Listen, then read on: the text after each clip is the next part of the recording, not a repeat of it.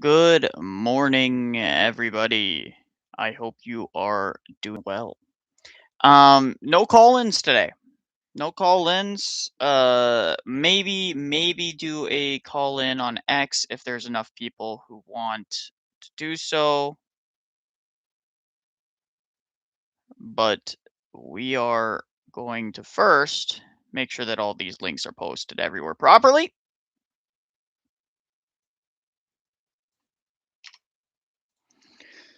We're going to make sure the links are posted everywhere properly. And yes, I know some of you guys have been wanting me to go and do this video and do the holy fire thing for a while.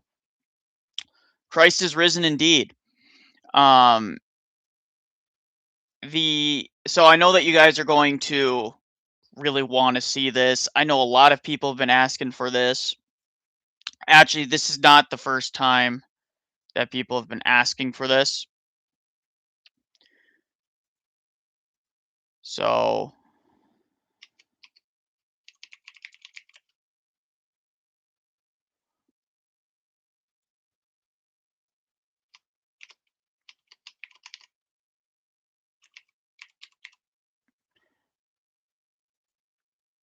I'm gonna start a goal here to make sure that's all taken care of.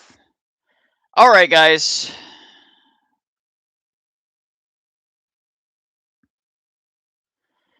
So I'll give you my initial reactions. I know people personally who have experienced the Holy Fire miracle, who know people who are in direct communications with the Patriarch of Jerusalem, and they have confirmed with me personally that it is a real miracle. Okay.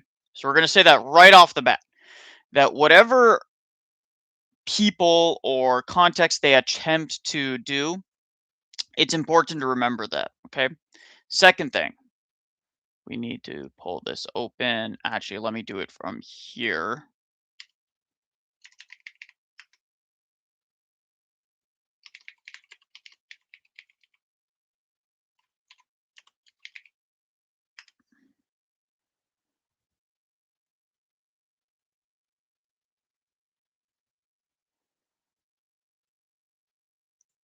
We need to pull this up so that we have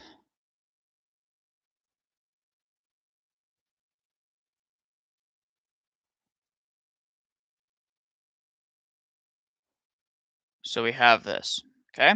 It's very important that we have this up because we're going to be sharing this entire window. So that's not what we want to do. So we're going to share screen, and I want you guys to all share this because there's so many people freaking out about this. Share. Keep this map in mind. Well, okay, so the first thing that I want to mention, guys, is you shouldn't trust anything that this guy right here says because he's literally do this. There we go. He literally lies about being Orthodox. Orthodox. Now he says this. He says at the beginning. To be fair, he does say at the beginning, he's Coptic. Okay, but they constantly LARP as Orthodox when it's convenient to them. They do this all the time. All the time. Okay, and so it's important to note that I've seen exposing the Holy Fire videos before. I've seen documentaries exposing it. Guarantee you no new information's in this video.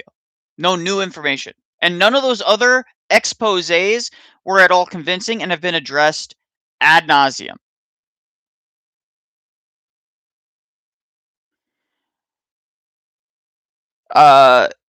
I can't, I'm not doing this via StreamYards, by the way, guys, so I'm not going to be, because StreamYards, for some reason, has a cap on how much for the free plan I can do, but it's fine. I'm not losing my sleep over it. I do plan on doing some more of this. So, guys, let's do this. Let's get into this. I don't want to do full screen. Okay, that. All right. Ready, guys? Let's get this done. So I want to keep, okay. We're going to start with this, guys. We're going to start with this. keep in mind the layout of the actual Holy Sepulchre, okay? The layout of the church looks something like this, where it technically kind of has this. The current church is overlapped with this. There's 2 sections to the tomb. There is only one area in which the fire descends, okay? Now,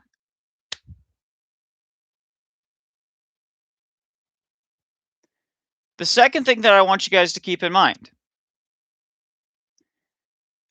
the Ottoman Empire, the Ottomans, the Israeli government, etc., have all tried to debunk the holy fire many times. They pat them down, they look through them, etc. None of them have come out and said, "Oh yeah, it's fake." None of them. Okay? Even the Ottomans said, "Yeah, it's real." So it's really important to understand that. By the way, in between Sundays, I hope you saw my video. It was put together rashly, so I might have missed some things, and people corrected me already about you being at a pre-sanctified liturgy. So forgive me for not noticing that you were in Vespers. I skipped to the part where you, after your intro, to where you were talking about your thoughts, mostly because otherwise the video would have been insufferably long, and that's not what I want to say. So God bless you. Also, if you guys have any questions, feel free to ask them.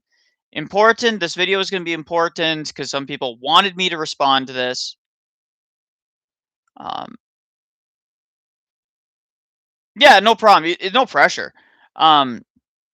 So keep in mind that we're going to be talking about this, and I might be slightly harsh with the Coptics because I don't appreciate Coptics going in there and pretending to be Orthodox. Okay, this is a term that they haven't seen. This is the hardest video I have ever had to make. By the way, it's not hard for them at all. The Coptics have been coping and seething, and frankly, the Orientals have been coping and seething about this for a long time. This is the hardest video. No, dudes, you guys have been coping about this for a long time. Ever since you guys were not granted the privilege of doing the Holy Fire ceremony, not by the Patriarch of Jerusalem, by the way, by the own secular authorities who made the decision. They said, no, they have every right to it. They've always owned it, blah, blah, blah. You guys should appreciate the fact that we're generous enough to even let you use the Holy Sepulchre at all. It's not your church. But we give the Orientals, we give the Papists, we give the non-Chalcedonians, etc. We give everyone their little tiny section off to the side. Okay? You guys should appreciate the fact that we're even that ecumenical. So I'm not trying to be rude here, but it's like, if you're going to claim that we're faking a miracle that we've been doing for what is 1200 years or some nonsense like that, it's an incredibly long period of time. The Holy Fire ceremony has been happening every single year.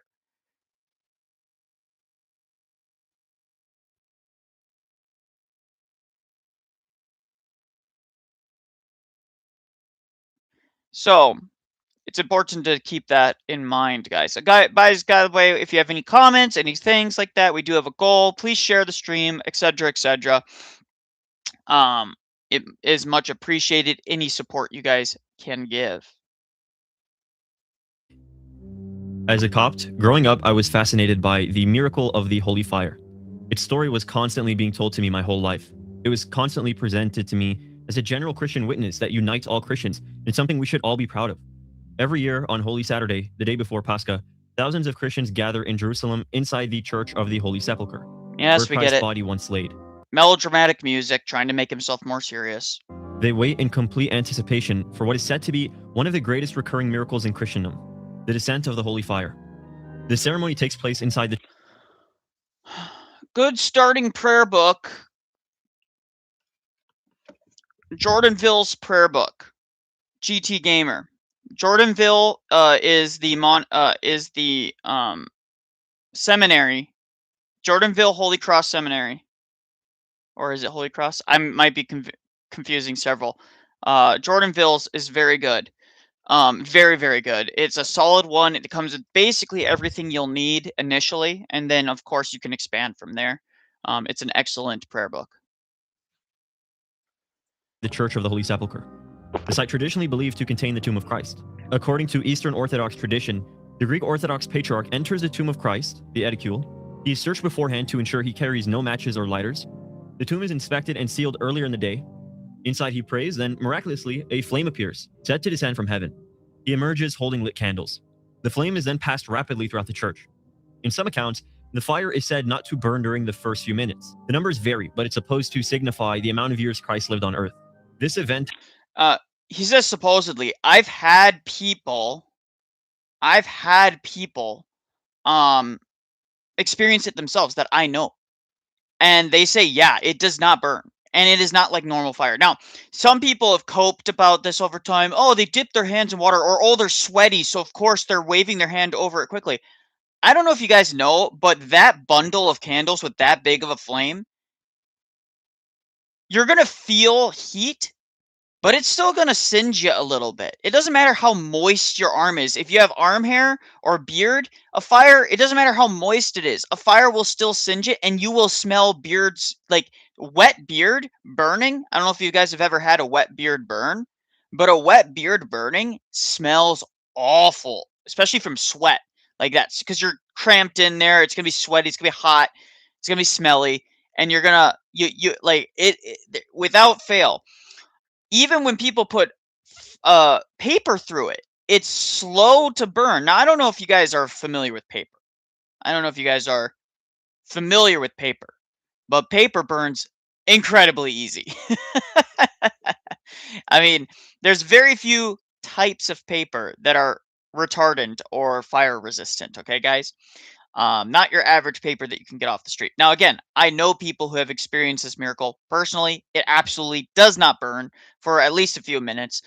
Again, the numbers vary, but it definitely does not burn like a normal fire. Absolutely not. Has been associated primarily with the Greek Orthodox Patriarchate of Jerusalem, and it is broadcast worldwide. The flame is even flown to Orthodox countries, including my own church. For many believers, it is presented as a visible sign of Christ's resurrection. It didn't take long for me before I was confronted with another perspective, one that presented this miracle not devotionally, but polemically. For many Eastern Orthodox... Oh my lord, AI. AI! Guys, how much you want to bet? It's AI! He sent it through an AI filter.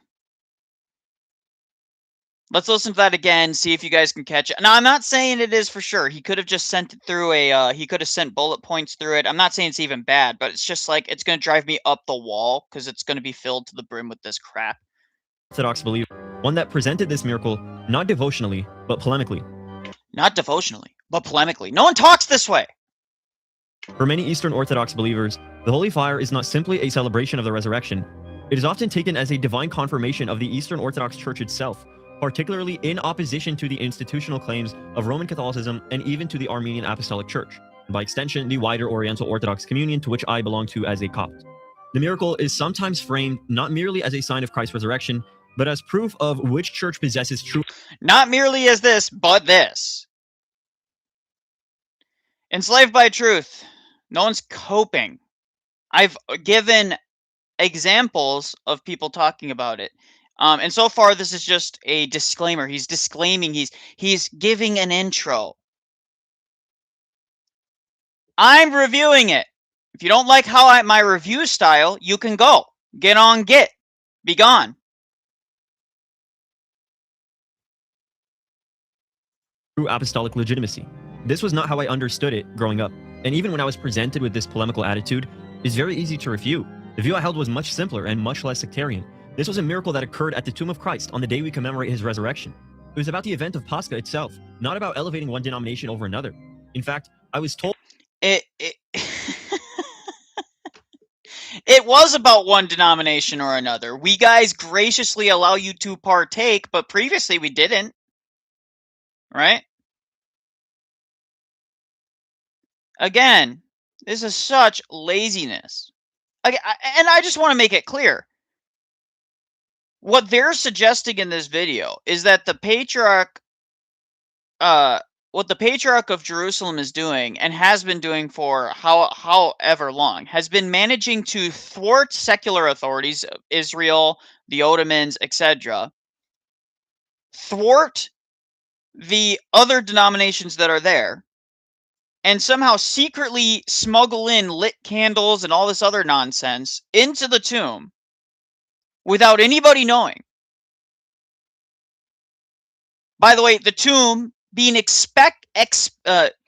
inspected previously. I guarantee you, Enslaved by Truth, there are no new information that I haven't seen in other exposing the Holy Fire videos. There have been ones done by Muslims. There have been done by secular Jews. There have been ones done by atheists. The list goes on and on. Told that my own church participated in the ceremony. I was taught that clergy from the Oriental Orthodox Church would enter alongside the Eastern Orthodox Patriarch into the tomb of Christ to receive the Holy Fire. The impression given to me was one of a shared reverence, not rivalry. It was a miracle for all Christians present, not a credential for one communion against another. Holy crap, the AI in this is absolutely insane.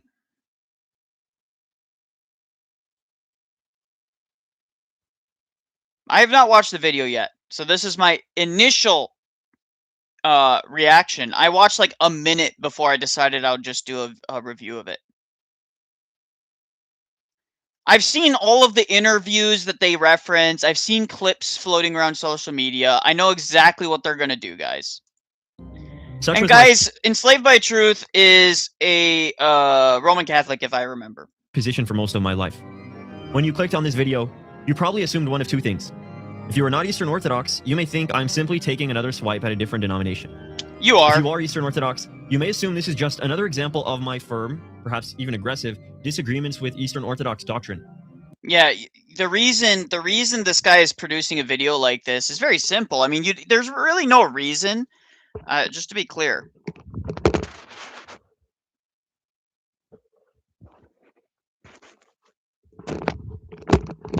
There really is no reason, zero reason for him to produce a video like this other than to be polemical. It's that simple. Like, there's no reason to go around and question this miracle and by de facto, by extension, claim that one of our most beloved patriarchates for the last 2,000 years, roughly 2,000, it hasn't been, it's like 1,200 or something like that, but for over 1,000 years has been lying about this miracle, right? One might say that because this quote-unquote miracle refutes my church, I must have to come out and say something. I have to address it somehow. Let me be clear from the beginning of the video. This video is not motivated by rivalry, and I will not pretend neutrality to make my position seem stronger. Sure. I do have strong convictions against your beliefs. I do not hide them, but that is not why I'm making this video. By the way, 20-year-old who got BTFO'd multiple times by Jay Dyer and others. This is why he's coping about and doing videos like this. This is why he doesn't. This is why they LARP as Orthodox whenever convenient, and then proceed to not actually address anything. Believe me, this video was difficult for me to make. The reason this video was so I'm sure it was simple. I grew up believing this was one of the great miracles of Christendom. This wasn't some fringe story I heard once or twice. It was woven into my imagination as a child. It was told with reverence. It was presented as sacred history unfolding in real time, every single year. This was something I was even taught in Sunday school. It wasn't even implied to be controversial. I know that many people watching this, including people from my own church, will feel scandalized even hearing it questioned. Some are simple in their faith. Babes who care not about these petty disputes. What an insult. Rationalism, scholasticism, right there. They're babes in their faith. They're simpler people. I'm elevated above you guys. That's essentially what he's doing right there. They're babes in their faith. Wow. And he can't get to the point, too. He's repeated himself multiple times. It's like, seriously, this is going to be... He drew this video out. I guarantee you it's... I mean, AI does this, but by the way, AI do these things. When you ask AI to do a script for you or something like that, the AI is so wordy. It makes it so much longer. It's between denominations. Even if it were a hoax, even if my title and my thumbnail were right, that this was not a miracle. How could I possibly be the one to say it? Who am I to challenge a religious image that has stood for centuries, one that many view as a mark of the Christianity I myself believe in? Who am I to speak against something Yeah, who are you to speak on any of this? entire nation celebrate as divine? Would this not hurt people? Who would I even be helping by making this video, if not non-Christians and enemies of Christ? I fear I may even wound the faithful of my own church. There's nothing inherently dangerous about the very concept of this miracle. It doesn't challenge the claims of my church. There's nothing false about celebrating the resurrection. It is presented as evidence of the Lord we all believe in. It is meant to glorify Christ. The Eastern Orthodox Church is the closest apostolic communion to my own. We differ on very few things compared to the wider... We differ on very few things, except for like some of the most essential things. And then we proceed to get very upset if we do this. Let's see here. For $5, Quantum says, Rome tried to steal the fire in the 11th century. It did not go well. Yeah, precisely. Yep. Christian world, we share a nearly identical faith. This is what makes this hard. Why am I making this? It's because what I discovered did not come from atheist attacks. It did not come from polemical enemies of Christianity. It did not come from anti-Orthodox propaganda. It came from the very mouths of the Eastern Orthodox, from their own admissions, from evidence that surfaced in my own lifetime for the first time in history. That is what compelled me to make this video. If this were merely an external accusation, it would be easy to dismiss. But when the cracks appear from inside the structure itself, how can I tell myself to look away? At some point, I had to ask myself, if gave me the courage and peace to announce what they have kept secret. Metropolitan Cornelius of Petra, the very man who brought out the holy fire in 2001. He once told a journalist, Demetrius Alikakos, the following when he was asked, Your Eminence, I want you to tell me, hand on heart, I know the sacred mission of the Greek Orthodox Patriarchate, its enemies, as well as the threatening environment from those of other faiths and claimants to its privileges. Do you believe I should reveal the truth about the holy fire? The Metropolitan answered, I will not hesitate to answer you. I have been here for nearly 6 decades, serving God and the truth of our Christ as a Holy Sepulchre Brotherhood member. Lord, this music is so annoying. Holy crap, dude. You don't need to have this ridiculous organ music. Dude, it's so grating. I don't even know how I'm going to finish this freaking video. Oh my Lord. Holy crap. I'm going insane with it, dude. I can't even focus on what's being said because this freaking obnoxious organ music. Holy crap. Lord have mercy. All right, I'm going to read this quote myself because I can't stand it. Christ is holy separate brother. Remember, nothing is more Christian than serve and speak the truth. It is not possible for the truth to harm the church. What does Jesus say in John? Know the truth, and the truth will set you free. Therefore, you have a duty that is fallen to you. Okay. Than to serve and speak the truth. It is not possible for the truth to harm the church. What does Jesus say in John? Know the truth, and the truth will set you free. Therefore, you have a duty. Now that it has fallen to you for the truth to be revealed, to spread it. Deliver us from this lie. That line has... Deliver us from this lie. What is that even? What's the context of that, journalist? And frankly, lie about what? He doesn't say what the lie is. He just deliver us from this lie. What lie? What's the context? Has been ringing in my ears ever since I first heard it. The truth cannot harm the church. It is evident why the Eastern Orthodox communion has not officially come out with this truth. They know for sure it will harm their church. Hey, everyone. It will be one of the biggest scandals in history. But the church cannot be harmed by truth. A church founded on Christ cannot be culpable for a lie. I cannot say what the truth will do to the image of the Greek Orthodox Church. That's not mine to judge. The truth would evidently harm their image, and they know this.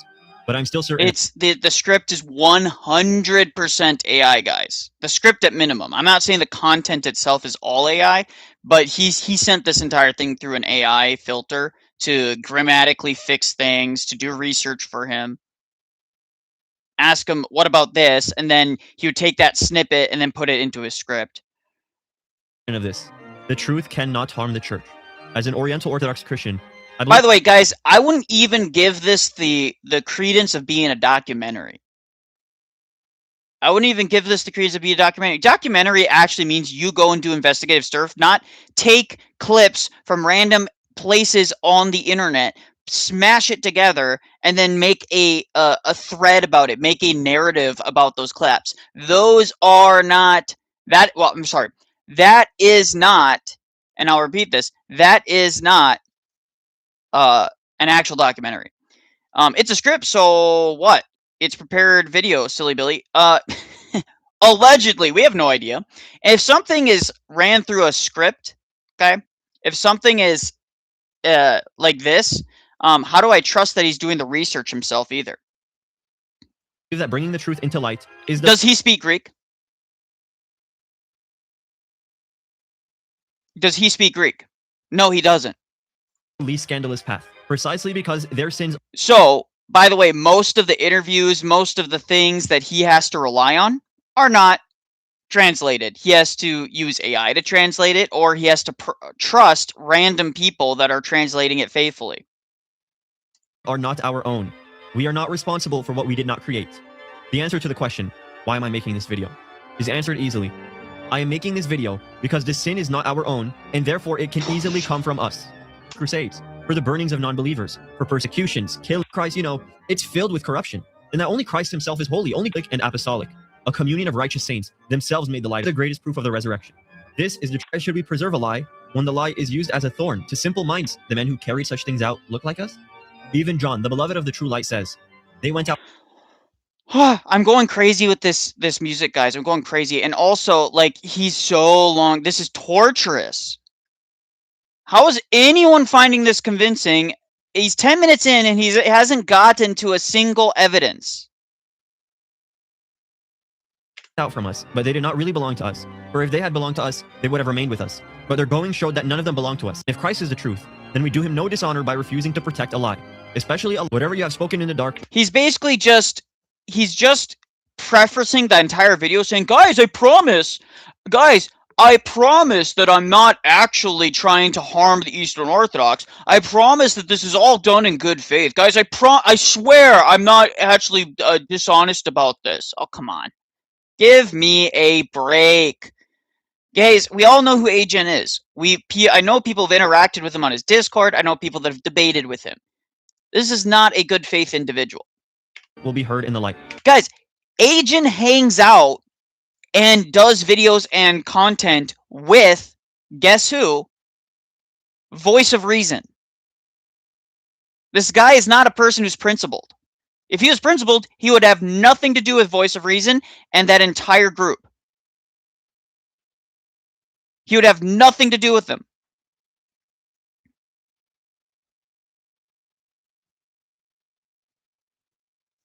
So that just tells you the type of person who's doing that. And what you have spoken in the ear in inner rooms will be proclaimed on the housetops. If even the angels of the Lord will one day proclaim what is hidden, how could I be at fault for my mouth matching theirs in the present? If what is whispered privately will be made public, why should I labor to make private what is transmitted publicly? You said that already! That's the third time!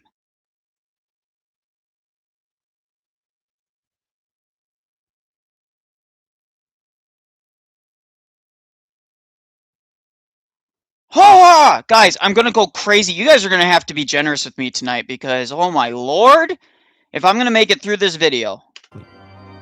The last thing I want to say in this introduction is this.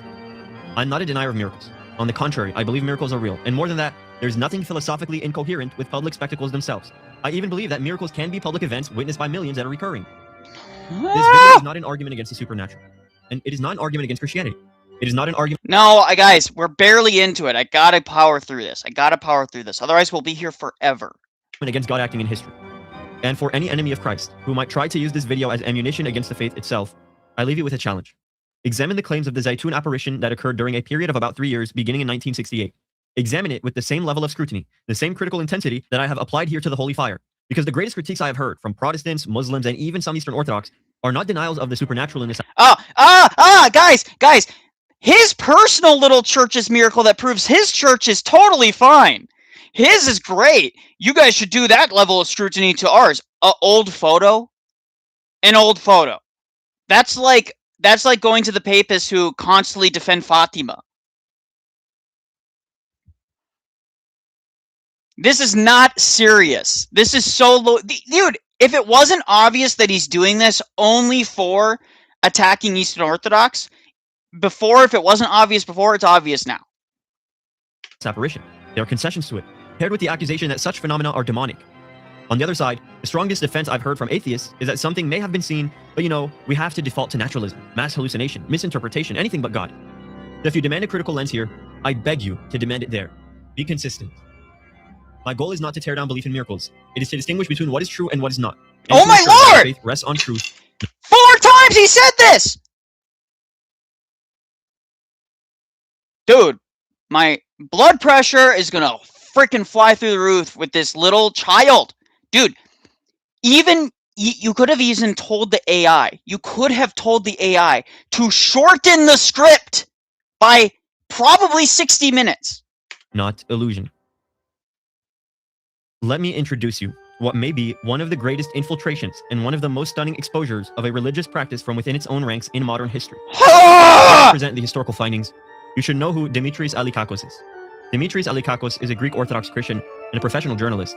His father was... Oh yes, a journalist. We really trust journalists. Guys, how many? Raise your hand. 1's in the chat if you trust journalists. 2's in the chat if you don't trust journalists. Okay?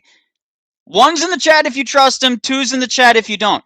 Furthermore, yeah, thank you. Ha! Yes, we love journalists here, don't we, in this chat? Ah! Was an Orthodox priest, a man he stood beside in the sanctuary year after year as a child.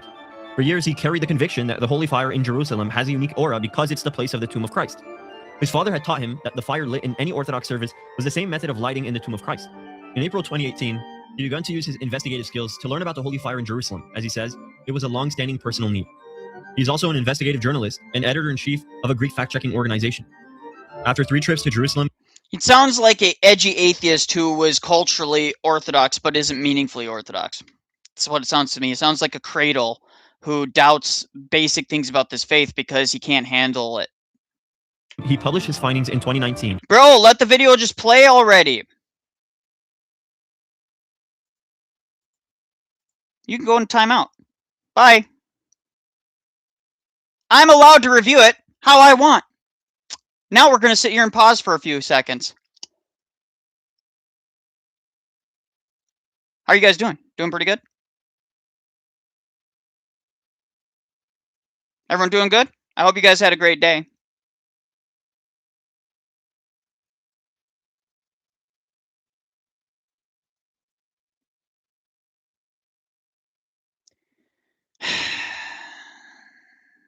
All right. In a book titled Redemption on the Holy Fire, concluding that the flame is ignited by human hands. What followed was not silence. The Jerusalem Patriarchate had taken his findings seriously enough to attempt to discredit him. A legal battle ensued. The case went to court, and he was vindicated in 2022 and fully vindicated by 2024. The Patriarchate of Jerusalem proceeded with the deletion of all announcements against Alikakos on the miracle of... All right. So his first argument is that the Jerusalem Patriarchate sued him because they said that he's lying about how it is a real miracle. They lost the lawsuit because they claimed it was slander, not because the courts found that it was false. So then they had to, by court order, remove all points of it being a miracle on their website and things like that because they lost a lawsuit. It has nothing to do with them admitting that it's not real. So wait, we're going to trust secular authorities to examine a miracle? Are we serious right now? That's like going to the Egyptian magicians and examining their claims and using their testimony against Moses. Oh, it has to be fake. I mean, it couldn't be any other way.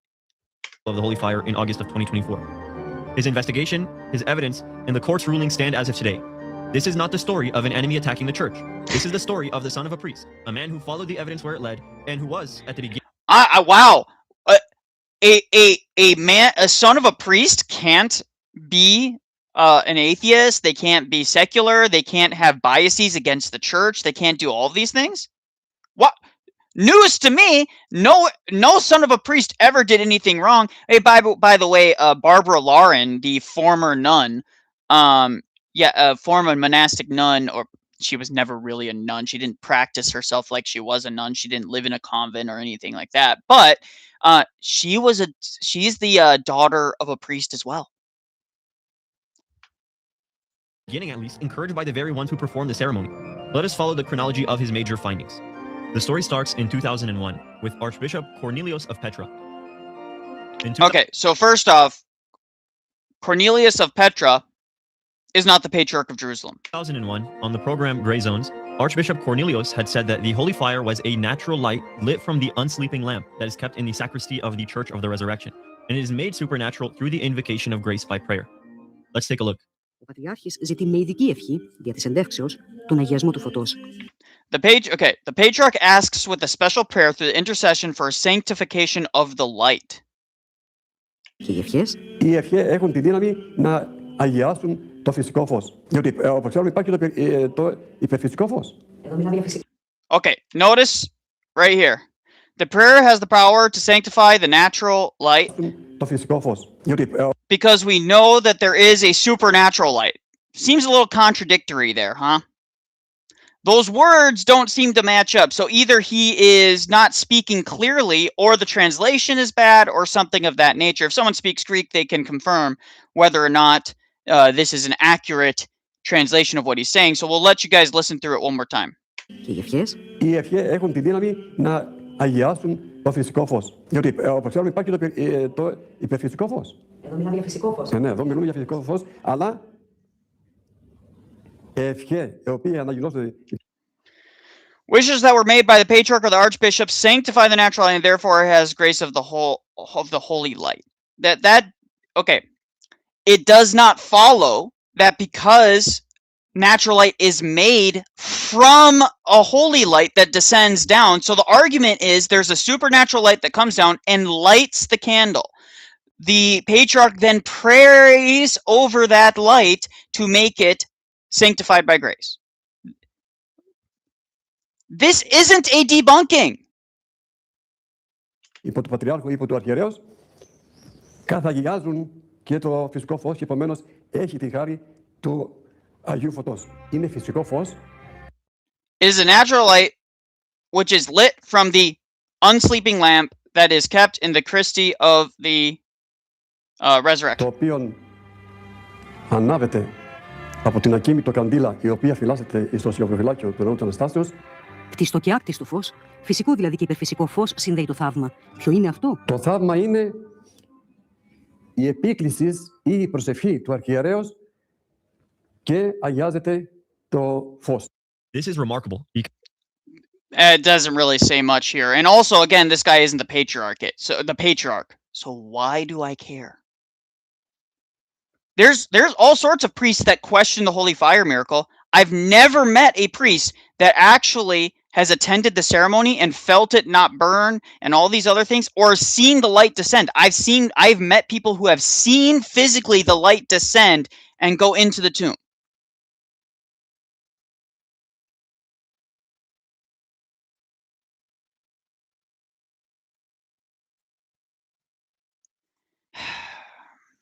See, boy, you're gone for 24 hours. If you're going to spam this stream with your irrational dislike for Jay, because you have no arguments against Jay's arguments, then you're wasting everybody's time. That priest does not do the ceremony. Only the Patriarch does the ceremony. You know what? God damn, pardon my tongue. Pardon my tongue. You're out of here too. Go. Be gone, papist loser. God, you're such a loser. Because later that year, the holy fire came forth from the hands of Cornelius. It was he who entered the holy edicule and emerged with lit candles.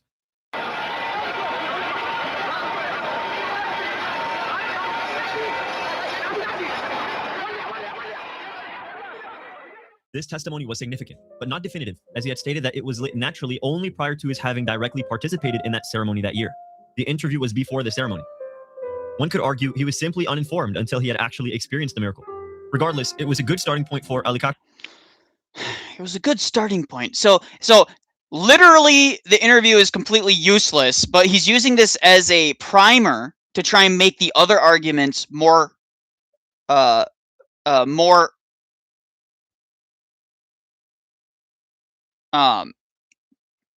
skip to what am I trying to say?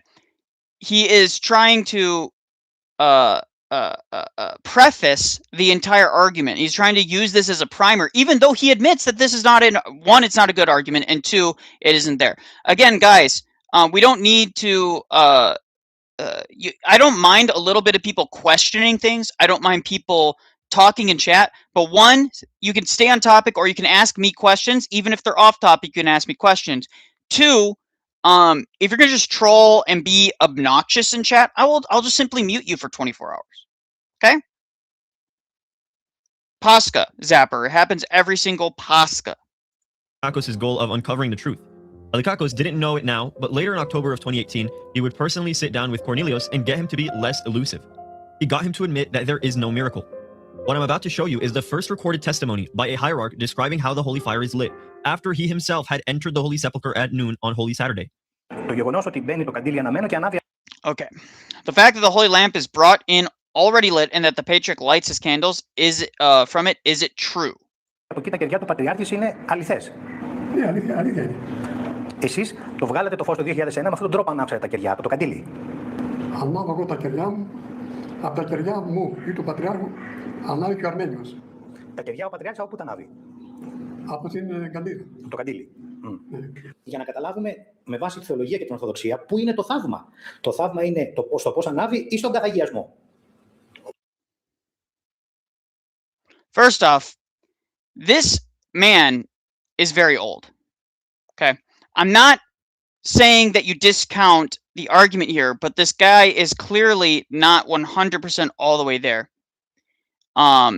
No, this is from a actual journalistic interview, so we shouldn't just denounce everything as AI. But listen. Από την καντήλα. Από το καντήλι. Για να καταλάβουμε με βάση τη θεολογία και την Ορθοδοξία πού είναι το θαύμα. Το θαύμα είναι στο πώς ανάβει ή στον καθαγιασμό. Ο καθαγιασμός είναι εκείνος. Το θαύμα. Ναι, αλλά ανάβει με φυσικό. Doesn't let him finish his speaking, but it lights up naturally. It lights up naturally. What does that mean? Lights up naturally.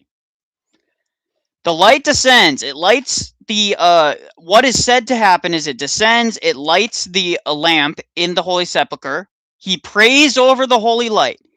He then lights his candles with that natural flame and then goes out.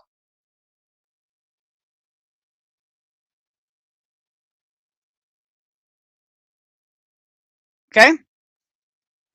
So yes, the patriarch's candles that he comes out bearing are naturally lit because they're coming from the lamp, which is lit unnaturally. That is the claim.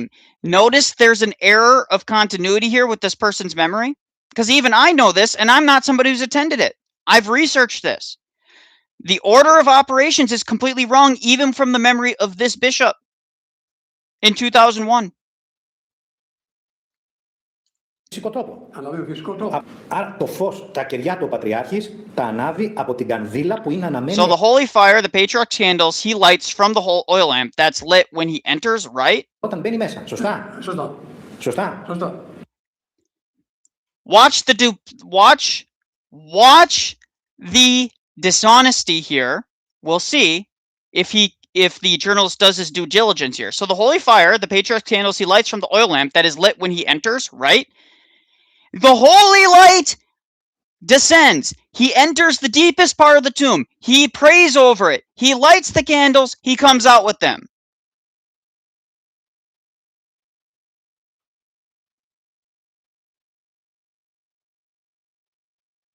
Ανάβει από την κανδύλα που είναι αναμένη όταν μπαίνει μέσα. Σωστά. Σωστά.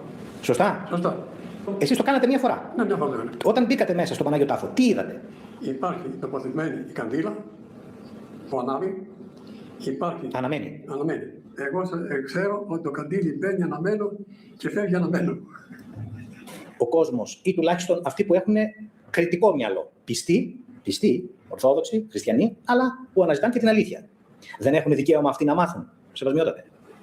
Μα σας λέω, γράφουν τόσα τα βιβλία τα δικά μας της Εκκλησίας, τα επίσημα βιβλία του Πατριαρχείου.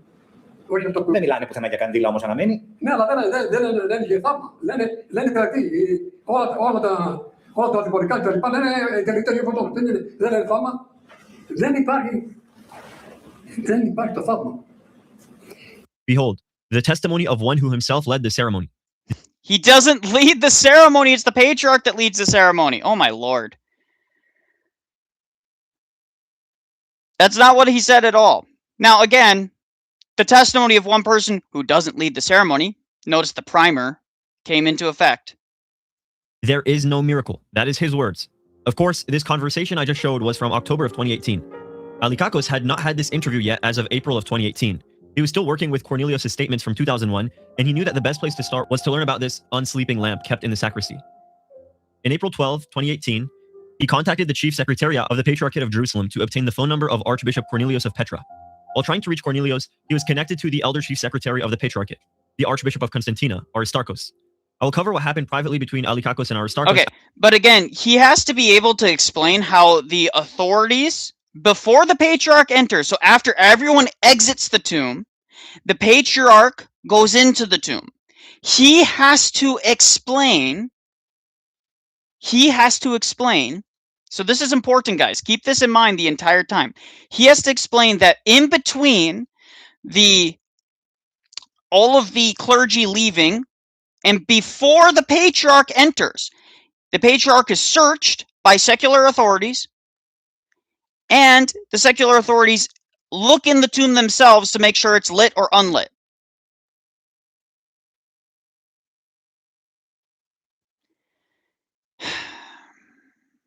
He did not, so we're going to address this.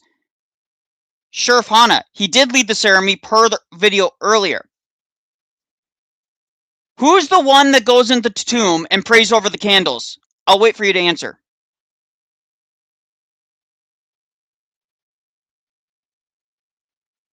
I'll give you about 2 minutes to answer here. Who is the one that goes in the tomb and prays over the candle and prays for the light?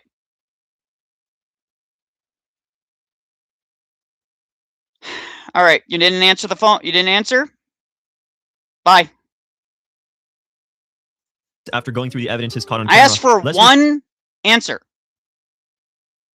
Yes, the secular authorities, both the Ottomans and the Israeli government. Oh, again, the Israeli government's super friendly with the Patriarch of Jerusalem. Super on good terms there. Very good terms. In between all the clergy exiting, the secular authorities go in and search the tomb, come out. They then search the patriarch to make sure he doesn't have any hidden incendiary devices. Then he enters.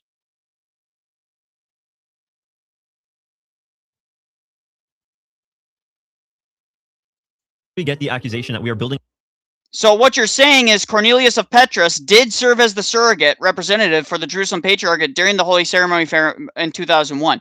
So what you're saying, he wasn't the patriarch, because the miracle has to come from the patriarch. Our case on conjecture. For now, let us follow with our chronology. On July 2nd, 2018, Alikakos had traveled to Jerusalem to investigate further after having had decent confirmation from the secretary over the phone that the holy fire was indeed lit by natural means. Quantum says some people standing close to the tomb have had their candles light spontaneously as well. I've seen some stories about that. Now people will dismiss it as phosphorus, but I don't buy it.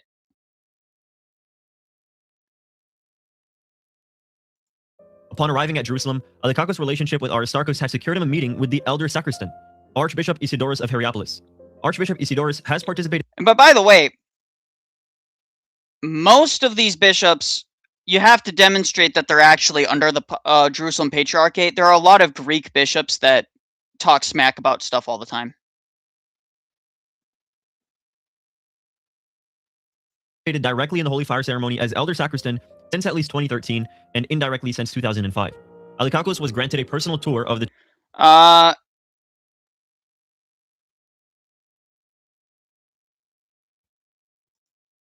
So Nico says he is talking about how it's described in travel literature and official wording.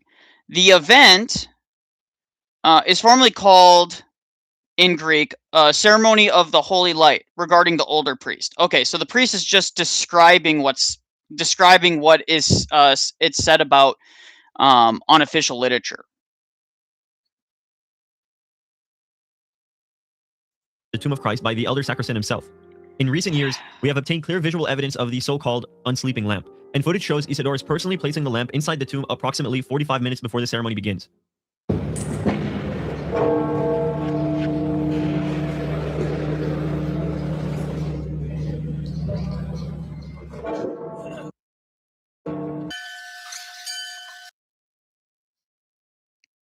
Does that prove anything? I see a lamp. I don't see any flame in it.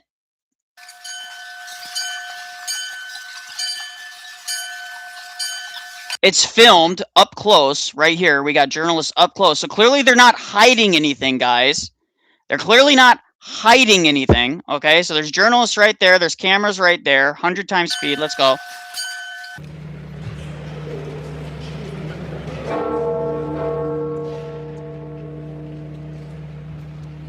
COVID era.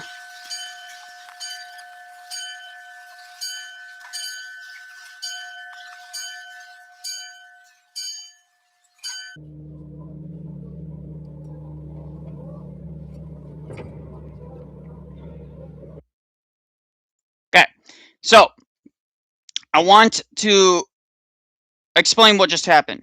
They bring the lamp, which is supposed to light from the uncreated light. It's supposed to light the candle. Okay, he's in public holding it for everyone to see.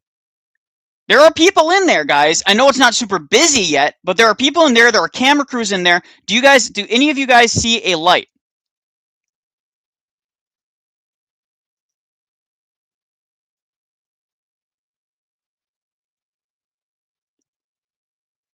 Okay, hold on, guys. I got to catch up with the stuff. Alex Orthodoxy, thank you for the 5. God bless you, brother. I mean, people bathe themselves. Okay, the clip removes the context and turns a discussion about terminology into a confession. Ah, see? There we go. Nick, thank you for that. It's very important that people understand. The clip removes context and turns a discussion about terminology into a confession. Wow. Shameless. These people are shameless. Eagle Screech, Alex. Yes, put eagles in the chat. So, again, I want to just re-review this, guys.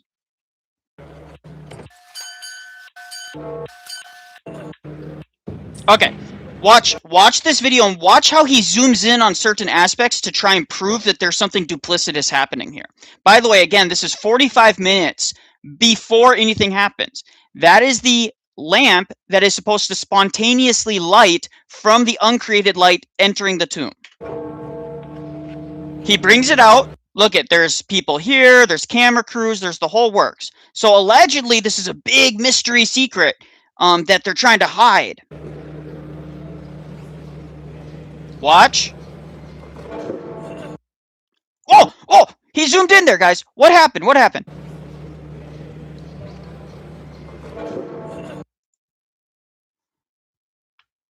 Why is he zooming here? Why is that relevant? Is he trying to suggest there's a fire in there?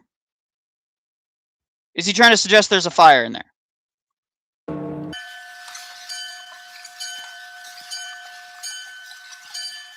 And Nico, thank you.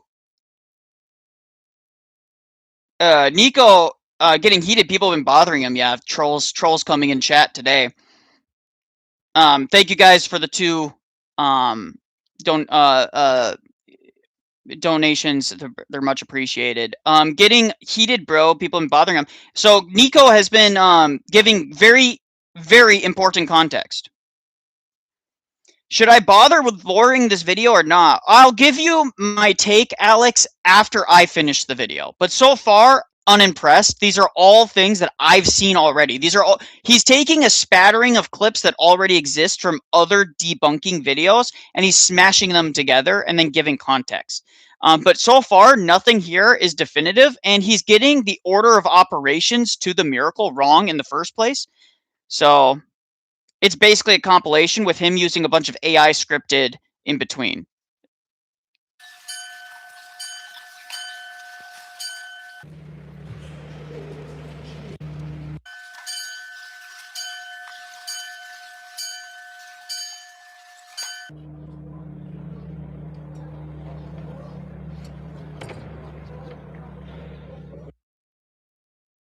Okay.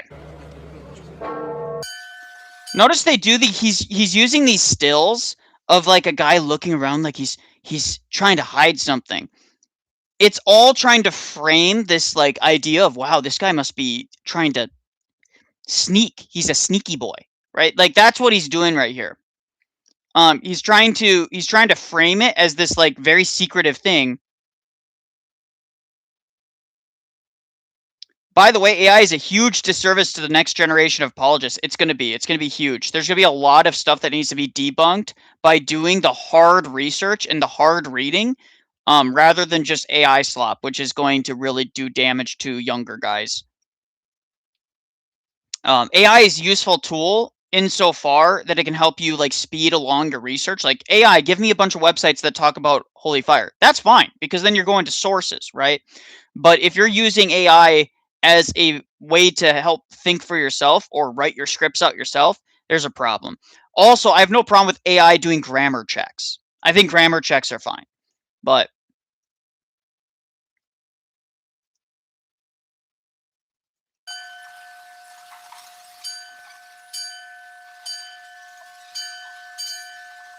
so watch this, guys. He speeds it by 100%. So he's speeding it by, but I want you to notice something really important here.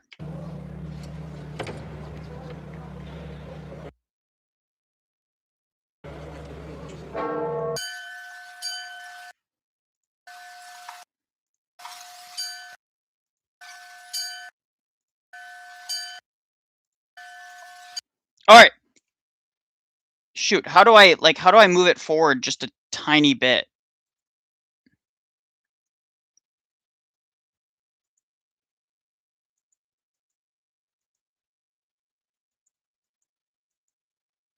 Ah, he makes it so hard.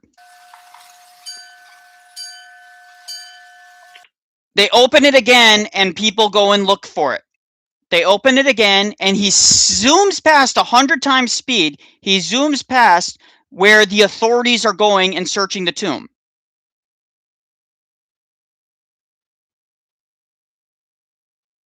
Notice that? $5 from Henry. Here's for you, friend. Here is 0.00001% of your DDRM RAM budget. So true. Thank you, brother. Thank you. RAM is crazy expensive right now, guys. Insane. Hit like and sub chat. Yeah, so true, guys. We got 99 in the thing. Please like and subscribe and all that nonsense. Okay, hold on. Now the Armenian, the other groups start showing up. Okay. And he skips right to when it's coming out. He skips past the point where the Israeli authorities go in to check the tomb prior to the patriarch going in. So after those other men go in, they go and search the tomb themselves. The lamp isn't lit. Otherwise, why wouldn't the Israeli authorities be ringing the bell? They have every incentive to do so.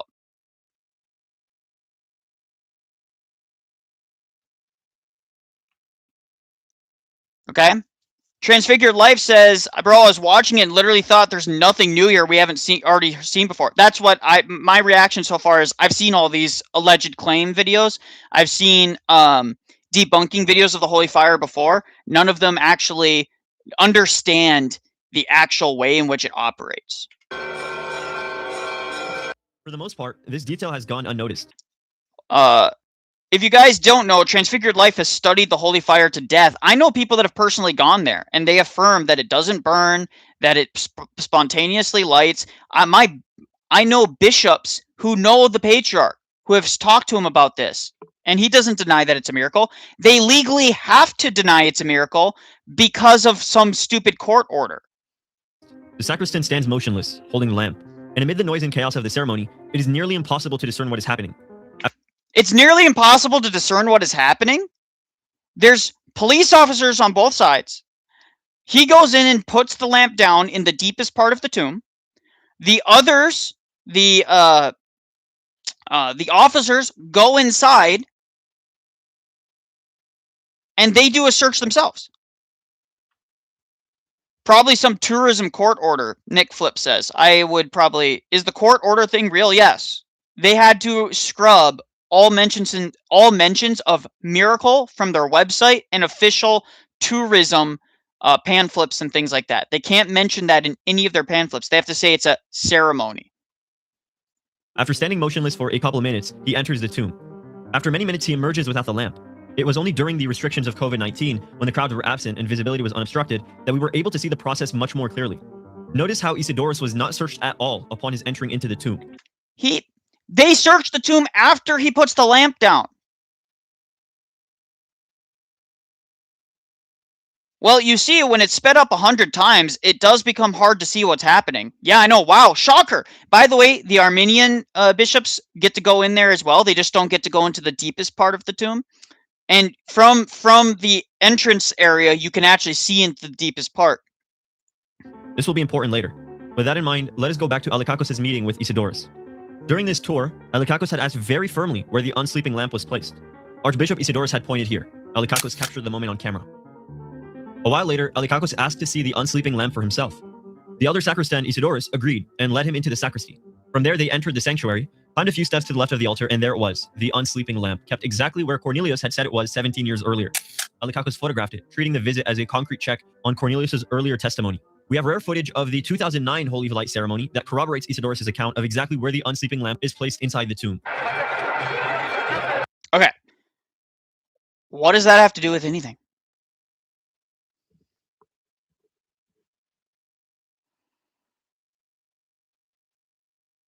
My spiritual father was there in 2016. He confirmed the searches of the patriarch and confirmed that it doesn't burn. He was the second person to receive the holy fire from the patriarch. Amazing. You can see the whole thing from the entrance. It's not hard to see. It's quite narrow. Good to see you, fam. I love the video with you and your spiritual father, and it was in front row of all the Orthodox delegations. Yeah, I know. No, Nicholai, they just bribe people who film and check. You can't judge them to do it right, but I know the truth. Ayo, yeah. Yep. By the way, guys, do your due diligence. Dislike this video. It's a horrible video. He's doing a horrible job. He's 30 minutes in, and he hasn't come to a single proof besides a fast-forwarded video, an out-of-context interview in which has already been debunked by somebody who speaks Greek in chat. So far, not impressed.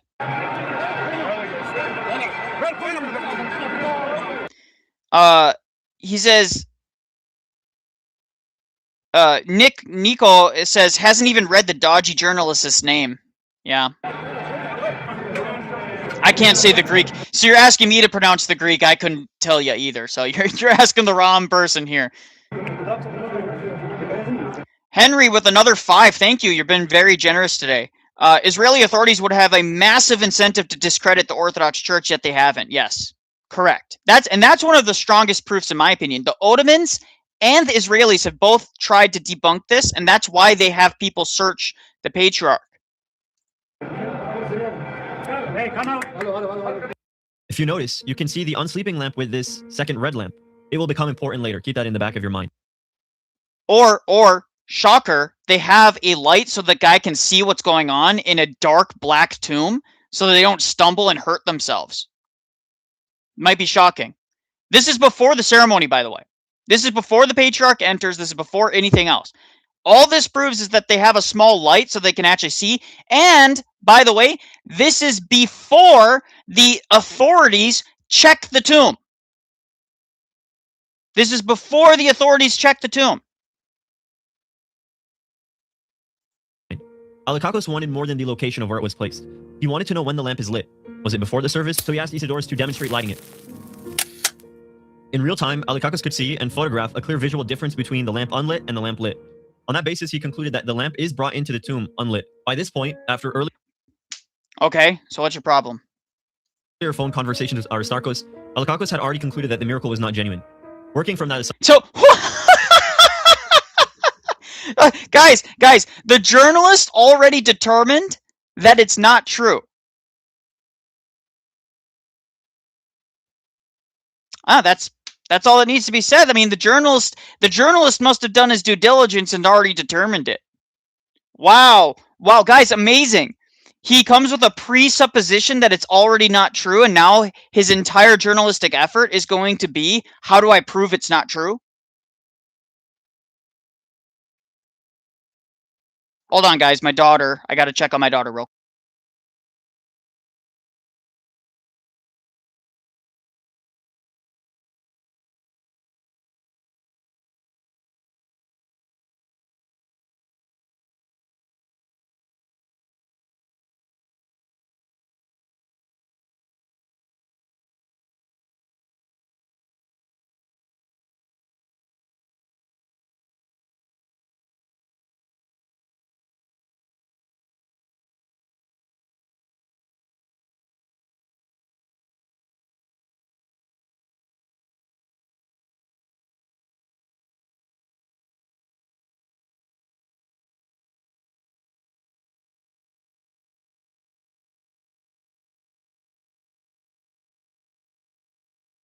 All right, guys. So yeah, I just had to make sure my daughter was getting to school. You need OBS. I normally use OBS, but today my StreamYard subscription for some reason had a limit. So it has a limit on how many times I can live stream. So, hold on.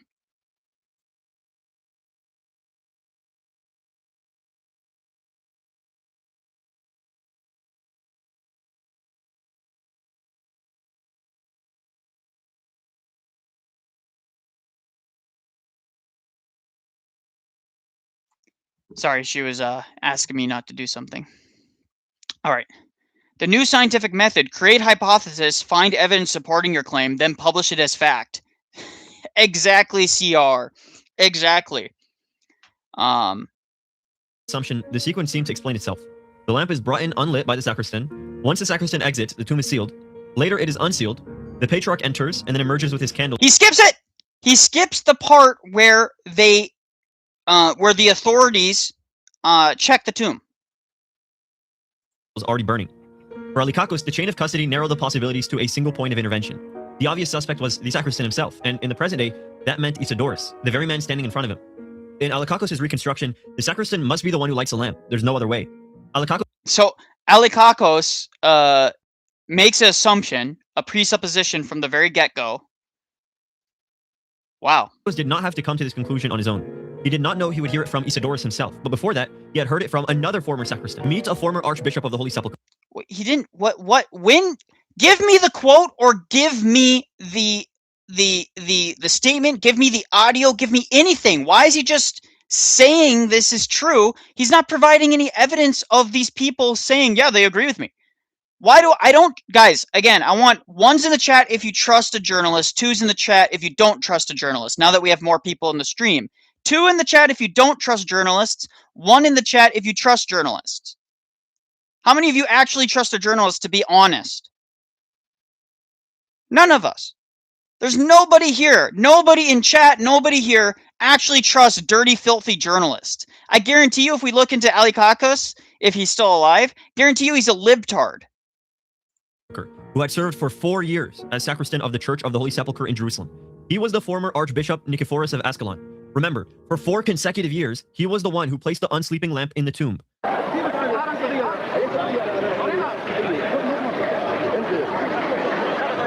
I can't make heads or tails what's going on with this video.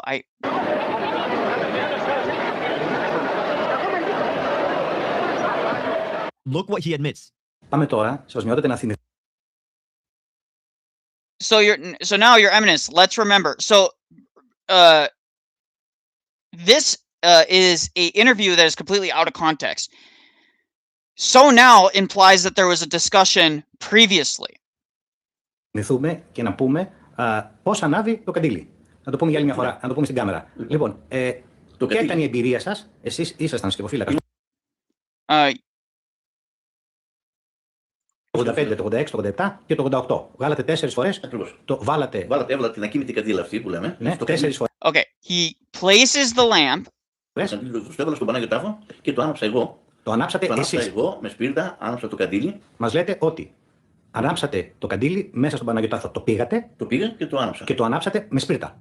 Αυτό έγινε 4 φορές. 4 φορές. Την ίδια ακριβώς δηλαδή διαδικασία. Και τις 4 και αυτά δεν αλλάζουν. Ναι. Χρονιές. Ακριβώς. Πώς μάθατε τι έπρεπε να κάνετε?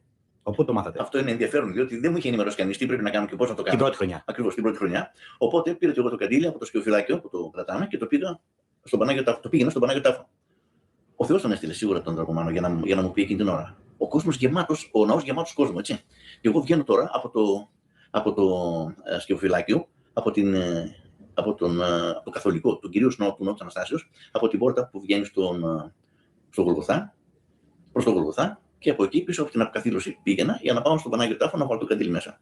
Εκεί με συναντάει ο Δραγωμάνος, ο Ελευθεροπόλεως ο Χριστόδουλος. Και μου λέει, Νικηφόρη μου λέει, έχεις σπίρτα? Μου λέει, έτσι αυτός μου το είπε. Έχεις σπίρτα? Μου λέει, για να ανάψεις το καντήλι? Γιατί εγώ θα το ανάψω το καντήλι. Ναι, μου λέει, δεν έχεις σπίρτα? Δεν έχω σπίρτα. Και μου έδωσε εκείνο σπίρτα. Λοιπόν, και τα πήρα και εγώ, φυσικά άναψα το καντήλι και το άφησα πάνω στο. Και βέβαια την επόμενη χρονιά και την επόμενη και την τελευταία είχατε τη γνώση και είχατε σπίρτα πάνω σας. Ακριβώς. Πώς νιώθετε που λέτε αυτή την αλήθεια? Κοιτάξτε, εγώ ποτέ δεν μπόρεσα να δεχτώ ότι το Άγιο Φως ήταν θαύμα. Γιατί? Πρώτα δεν δέχομαι ότι κάποιος μπορεί να μου πει, έλα εδώ, στις 1 η ώρα θα σου κάνω ένα θαύμα. Anyone want to look into this bishop? Because this would contradict the patriarch itself. I mean, he's publicly contradicting what the patriarch has said. The patriarch himself has said that it's a miracle. Every patriarch that I've ever seen says that they believe in the holy fire miracle. Every patriarch. What, you think they're all just lying? Nico says he's busy checking, so we'll check back with Nico when he gets in. Nico says out of context like the other one. I think it's out of context. Thank you. Κοιτάξτε. Το κάνετε για λόγους συνείδησης? Κοιτάξτε. Δεν θα έλεγα πώς ανάβει το... I wouldn't be saying how the unsleeping lamp is lit. Και με το καντήλι, γιατί... It wasn't my job. The patriarch is responsible. But when I read last year on the website, όταν διάβασα πέρυσι στην ιστοσελίδα που έγραψαν, what they wrote and what the patriarch wrote, that it's a miracle and that he lights it with cotton on the... Αυτό δεν μπορούσα να το ανεχτώ, γιατί αυτό είναι... Because it's a fraud, pure fraud. So he's not involved with the actual ceremony. Again, out of context. He's not actually involved at all. Other than he places the unsleeping lamp there. That's it. What he's referring to is probably the other lamp, which they use for sight. What's the context? Exactly. No context given, nothing. This is in the middle of an interview. Do we even know if this bishop is still a bishop in good standing? All of this stuff. What is going on here? How do we know the subtitle on the video are even accurate? Well, Nico here speaks Greek, I believe. So the vigil lamp. The vigil lamp. So it sounds like he's talking about the vigil lamp, not the unsleeping lamp.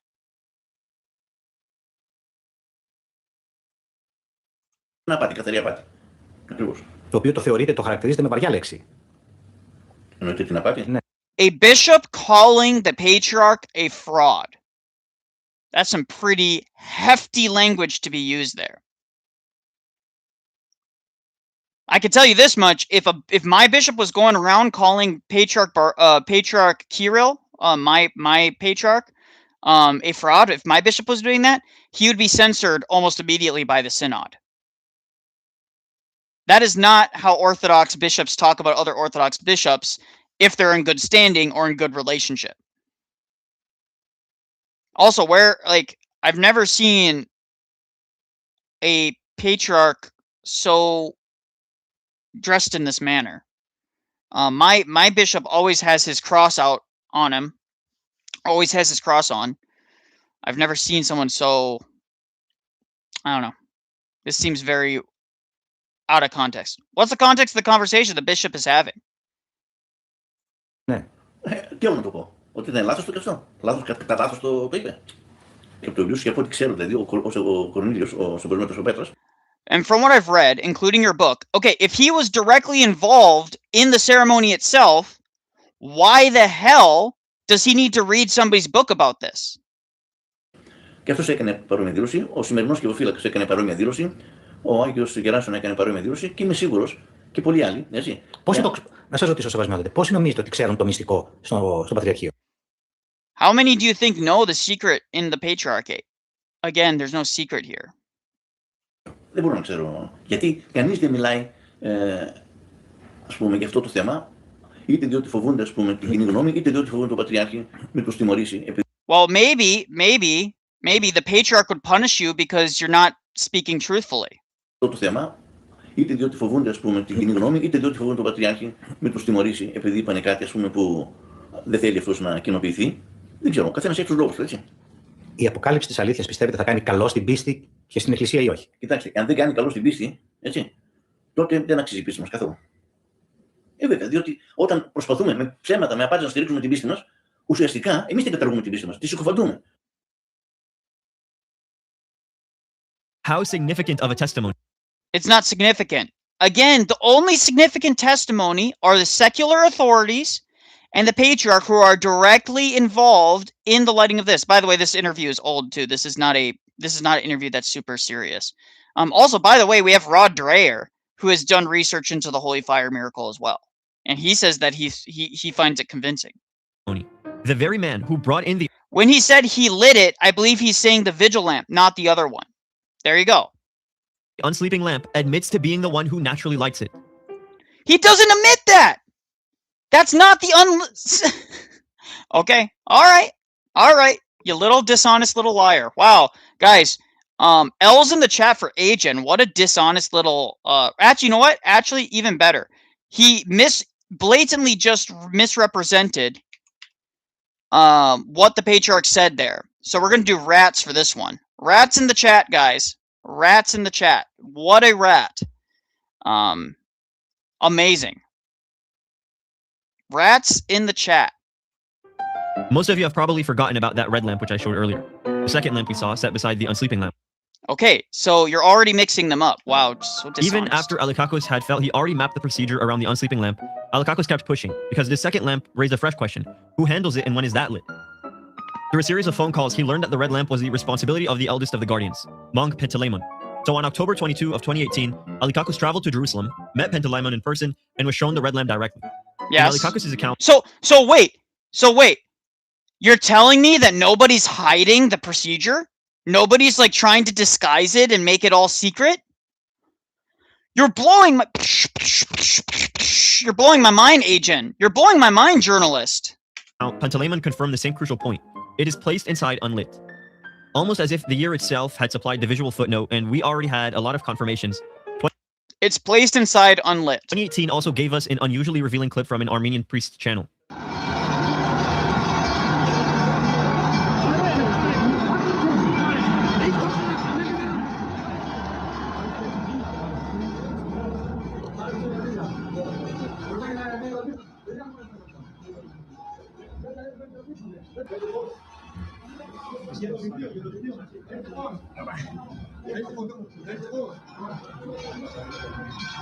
Okay, so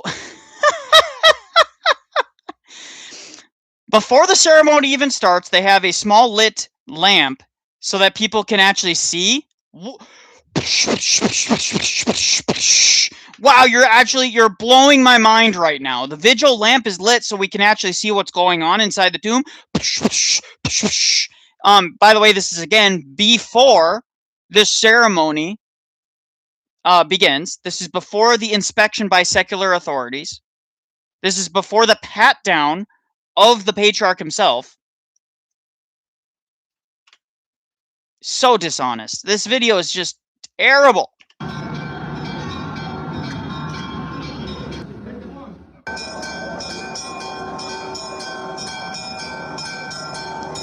Wow, he's taking it out. He zooms in on it. Ooh, he zooms in. Guys, who can watch this with a critical lens? Hey, the same critical lens the journalist is assuming, by the way. Hey, I'm assuming it's a miracle. So I get to just question every single thing they did. He's taking it out. It literally contradicts itself in real time. After the patriarch emerges with the candles, the priest enters the tomb. Inside, he notices the red lamp with a candle positioned beside it. The priest is then interrupted from recording. Moments later, Monk Panteleimon himself goes in, takes the red lamp, and the candle comes back out carrying it. And the candle! He takes it out with the candle! How could you be... You're zooming in on this, but you missed that he also has the candle. Let's go back. The implication, Monk Panteleimon, the red lamp with a candle positioned beside it. The priest is then interrupted from recording. Moments later, Monk Panteleimon himself goes in, takes the red lamp, and comes back out carrying it. With the candle! And the book!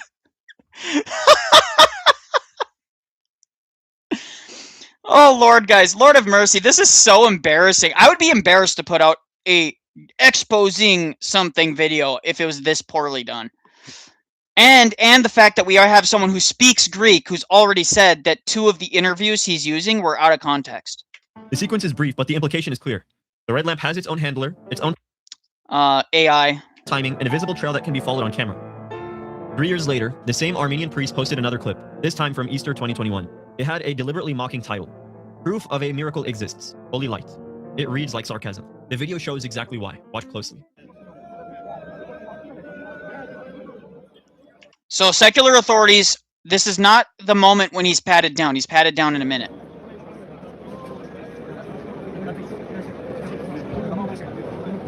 Well, he might have actually, I might be mistaken. He might have been patted down already, but we'll see.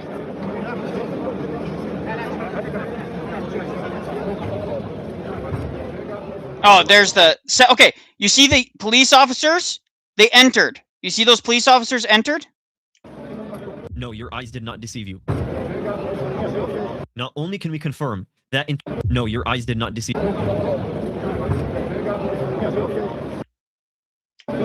No, your eyes did not deceive you. That's too blurry to make out anything. Not only can we confirm that in 2021, this is the first time the patriarch enters the tomb, we can also match the footage to the broadcast live stream with precision.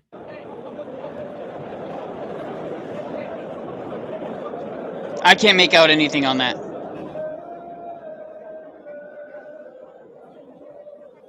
Okay, again, I want to make it clear. Two secular clergymen, all right, two secular police officers go in with him.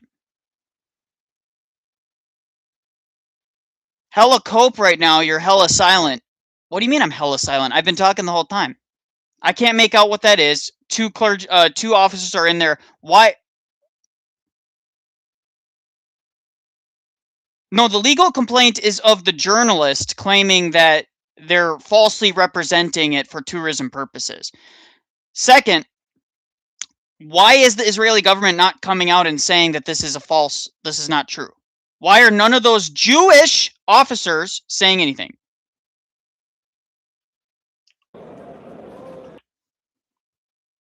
Lord of mercy, you're gone. Bye. You'll never be on this channel again. Can't handle these people. Man, they're so dishonest. So dishonest. Already explained. Who cares if it's before the ceremony, you retard? Who cares? If it's before the ceremony, it's a dark tomb. Lord of mercy. Yes, the journalist sued, but who cares? It really is irrelevant. Okay, watch this.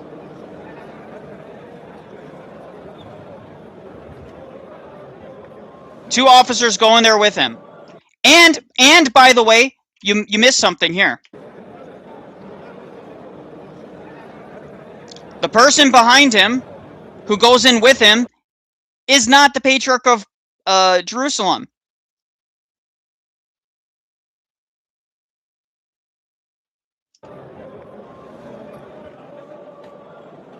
We can identify the exact priest who recorded this video from the broadcast alone. We can even make out what's on his phone screen. An image lining up with the Armenian clergy standing directly in front of him. You can even catch the exact instant he's... Yes, so you're telling me the Armenians are right there and they could easily blow the whistle, but they haven't? Why hasn't the Armenian bishops blown the whistle? Zooms in and all his micro movements with his arms when he's changing the angle of his recording. It's truly remarkable. This is documented evidence of an already pre-lit fire before the patriarch enters. Up to this point, the case is already closed. Not because of rumors, but because of converging, internally consistent first-hand evidence. A former sacristan describing the matches. What are you talking about, dude? Notice how he's completely misrepresented. The journalist interviewed Archbishop Isidore, and then Isidore joined the suit against the journalist. There you go. So clearly the journalist was misrepresenting Isidore's words. Got it. And the practical mechanics by which the lamp is lit, admissions about the procedure, and even a metropolitan who himself entered the tomb and emerged with the candles, openly saying that it is not a miracle and it was already lit for him when he entered. That isn't just testimony. That is direct procedural This is AI. insider evidence enough on its own to establish what is happening. But what comes next is... No, guys. There is a certain procedure that happens. By the way, the patriarch enters with an Armenian bishop. They just don't go into the inner part of the tomb. They stay in the outer part. Overkill. Because now it isn't merely insiders, but is our miracle happens, not after. The case was already closed. Yet Alikako still wasn't satisfied. Even with the confession of a former sacristan in hand, and even with the testimony of a metropolitan who entered the tomb after the sacristan, filling the very role that... But he's building this entire argument off of one dude. One journalist who we have no idea who this journalist is. We have no idea if he's a liberal or if he has a beef against the patriarch or if he has anything against his faith. We don't know anything. That in other years the patriarch himself occupies, Alikakos wanted to go straight to the living nerve of the operation, the man currently responsible for it. So he returned to Jerusalem on November 25th of Why hasn't he gone to the patriarch himself? 2018. This time, no intermediaries, no secondhand relays. He requested a direct sit-down with Isidorus himself, the elder sacristan. This is what makes it land. Isidorus isn't a name from the archives. He isn't a former of this video, and unless something changes, he is the sacristan who will carry out the service again this year in 2026. Let us watch history. So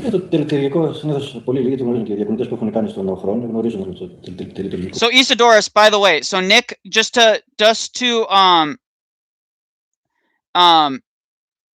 Isidorus joined the lawsuit against this journalist. So Nico right here in the chat is saying the patriarch argued that Alikakos selected fragments of a longer discussion and presented them as if the archbishop was describing the holy fire ceremony itself. Amazing. There you go, guys. Rats in the chat for the journalist. Rats in the chat for the journalist. As per usual, all of you who don't trust journalists magically shouldn't have trusted the journalists. Amazing. Δεν γνωρίζουν όμως ίσως τη λεπτομέρεια. Δεν έχουν κάποιες λεπτομέρειες συγκεκριμένες, αλλά. Πρακτικά, αν γνωρίζουν μόνο ότι μπαίνει. Κάποιοι μου λένε ότι μπαίνει αναμένη, αλλά κάποιοι που ξέρουν ότι μπαίνει σβηστή και ανάβει μέσα. Γιατί αυτοί είναι πολύ λίγοι, πάρα πολύ λίγοι, από ό,τι κατάλαβα. Αν άνθρωποι είμαστε, πάθετε κάτι, πώς θα το μάθει ο επόμενος, ποιος θα το πει. Από ό,τι κατάλαβα, αυτή. So it is known. It is known. So Isidorus is actually saying that multiple bishops know how it works, how it functions. And you're telling me nothing is leaked? I'm looking all this now, so please double check. It's fine. Guys, I've done the research on this. None of these interviews are new. This happens every single Lent. Every single Lent. The OOs, the papists, or some salty ex-Orthodox or some Muslim comes and starts freaking out about the holy fire, and they start denying it and things like that.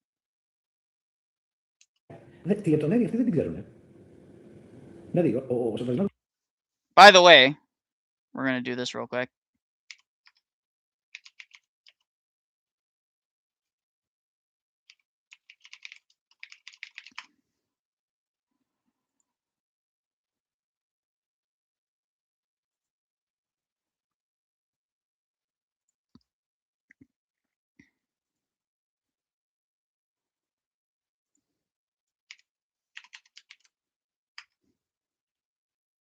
This is the guy that made the video. Okay, guys? This is the guy. 20-year-old guy who thinks that he's some... by the way, he's not even making a video. Alikakos already did an expose on this, and nobody was convinced of it. So to clear up what we have so far, Isidorus sues the journalist in this very clip, saying that he's misrepresenting a longer discussion about the event itself and misrepresenting his words.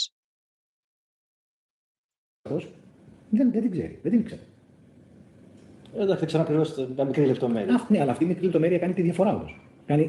Όχι τη διαφορά. Είναι η ουσία. Η λεπτομέρεια αυτή είναι η ουσία. Γιατί Notice how aggressive this journalist and how pushing he is. Δεν ξέρεις, χαλάει όλη τη διαδικασία. Λέτε ότι κάποιος θα ενημερωθεί, αυτό θέλω να μου πείτε. Δεν γνωρίζουν όλο το τελετουργικό. Και αφήνετε την καντήλα και τι κάνετε. He's laughing at the question. Να το πούμε, γιατί δεν το πούμε. Δεν ξέρω, σωστότερα. Μαρτυρία. Είναι ιστορική μαρτυρία. Είναι ιστορική μαρτυρία και είναι η αλήθεια. Δεν είναι ιστορική μόνο, είναι η αλήθεια. See, he's already come to a conclusion and he's pushing. Look, because I hold an accountable position in the temple, I would not like to offend the religious feeling. Η αλήθεια λέτε η αλήθεια θίγει τελικά ή ανυψώνει το θρησκευτικό συναίσθημα. Μάθετε την αλήθεια, λέει ο Ιησούς, και η αλήθεια ελευθερώσει μας.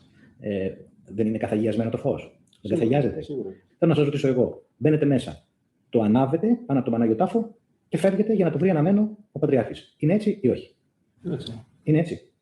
Είναι έτσι. Again, if this was a cinching, and if Isidore didn't actually believe this, then why did he join the lawsuit? Ανάβεται και το καντήλι των φυλάκων. Υπάρχουν δύο καντήλες. Αυτή... Ένα και φύλακας και μια δεύτερη. Και μια δεύτερη, την οποία την ανάβεται και αυτή. There are two lamps. Nowhere is any context given about the order of operations, again, which we know very well.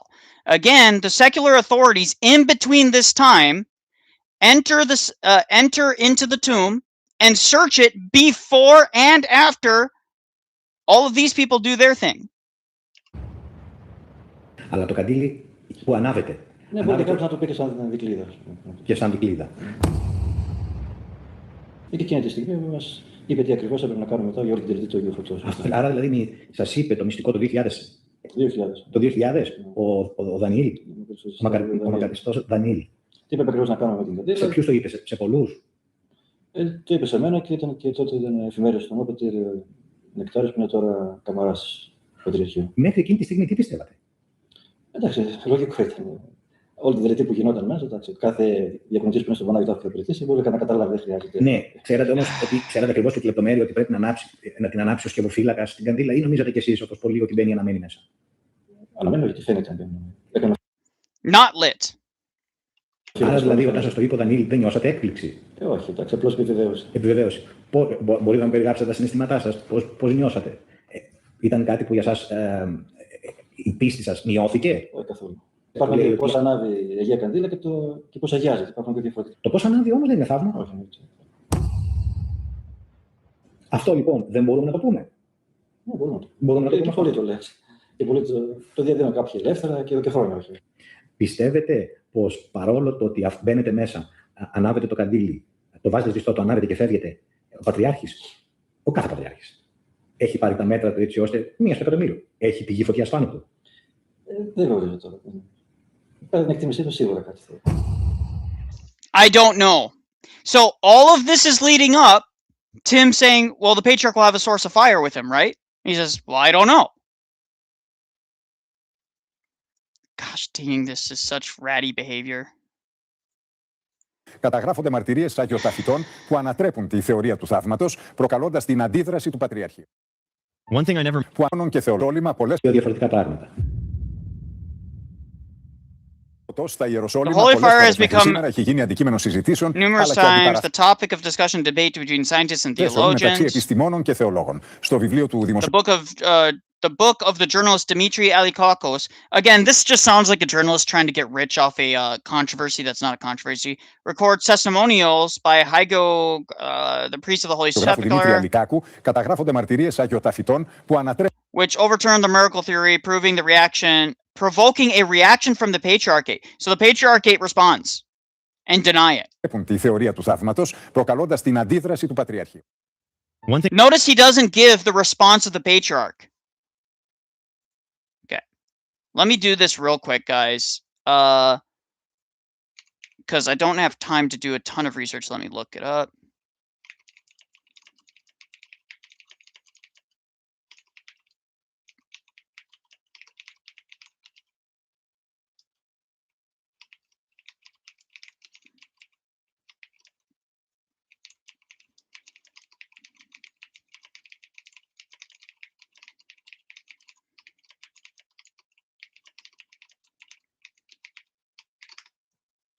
Let me take a look at here.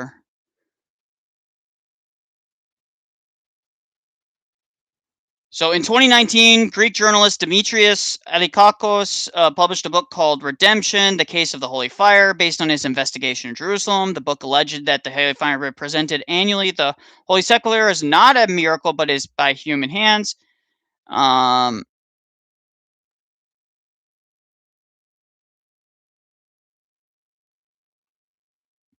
So the patriarch's reaction to these claims, this is from a website. Let me try and pull it up here. was swift and multi-pronged. In a public announcement in 2019, the Patriarch rejected the book's contents outright, describing it as a product of fictional stories invented by the author with obvious aim of scandalizing the faithful and obtaining financial benefit from the sales of the book. They also pointed to the book's release just before Easter as evidence of the author's ulterior motives. That's absolutely true. It's very clear that if you release it just before Easter, you're trying to capitalize on outrage. Beyond the public denial, the Patriarch and two of its archbishops initiated both criminal and civil legal proceedings against Alyakakis and his publisher. The charges included defamation, violation of confidentiality, and personal data violations. An attempt was also made to have incriminating video testimony removed from YouTube. While the Patriarch is an organization eventually withdrew from the case, Archbishop Isidoros, the person that was interviewed in this video that they're posting, continued to pursue criminal charges. This 5-year legal battle concluded in March 2024 when a Greek court acquitted Demetrios of all charges. I hope the detailed chronological events, blah, blah, blah. Okay.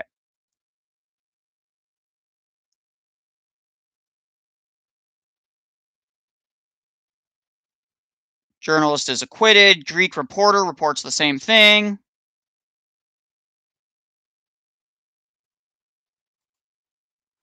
Let's see here. Press release. This is a press release from the Patriarchate. The Orthodox Patriarch of Jerusalem emphatically condemns the egregious violations and desecration of the sanctity of Jerusalem yesterday, particularly in the Old City around blah, blah, blah,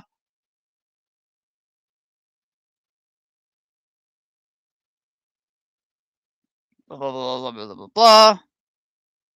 Okay.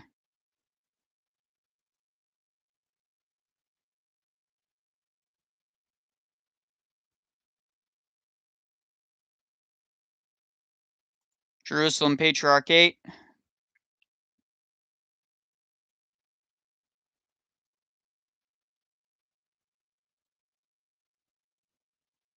Yep. Yeah, so the Jerusalem Patriarchate is emphatically rejecting this.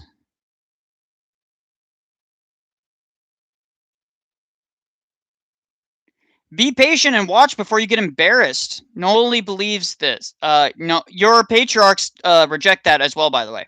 Goodbye. No one needs you here, you idiots. I don't know, what are all the Coptics? They all like run around and to get. By the way, your 21 martyrs who were beheaded by ISIS, they're not saints. Thank you. Ooh. Must have been. I'm gonna upset you guys. I'm going to trigger them. They're not saints in our church. They died for the faith that they believed. Okay? But they didn't die for the faith of Christ because they don't believe in the same Christ as us. If you guys want to do all that. By the way, your miracle, the one miracle you have of a black and white photo of a blurry splotch claiming that it's a representation of the Holy Theotokos has about as much evidence as Fatima, which is to say basically nothing at all. Oh, they couldn't all be delusional. Sure.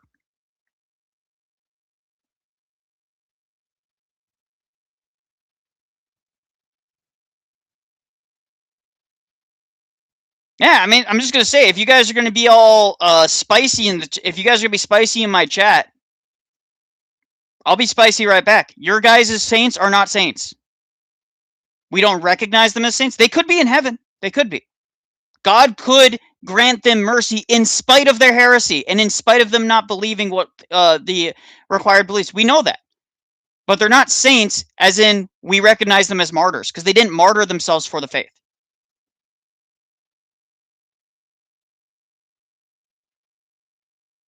Brother, relax. Don't tell me to relax. You're going to go in timeout for 10 minutes for that. Don't tell me to relax. Yeah, we don't recognize your saints. Shocker. I know. You guys get upset every time we say that, though. Every time we say, yeah, we're being consistent, you guys lose your damn minds. By the way, you're not Orthodox either. You guys adopted that term to LARP as Orthodox along with us. There you go. Thing I never mentioned, I should mention now. What you just saw was the television station ANT1. Before I let the video keep going, I'd like to talk about that last statement that Anchor just made, that the Patriarchate of Jerusalem came out with a statement. Long before Alikakos had secured any interview, one of the first things that he did was contact the Patriarchate of Jerusalem. He was connected Just relax, Nicholai. Mr. Fist, don't you do that. Don't do that to me, brother. Thanks for the 10 Australian, all right? God bless you. to Aristarchos, who is the secretary of the Patriarchate. This is the man in command after the Patriarch himself. After many phone calls between... Is it really a problem if you simply find this particular miracle hard to believe? You can choose what you want about that, but the point is that they're going further than saying, well, I don't know if I believe it or not, is irrelevant. The point is that you're calling our Patriarch of Jerusalem, a very well-respected Patriarch, and by extension, all of the other Patriarchs in the Eastern Orthodoxy liars. Because you don't think that Patriarch Kirill, Patriarch Bartholomew, Patriarch Daniel, Patriarch Porphyrios, I can't remember his name now, the Serbian, the Romanian, the Georgian, the OCA, etc. You don't think that all of them are not that they're not aware of what goes on there, that they don't talk with each other about these things, and they all affirm it, by the way. So why on earth would we believe some random journalist for the past 1,300 years? All of them have affirmed this is a miracle. All of them.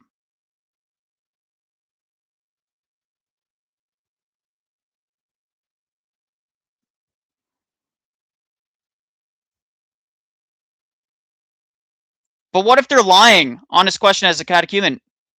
If they're all lying, every single one of them are lying. I just don't buy it. And at that point, you just have to have faith in our hierarchs. That's what I say. Read the books on the Holy Fire. It's one of the easiest miracles to believe. People outside of the church have a hard time with it because it negates 20th century ecumenist narrative. Yes. Transfigured Life has done a long expose of this. Aristarchos and Alikakos regarding the miraculous nature of the Holy Fire.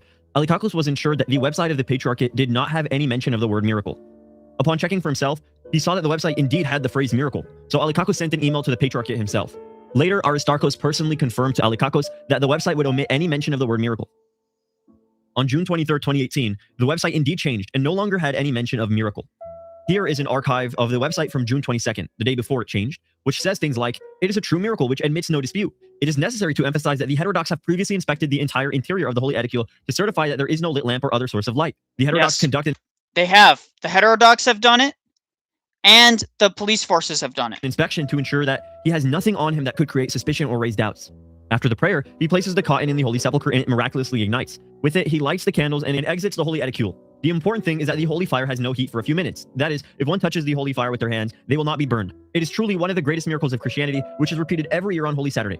And by the way, there's no dispute. By the way, there is no dispute that the fire doesn't actually burn, because I've seen people put their beards in it. I've seen people wave it on their arms back and forth like this.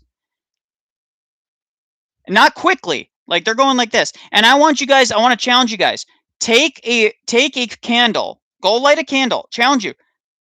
Get your hand as close as you can and do about this speed. Because this is about the speed that I see people do it with. Some people do it quicker, but do it about this speed. Tell me that doesn't burn like crap. That hurts.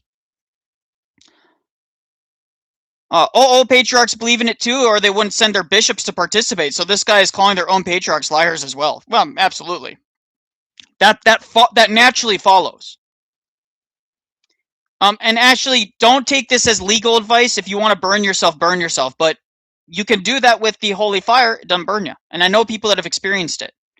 They don't have Armenians in the Holy Exchequer. Why is he trying to disprove this? What in the world? I know, it's just ridiculous. All of what I just read was omitted. And by the way, a beard would ignite instantaneously. That is exactly what Alex of Orthodoxy says. And by the way, you know what? Screw it. We're going to do this.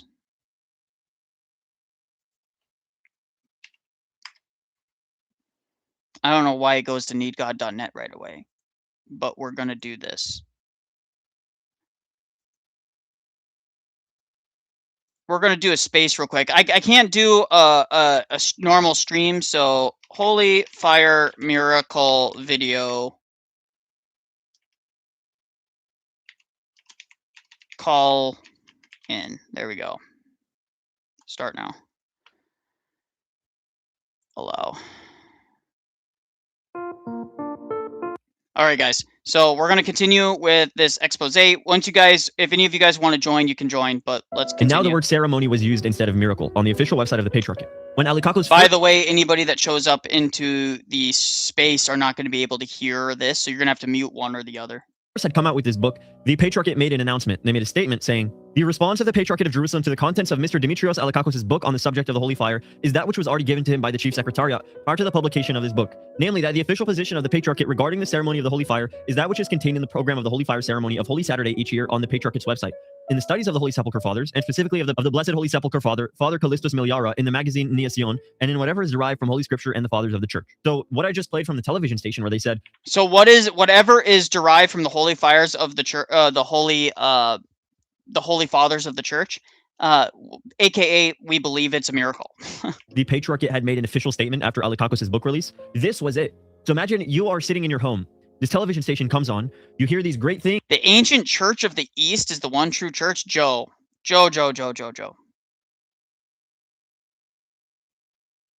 I can't send a link right now because I don't have I mean hold on, maybe I can copy link.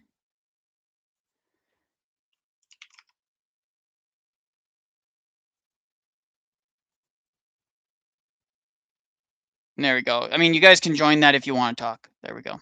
Things about how the Holy Fire has been debunked by this journalist. You're also going to see how this news station plays Isidorus' own testimony about how he lights it, which is what I'm about to show. You're going to be curious. Well, I thought it was a miracle. This is what I learned. So you're going to go see what the Patriarchate of Jerusalem. Έφραζε το Πατριαρχείο. Ακολούθησε η επίσημη ανακοίνωση των Ιεροσολύμων για τους ισχυρισμούς του βιβλίου. Η απάντηση του Πατριαρχείου Ιεροσολύμων στα περιεχόμενα του βιβλίου του κυρίου Δημητρίου Αλικάκου επί του θέματος του Αγίου Φωτός είναι η δοθήσα ήδη εις εκείνον, εκ της αρχιγραμματείας, πρώτης δημοσίευσης του βιβλίου αυτού, ότι η επίσημος θέση του Πατριαρχείου για την τελετή του Αγίου Φωτός είναι εκείνη, η οποία περιέχεται στο πρόγραμμα της τελετής του Αγίου Φωτός του Μεγάλου Σαββάτου εκάστου έτους, στην ιστοσελίδα του Πατριαρχείου.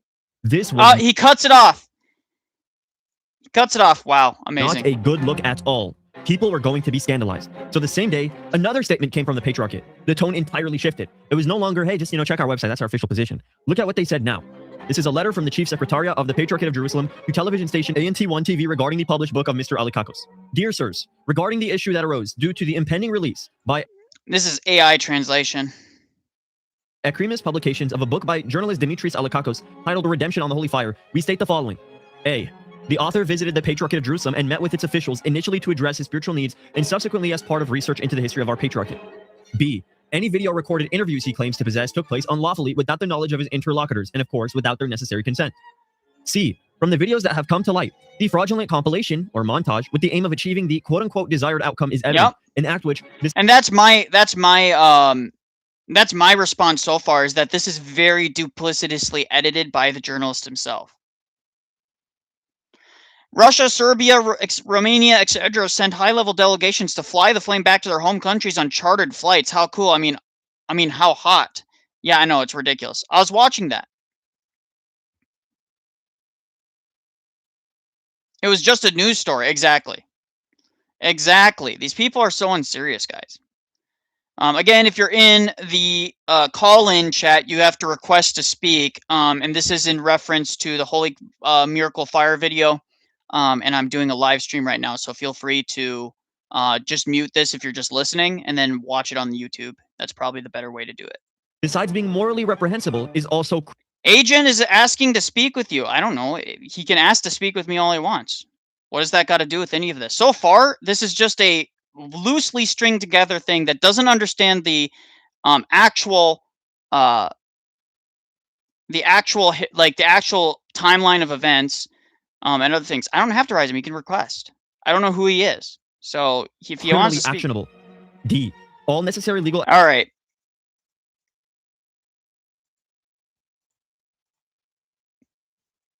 He has to request.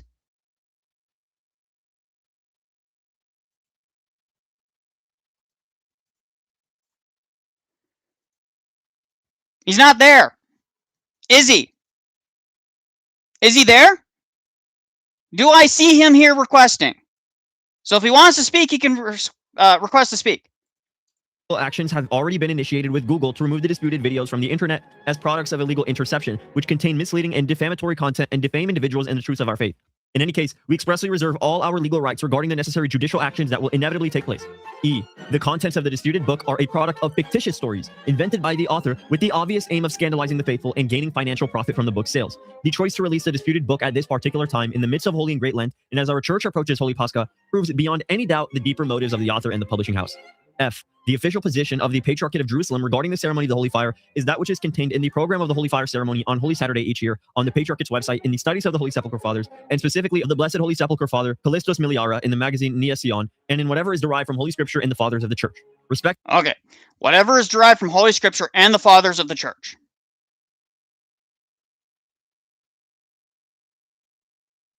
I don't know if he's blocked or not.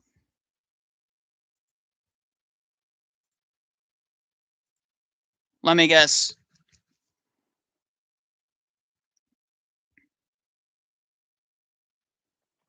Yeah, hello? Yeah, what's up? Yeah, can you could you let Agan up? I don't see him in the video. You mean on Twitter Space? I don't see him on Twitter Space, yeah. Okay.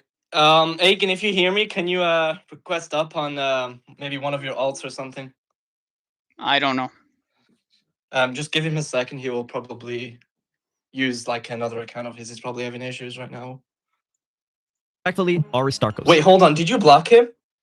Might have. I don't know. Depends if I had an interaction with him that I didn't like, and if I blocked him. I'm very liberal with my blocking, so. I don't. He requested. Can you let him up? He requested. I've seen no requests on this Twitter Space. I mean, the chat can confirm. I don't know. Okay, I don't know his @ So even if okay, so tell me his @ and I'll see if I can unblock him. Okay, give me 1 second. Hold on. Is it Apostolic Christianity or something like that? I don't know. Archbishop of Constantina, Elder Chief Secretary. You could tell immediately the tone was shifted after ANT1 came out with those findings of Alikakos. On June 4th, 2019, Archbishop Aristarchos, the one who gave out this statement, and Isidore, I'm just the texting one who him right just now. showed as admitting It's he personally liked. Ortho Alexandria. Do you see it?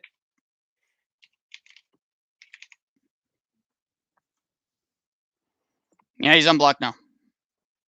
Oh, you had him blocked. Okay. Yeah, it's Ortho Alexandria. I mean, this guy is there's probably right here. Agan, try again. I'm not seeing. I mean, people can see I have him unblocked. I actually don't even see you as a speaker right now, so they're me. Yeah. Let me just. X is all sorts of jacked up. So give me 1 second. Let me Agan, go to your DMs. I'm gonna send you the link right now.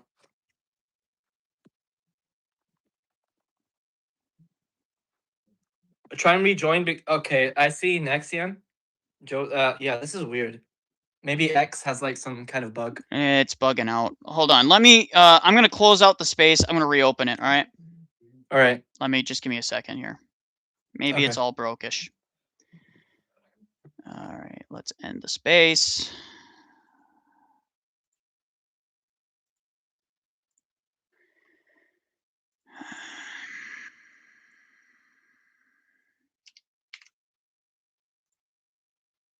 I don't want to record it. It's fine. Start now. All right. We'll see. We're going to continue to watch this The Holy Fire. They filed a criminal complaint against journalist Alikakos and his publishing house, alleging defamation, breach of confidentiality, of oral communication, and violation of. I just want. I want to do this again. I want to point out that. Let's see here. Ortho Alexandria.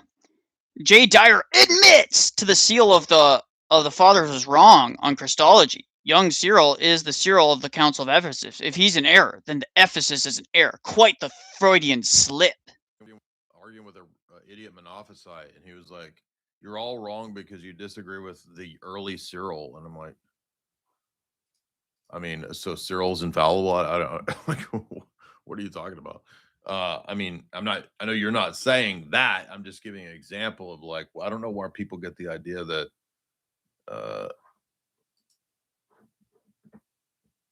people can't be wrong. Are you? Well, he thinks this is a gotcha, dude. This is why I don't deal with children. Oh my lord. Approve. We're just gonna do agent for now. Hello, can you hear me? What's up? Okay. It's still not showing you as a speaker. Oh no, now it did. My apologies. I'm not here to expose you or go after you. I appreciate you wanting to continue the discussion and wanting to do a response.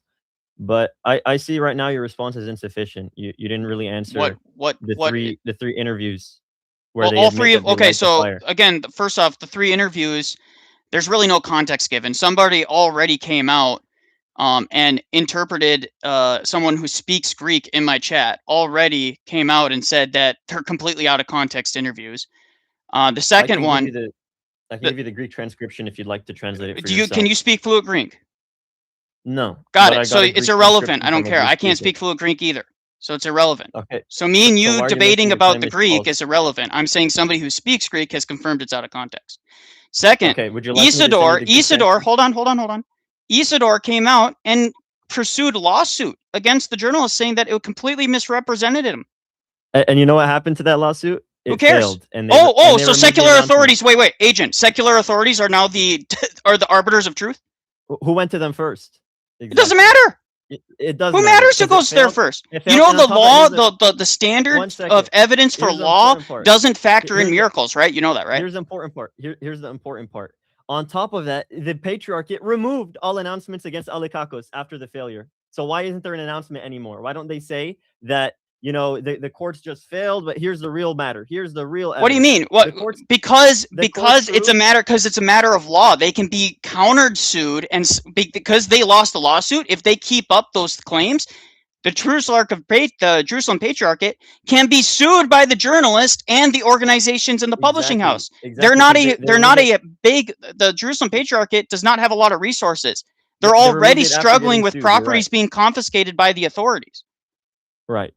You're right. It did get removed after Alikakos sued back, but here's the problem. So you conveniently left that out. Great. Yeah. No, I didn't leave that out. I mentioned that in my video. You just haven't gotten there. It doesn't matter. But you left it out with my conversation right here, didn't you? The court got the original file of the footage and claimed that there was no alteration. It doesn't. Whoa. What do you mean? That is something within the broader conversation is different than what they said. They said it was pastoral. They said it was pastoral. What part of the video wasn't altered? You don't get. He sent the whole context to the court. And okay, did the courts release the entire video? Did he release the entire video? I have the whole video. The entire video translated properly with Greek. Yes. It's even on his channel. The whole thing. I cut it out to make my video shorter. I split it up, but the context is all there. And again, why is that relevant? You should have watched my video before you wanted to make a response. I'm doing in the middle of the response, you retard. I'm in the middle of it. Halfway through. Don't make claims without knowing I'm. Hey, retard! I'm in the middle of it. This is a call-in stream, dummy. You don't have to insult. No, I'm gonna insult you. You know what? Fuck you. Get out of here, piece of shit. This is why I don't do it with these retards. And well, by the way, for good measure, you're blocked again. Hate these people, rats. Personal data. On July 2nd, Alikakos was served a lawsuit by the Patriarchate of Jerusalem as a legal entity, quote-unquote, legally represented by his beatitude, the Patriarch of Jerusalem, Theophilus. On August 7th... Okay, so this is the only person in question that it actually matters.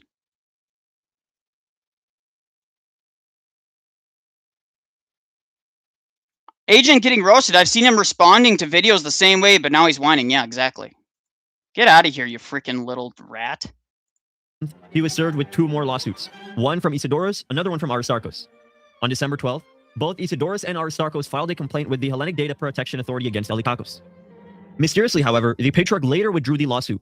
Their legal counsel declined to provide. Mysteriously! But then he admits in my discussion with him for 5 seconds, took only 5 seconds. Actually, you know what? I'll unblock you. You can come back up.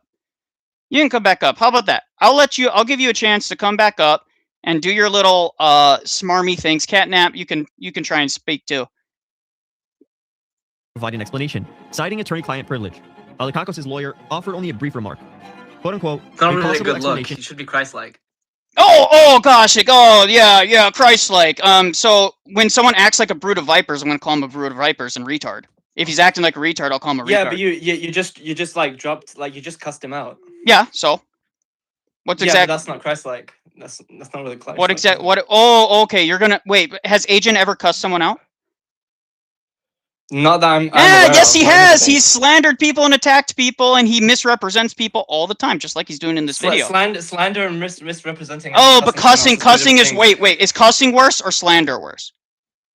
Both are bad. I'm not saying. Ah, got it. So how about you all sins are stop the with same. the moral piety signaling, and understand someone's not perfect. All right. Okay. Well, at least you admit that. That's good. Nah, nice piety. Smug. Can hear the smugness in your smarmy little asshole. Let me guess. You're 20. Well, you think you're very pious. Well, no, I don't think I'm pious at all. I'm worse than a dog. Look, got it. The thing is, now look, you're the thing is, humble you have- maxing too, aren't you? No. The thing is, you have a huge like audience, and it's not really a good look. I have a huge audience. Yes.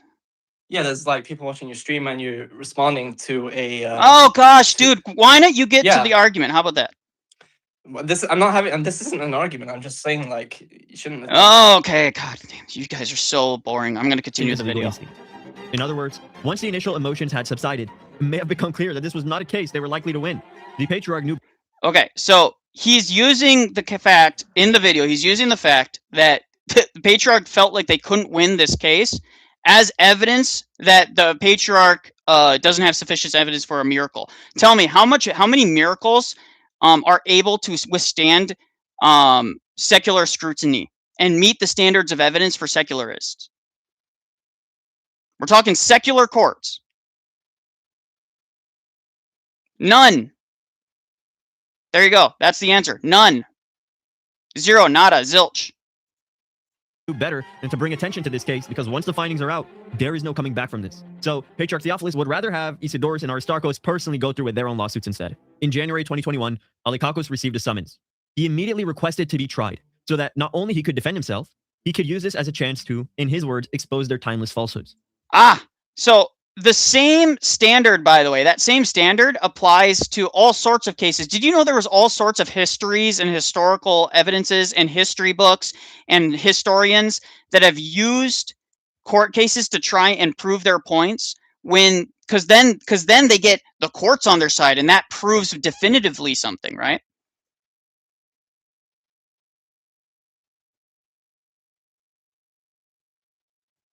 Most pious EO during Lent says F you. Yeah. Man, you guys just like to swarm, don't you? You guys are a little, I mean, this is exactly what you guys do historically anyways. Allying with Muslims, all that kind of stuff. So it's not shocking that you guys would do that in the chat too. Let's continue. Alikakos' suspicion was correct. And again, I stand by my moment. You guys freak out. I've seen some of the most horrendous things said about Eastern Orthodox people when we question that, hey, your guys' 21 martyrs are not actually martyrs in our church. You guys freak out and say some of the most degenerate, nasty things I've ever seen. But it's, God forbid someone says the F word. Oh, my Lord. Yeah, but that's because you insulted the 21 martyrs. No, wait, what did I say about them that was insulting? Come on, Catnap, tell me. What did I say that was insulting to the 21 martyrs? I'd love to hear it. Please tell me. What did I say? That they're not a saint in our church? How is that insulting? That's just literally facts. Please tell me. Come on, you're all full. You're yappy. You're very yappy when it's convenient to you. Yell, tell me. What did I do to insult them?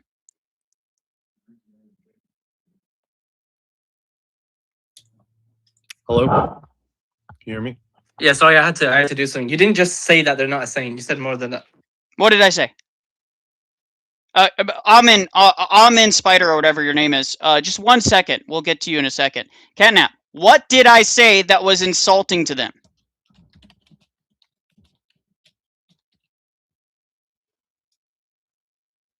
That they died? They didn't die as martyrs for the faith because they don't believe the same faith that we do, and therefore they can't be martyrs in our church?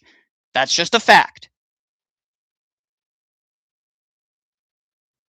So Catnap, what did I say that was insulting? We can go.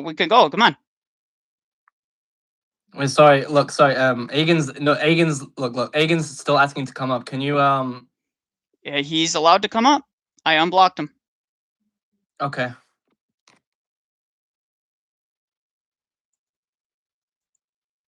You might have to make a new Twitter space for that because he's unable to join. Fine. Yeah, I can do that real quick. All right.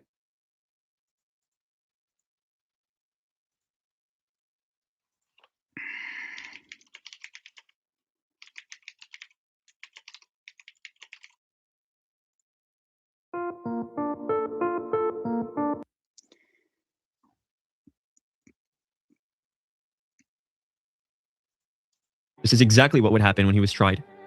On November 2nd of 2021, of the 2 remaining lawsuits against Alikakos, they split and summoned the plaintiffs for new hearings. The summons was issued to Alikakos on June 10, 2022, and the trial was scheduled to October 20, 2022. Hello? It was first postponed to March 15, 2023. 1 second. Go ahead. Okay. First Okay, of all, he's here. I'm not here to insult you or have a discussion about me. I could care less about me and whatever it is I've done that you're upset about. I'm not upset with you. I don't really care about you. But I don't appreciate misrepresentations, but I think you've misrepresented greatly in the video. Sure. What do you think I've misrepresented? I've gone over it in the video. I'm live streaming it now. Okay. Would you like me to respond to those things? What? Go ahead. Yeah. There's many instances where I play the video and then you'll just dismiss it as AI. Yeah, you clearly used AI script. I work in AI. I know what AI sounds like. I know exactly what it sounds. So if you can admit it right now, did you use AI to craft your script? It's fine if you did, but just admit it. No, I didn't use AI, especially on the video sections that you said was AI. I didn't say anything about the video sections being AI, not once. Okay, good. I thought you did. If that's the case, no, I was talking about the script. I said it sounds AI, and by the way, that doesn't discount anything you're saying necessarily. People can use AI to make scripts, but it's very grating to the ears because it has a very weird cadence. Let's take a second and look at Archbishop Nicephorus' statements that he lights the unsleeping lamp with a match. What is your opinion on that? Which one? Did we get to that one? Yes, you watched it. Where he says that he puts the unsleeping lamp into the tomb. Is he the patriarch? It was a miracle. No, he's not a patriarch. Why would the patriarch say it's a hoax? That would cause scandal. Wait, but these bishops that are directly involved claiming the patriarch's lying is not a hoax? Has the synod come out and said these bishops were lying and they scandalized the faithful and they are being reprimanded as a result? What does that have to do with the evidence? What do you mean? What does it have to do? It has everything to do with it. The patriarch himself is the one that actually does all the things. And by the way, again, the order of operations are wrong. Your video doesn't even get the order of operations for the Holy Fire ceremony right. Tell me the order of operations right now. Right now. Tell me the order of operations. Wait, let me address what you just said. Who cares what your synod thinks or what they come out with? What do you mean who cares what our synod thinks? They're the ones that operate it. Hold on. I gave you a former sacristan admitting he lights it. I gave you the sacristan who stands to this day admitting he lights it. And I gave you one who played the part. He joined the lawsuit. Hold on. And what happened to the lawsuit? Exactly. We already addressed this dude. He joined the lawsuit. You cussed me out. Yes, he joined the lawsuit because you're being dishonest. You're being rat-like. It's rat-like behavior. What happened to the lawsuit about the claims that the video was digitally altered? What happened? He didn't. That's not what the lawsuit was about. Digital altering. They were saying it was digital altering. Simply, you know what digital altering means, right? That they altered the video legally. What does it mean? That it was a compilation to show that it was a compilation of things that he did not say in context. Yes. That was said on the Patriarchate's announcement. It was said in 2019. It was taken to court. That announcement was deleted, and the court sided in favor that the video wasn't digitally altered. But the courts have different standards of evidence and legal proofs. Exactly. You know what falls in their jurisdiction? Whether a video is altered or not. That doesn't. No. Dude. Yes, it is. That's verbatim what they say. Verbatim. I could give you 10 examples off the top of my head. In fact, we have Alex Soren, who is a lawyer who'd probably hop on as well. He might not be available right now. You know how many times you can get evidences dismissed, or you can claim a video isn't altered even though it really is altered? Habibi, accepted in court. Do you know that that happens all the time? Okay, so basically you're offloading your entire thought process and your entire mental faculties to the courts. So let me get this straight. When Isidorus says he lights it, It was digitally altered. The court No, sided in favor that no it one's wasn't saying digitally that. altered, He's but you saying just have the he's true saying evidence. that the conversation is out of context. Okay, would you like to watch the whole thing together? We just There's watched it. transcription. No, I didn't. You said the whole argument was that it wasn't in context because I put it in parts. I can send you the whole thing. There and can you be an watch the entire context. conversation leading up to a video being recorded, because the journalist's purpose, he admitted in your own video from the very beginning, he already knew it was fake, and now I'm going to get all this. I'm going to lead with leading questions and leading conversations that were supposed to be pastoral. That's what that's what they said. Unless the prior context is, hey, let's role play as if you faked the miracle. I'm not going to show people this the beginning question part. he's asking hypothetical questions. That is literally LARPing. What? That's what a What do you mean hypothetical is meant hypothetical? for. It's like, hypothetically, if this were the case. He didn't. He said, did you light it? He said, yes, I light it. Which lamp does he light? Wait, which one? He says he lit both lamps. No, he didn't. Yes, he did. It's in the video. No, he didn't. Isidore sued saying that's not what he was saying. Yeah, and what happened to that lawsuit? That's just so you're offloading your thoughts about miracles to courts. Let me tell you, have the courts determine what miracle have courts sided with? Here's what the court. No. Answer the question. What miracle anywhere in history have courts sided with? One moment. Secular courts. I'll tell you what the court said verbatim. The court said verbatim that the statement that clergy who participate in the ceremony admit that they light 2 lamps is true. That's verbatim a line in the court statement. That's in the verdict. So it deals with the human saying things. It doesn't deal with the miracle. You're right. It deals with what the clergy who participate in it said. And they said, again, you don't understand the order of operations. What is the order of operations for the holy fire miracle? Please tell me. They seal it with wax. When the elder sacristan comes with the unsleeping lamp, they get rid of the seal. He goes inside. He lights both of the lamps. Usually there's 1 lamp according to an Armenian testimony, but then he lights the second lamp if it's present. He comes out. They only tie a ribbon. The patriarch comes. They lift his vestment. They do not search him. He goes in with the Armenian. You're lying. You're lying. Liar. You dirty, filthy liar. You're lying. You have nothing. You're absolutely lying. Actually, you know what? Great. Alex Soren is in here. He can tell me. Alex, do courts side with digitally altered things all the time? By the way, if a court comes together, Adrian, if a court comes and says that Christ did not rise from the dead, that there's no evidence for it, do you believe the court? Again, the court's jurisdiction isn't to say whether it's a miracle or not. What they verbatim say is that clergy who participated in the ceremony. Then why would Isidore sue and join a lawsuit he knows that he's going to lose if he doesn't believe his testimony was misrepresented? Why would he do that? I'll tell you why. Because this caused the biggest scandal in 2018. He has to do something. No, it didn't. Dude, this entire expose that you're relying. Go ahead, Alex. Hagen. Go ahead. Did Alex. O.J. Simpson kill Nicole Simpson? Yes. What do you mean? He was exonerated by a court. Sure. There you go. That court, you could. The glove didn't fit. The court is false, but what's your evidence? He was exonerated by a court, dude. What do you mean? What's the evidence for it? That this court case was false. And on top of it, shouldn't I expect your patriarchate to say something about it? If our patriarch did. Didn't side in their favor. They released two. They released two statements. Those announcements got removed in August. Because they can get sued for slander by an aggrieved party now because they lost a lawsuit. They can easily say their own matter. They can show what really happens nowadays, but they haven't. What do you mean? They can do it. So you're saying that they're going to live stream from within the tomb, showing the faithlessness of the faith? And one sec, can I? Does God wait? Does God reward faithlessness? Can I? One second. Agent, answer the question. Because you brought him here. He has a bigger platform than me. I want to talk to him on this, if you don't mind. I like to ask something to Alex. Alex, what's your thoughts on the elder sacristan admitting he lights both lamps? A former archbishop who is a sacristan for 4 consecutive years admitting he lights it with a match. And Archbishop Cornelius, who played the place of the patriarch in 2001, saying that he found it already lit and that there is no miracle. What lamps, dude?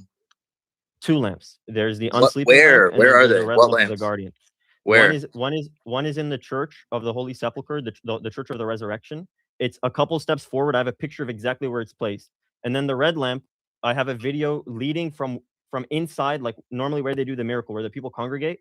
I have a video leading where monk Pantaleimon takes you to where he stores it on video. And he opens the cabinet and you conveniently leave out that the monk Pantaleimon is shown taking the lamp away with the candle and the little booklet they have sitting there as well. I agree. After it was lit. Yeah. Interesting. That's the point. So it's not in the tomb when the patriarch goes in, huh? It is. I have video evidence. No, you didn't. Your video evidence is out of order because you didn't do the basic due diligence, dude. We all watched on stream. Everyone in my stream watched on stream. I can send you the video. I'll send you the original link of the first time a channel posted it. I can send. Would you like? You showed. So Hagen, go ahead. Go ahead. You came in here saying that, hey, look at this lawsuit. You know, they lost the lawsuit. I mean, I guess that means I didn't lead with that. I didn't lead with. Oh, come on. Are you for real? That's absolutely what you led with. I did not lead with it. He brought it up. No, he brought it up. He said out of your mouth, and then I brought up the O.J. Simpson trial, and then you stepped back the goalpost even more. What? No, I came in leading with Isidorus' statement. You said he joined the lawsuit. Memory, said, what yes. happened in court? My argument is that why would Isidorus join a lawsuit and continue a lawsuit even after the patriarch withdraws theirs? Continue to sue, saying, I did not say it, it's misrepresenting my words. You want me to give motivation? Because he's been on footage saying that if you admit what really happens with the Holy Fire, you can be beat. And he saw it happen to... yeah, you're right. You're right. They're just hiding all of this. They're just, like, they're magically hiding this from the entire world. No, it's not magic. It's pretty loud because we have it in 4K. So it isn't magic. Wait, you have it in 4K of them being beat? No, I have it in 4K of him saying it. Himself. Saying that he gets beat? He says verbatim, Archbishop Theophanes, when he was public with this, people who are fanatics about this had him beat. And if he wasn't there, he would have stopped it. When you have a footage like that appears on the news, I'm expecting he does something. But you know what I would also expect? I'd expect the courts wouldn't side in his favor and they would delete everything and act like it didn't happen. That's not what the courts do, dude. That's not how the courts are not determined. The courts are deciding what's permissible in court and not. They're not deciding the truthfulness of the material itself. That's for the either jury or the. But you know what truthfulness they did decide? They decided on whether or not the video was altered, and they decided that these were actually the words of Isidore. That he himself says. They are deciding burdens of proof is what courts decide. Courts decide whether burdens of proof are met. That's it. Well, and it's a very high standard of proof in a criminal trial. So the fact that the burden is met or not, it doesn't necessarily have to do with the truth of the matter. Everybody knows this. This is like basics. It makes no difference if you read it or not. I'm explaining to you that what is explained. You don't understand the process. It's whether burdens of proof are met. That's it. More or less. Okay. Nonetheless, are you also telling us that the Israelis are in on this scheme? I mean, and the Ottomans? Profit out of this. Who makes the most profit out of this? The patriarch? Proving a Christian a miracle. That's what the Israelis have to gain out of profit out of this. You think like they're converting into it, especially the priests who were there? You think they convert? Hold on. The Jerusalem Patriarchate is one of the most. Alex, real quick. Testimony that you bring forward, there's also testimony to the opposite. Yeah. I have an interview on my channel with my spiritual father, who's literally right in front of the Holy Sepulchre as it occurred. He said there was no fire in there. For every piece of evidence, for every person's testimony, for every witness that you bring, there's a witness to the opposite. Yes. Alex, what about when I have a video of someone there showing a fire before the patriarch enters? That's a fire before he enters is irrelevant because that's before it's searched. Do you realize the secular authorities, the Armenians and other groups go into the tomb as well prior to the patriarch going in there? So it's irrelevant. It's a dark tomb. Do you agree that there is a source of fire before the patriarch enters? It's irrelevant because what matters is there? Because you said it on your live. You said it on your Carson, live. They can't see, so of course there's a source of fire before. Alex, do you agree with that? Do you agree that there's a source of fire before the patriarch enters? What matters is whether there's a source of fire after the search of the Israelis. That's what matters. Okay. And the search of the Israelis, what happens, because I have the video. Here's what happens. I have the video of there's a fire immediately as the patriarch is entering. So it's even after the search, if such a search even happens. He enters with multiple people. So it's a preemptive miracle. That's pretty awesome. That as soon as he went in there, it was lit already. You're telling me the Israelis went and lit it for him? No, the sacristan did, as he says on video. And the Israelis just left it there. Yes, the Israelis did leave it there. Why would they prevent it? You are literally worse than Candace Owens right now in terms of conspiracy theories. Okay, so again, you have to explain again. This is very simple. You have to explain why the Jerusalem Patriarchate is denying these claims of the journalist. I want to get an answer first. I want to get an answer first. I want to get an answer. Well, you haven't answered like 3 of my questions, dude. I promise I will. But I just want to get it like for sure. I didn't hear a yes or no. Is there a source of fire before the patriarch enters? What matters is if there's a source of fire after the Israelis search it. And as far as we know, there is not one. You're not answering his question. You have been moving the goalposts. You're not answering his question. He gave you a binary. He gave you a binary question. There is no such thing as a binary. Answer his question how he wants me to. Yes, I can answer his question however I want. His question is a stupid question. It's bad and falsely premised. You have free reign to dodge because here's what the video shows. It's not a dodge. It's falsely premised, dude. Hold on. It shows as the patriarch enters. 3 seconds prior to the patriarch entering, I can see a Take fire a breath. inside. You don't have to cry. Do you agree You don't with have that? to cry. Quit the rhetoric, man. Do you agree with that? Quit the red. What's the question? Again, he's asking if there's a fire at any point at time. At any point in time, is there a fire? Not in any point. Not in any point. Within at least 15 seconds, as we see the patriarch entering, right before he enters, the camera picks up a light inside. Where does it get how does it, dude? A camera picked up a light. You realize there's like 18 billion factors that could create a refraction in the camera that appear to be a light, you dummy. Yeah, like a red one reflecting on the wall in the back, matching other footage. Literally, red is like the most common refraction you get in a camera, Egan. Yes. How do you not know exactly. this? Inside the tomb, reflecting on the walls of the tomb. Yes, somebody snuck their phone in there. You're right. I don't see. When I looked at the video that you slowed down, I saw none of that. Somebody snuck their phone or camera in there. Do you know what a refraction is? What? Tell me. Well, they didn't. But by the way, it's when light bounces through the lens of the camera. This is very common. This is the whole thing about Sam Shamoon and his orbs, dude. This is a very common occurrence. Can I show you the video? Because I don't think you've seen it. I want to show it to you. It doesn't matter, dude. Was there a light after the search? There is no search in the first place, according to your own people. What? That's not true. This has been attested to. My people, there is a search. Again, I said I have eyewitness testimony on my channel. As do I. Okay, awesome. Hearsay testimony. Awesome. Which my so video. So are yours. It's not hearsay. It's eyewitness testimony. Do you know what hearsay is? Explain to me what hearsay is, because you just said something. You just used the word and you don't even know what it means. Alex, what is hearsay? What is hearsay? What's superior? Footage of the tomb? What is hearsay? Okay, dude, if you don't answer the question, they can't answer. What is hearsay? Dude, this is worse than Muslims. Dude, are you going to answer? Eyewitness testimony is not hearsay, you dummy. It's literally like it's the opposite of hearsay. Correct. Cool. Amazing. So do you agree, by the way, that there is okay, blow past that. Hand wave away that you have no idea what evidences are, and you're trying to use court documents to prove some Candace Owens level conspiracy theory. It says the one talking about light refractions, bouncing off, doing 360s until it gets into the inside of the tomb. You don't think cameras do that? You want me to let me show you the video and you judge? Like dude, I've seen the video. The video is a blurry mess. It could be anything. No, he said it's 4K, dude. He said it's 4K. It's not. It's blurry mess. You can barely make out anything. He said it's 4K. We should take his word for it. Wow. I want Alex to watch it. Let me pull it up 1 second. I'll put it in the chat. And I want you to tell me if that's light refraction. Let me pull it up for you. Because you're telling me the nature of the footage of the light and you haven't even seen it, but whatever. Let's put that aside.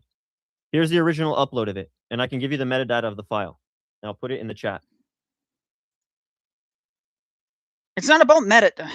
You're totally, first off, you've also dodged the question about why should we trust secular courts, and has any secular court confirmed any miracle ever in history? I'm not leading with the courts. It's not the bulk of my argument is 3 things. Bulk of your argument has been the court so far in the video. These are the 3. No, it wasn't. You heard me. Yes, it was. I told you the 3 things. The 3 things are this.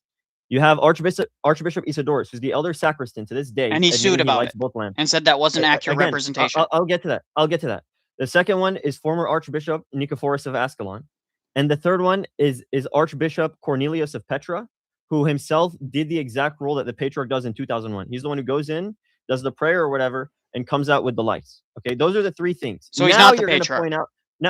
Now you're going to point out how Isidorus joined forces with Aristarchus. They made a statement in 2019 saying the video was digitally altered. You want to point out the court. Okay, now we talk about the courts.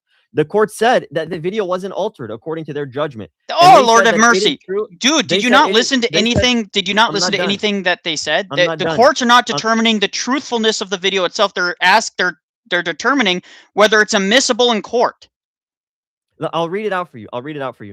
This is the court's conclusion in quotes. It is proven that the lighting is done by him naturally, i.e. with a lighter. And then it says, what the first defendant so you're offloading your intellect to the courts. Got it. Hold on.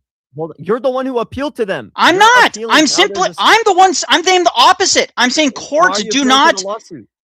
I'm mentioning the lawsuit because it's clear that Isidore doesn't believe that his words were taken appropriately, and the context of the overall conversation was understood in light of other things. First of all, does video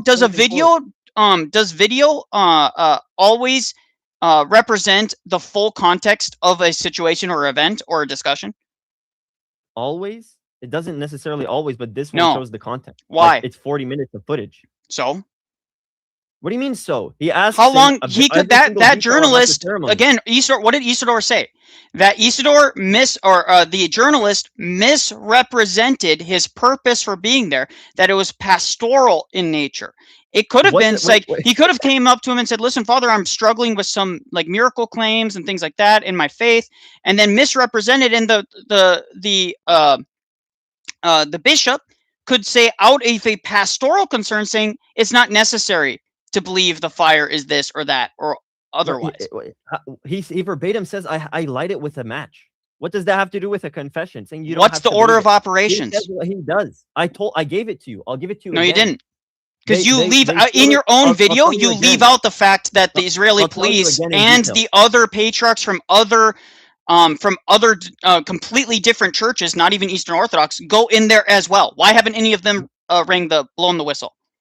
I told you, they're the ones who make the most out of this. Why haven't wait, so you're saying the Armenian church is getting a lot out of this and they're lying? Wait, they blew the whistle. The Armenian church blew the whistle. No, they didn't. Footage of it.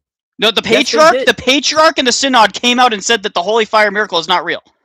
No, the one who goes in with the patriarch. His name, I'll get you his name right now. Shocker, the Armenians, other Oriental Orthodox think it's fake. Who brought up the Armenians? Who brought up the Armenians? Was it me? Did I lead with it? Absolutely not. So quit your rhetoric. What are you talking about? What's relevant? Dude, one bishop. You can just say rhetoric and then just move the goalpost wherever you want. That's all you do, bro. You're the one who just did it. Why are you talking about me? Why are you talking about me? Why are you talking about me? You just spoke. You said, "Oh, who could have surprised?" Why are you talking about me? You're the one who brought up the Armenians. It's your. Why are you talking about me? Talk about the evidences, dummy. Yeah. Let's talk about the evidences. I'll bring it up again, and I'll try and see. If I watched that video, by the way. Do you know how deep the Holy Sepulchre is? By the way, that light is in the hallway. That's not in the tomb. Ding, ding, ding. In the tomb. What is it? There's a hallway that goes into a bigger chamber. I have it right here on stream. You don't even know the layout of this place. It's behind, and I can give you other. On stream, I have it right now. It's in the hallway. It's on the stairs. There's a staircase that goes down into the tomb. I'll send you more footage on it. Don't worry. I'll send you more footage. It's not going to change anything because you made it up. Yeah, no, I made it up. Sure. Yes, you did. I got AI footage. Yes, you're right. Absolutely.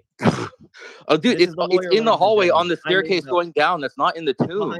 It's behind the hallway, and I have video. Do you know that? Do you know it's not? That video doesn't even go beyond the hallway, dude. That video stops at the hallway. I'll give you another one. Okay, I just showed to everybody listening that you don't even know the layout of the Holy Sepulchre.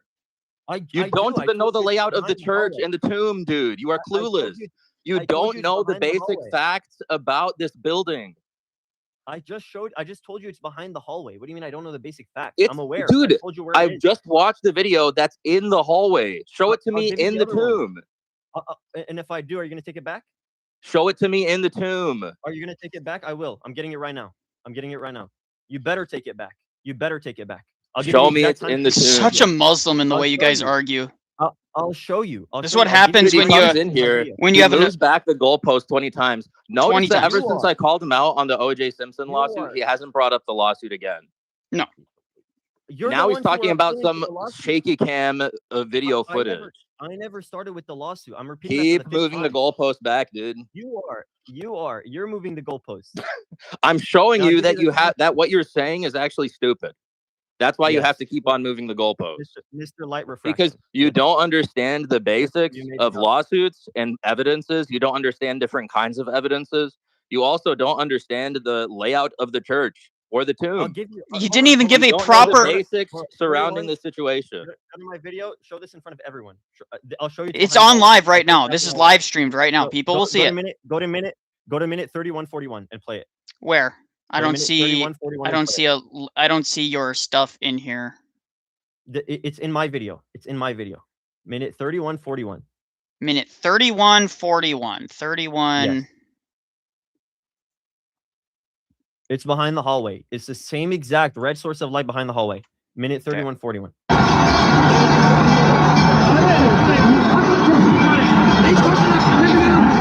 He doesn't enter.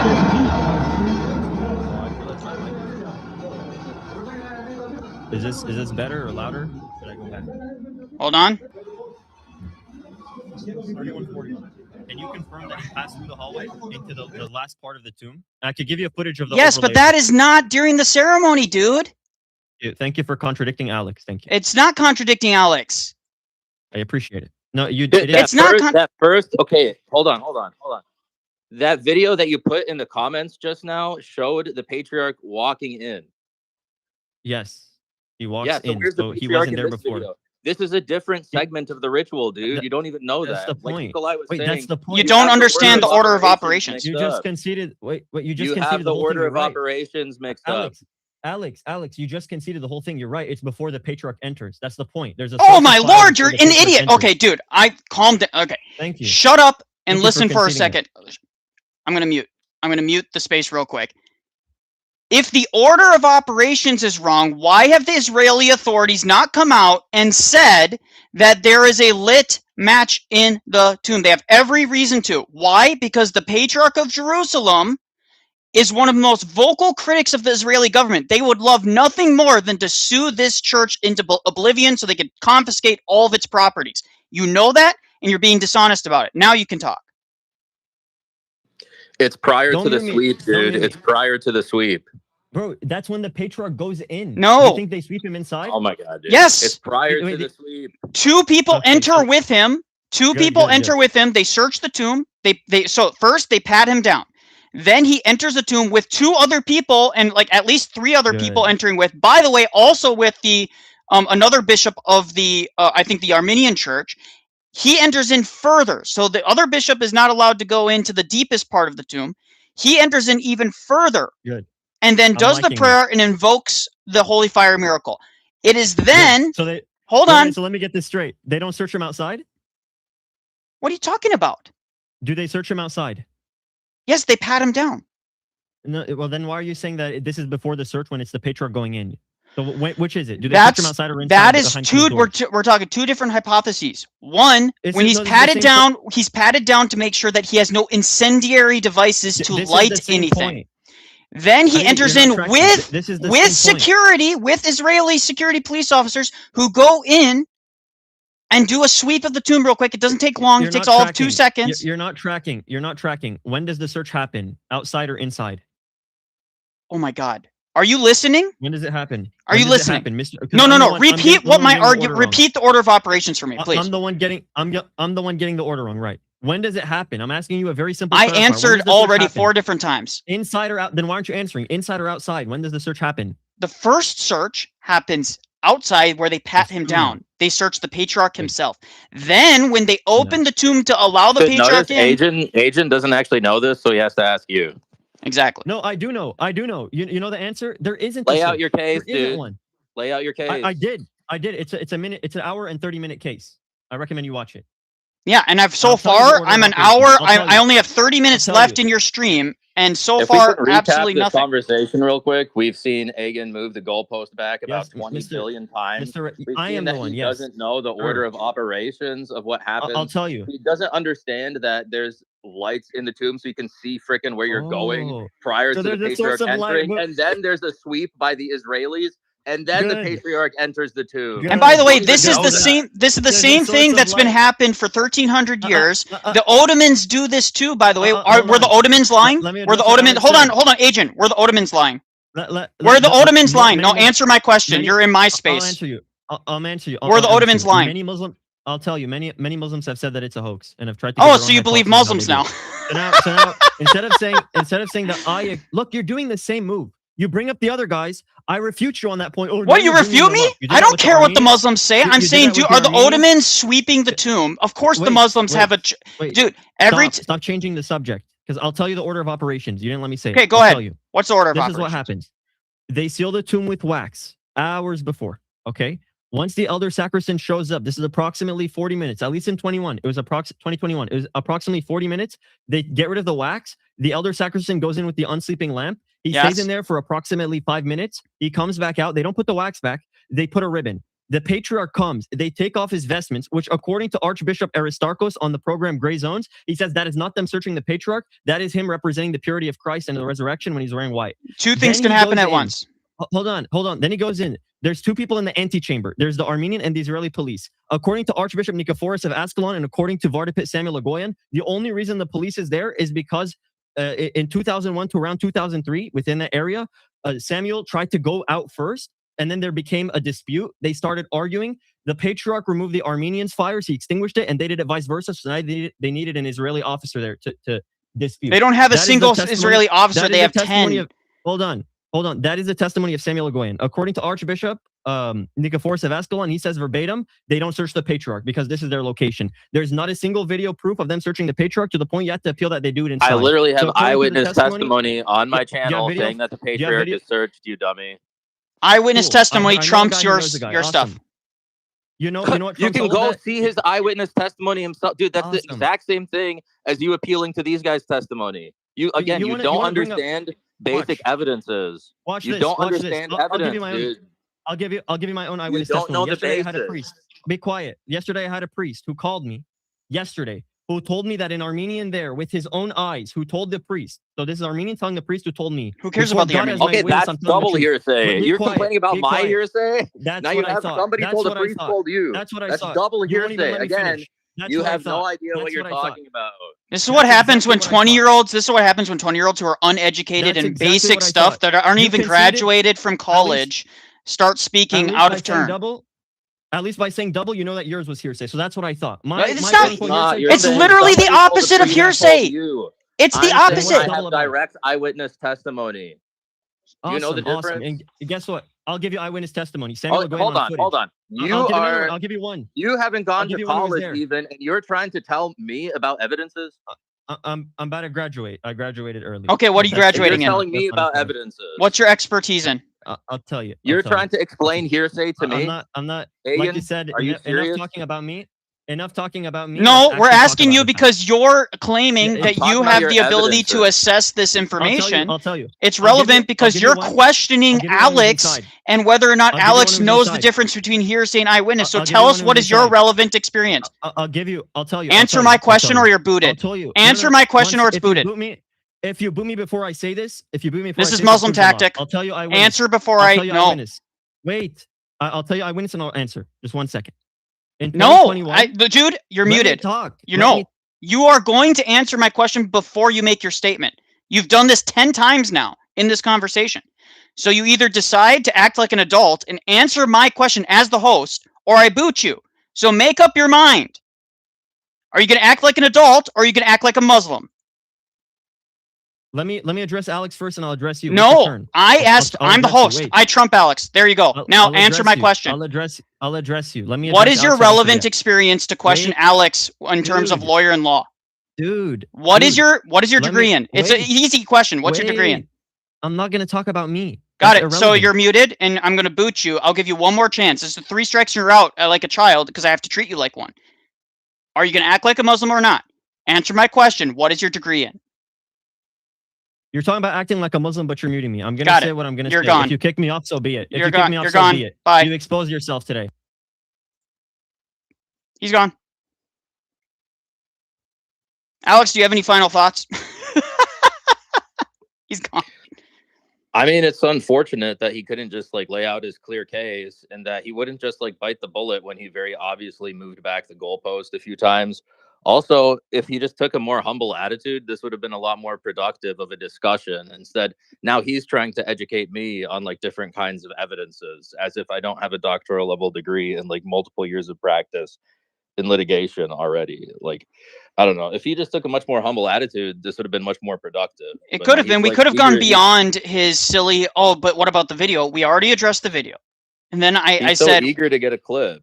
well, he's just eager to get a clip. But also, I asked him about the patriarchs, the various patriarchs, the Armenians, the Jerusalem, and why, and the Israelis and the Ottomans and all these different people who really all of them have every incentive to prove it wrong, right? They have every incentive to do it. So except for the Jerusalem Patriarchate, but even they could get sued, and he never answered that because he could get sued, and then he just backtracked that and moved the goalpost on that.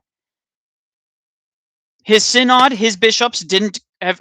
Has his patriarch, the Armenian bishop, the Armenian patriarch, or the synod of the Armenian Church, have they come out and said that it's a hoax and that it's not real?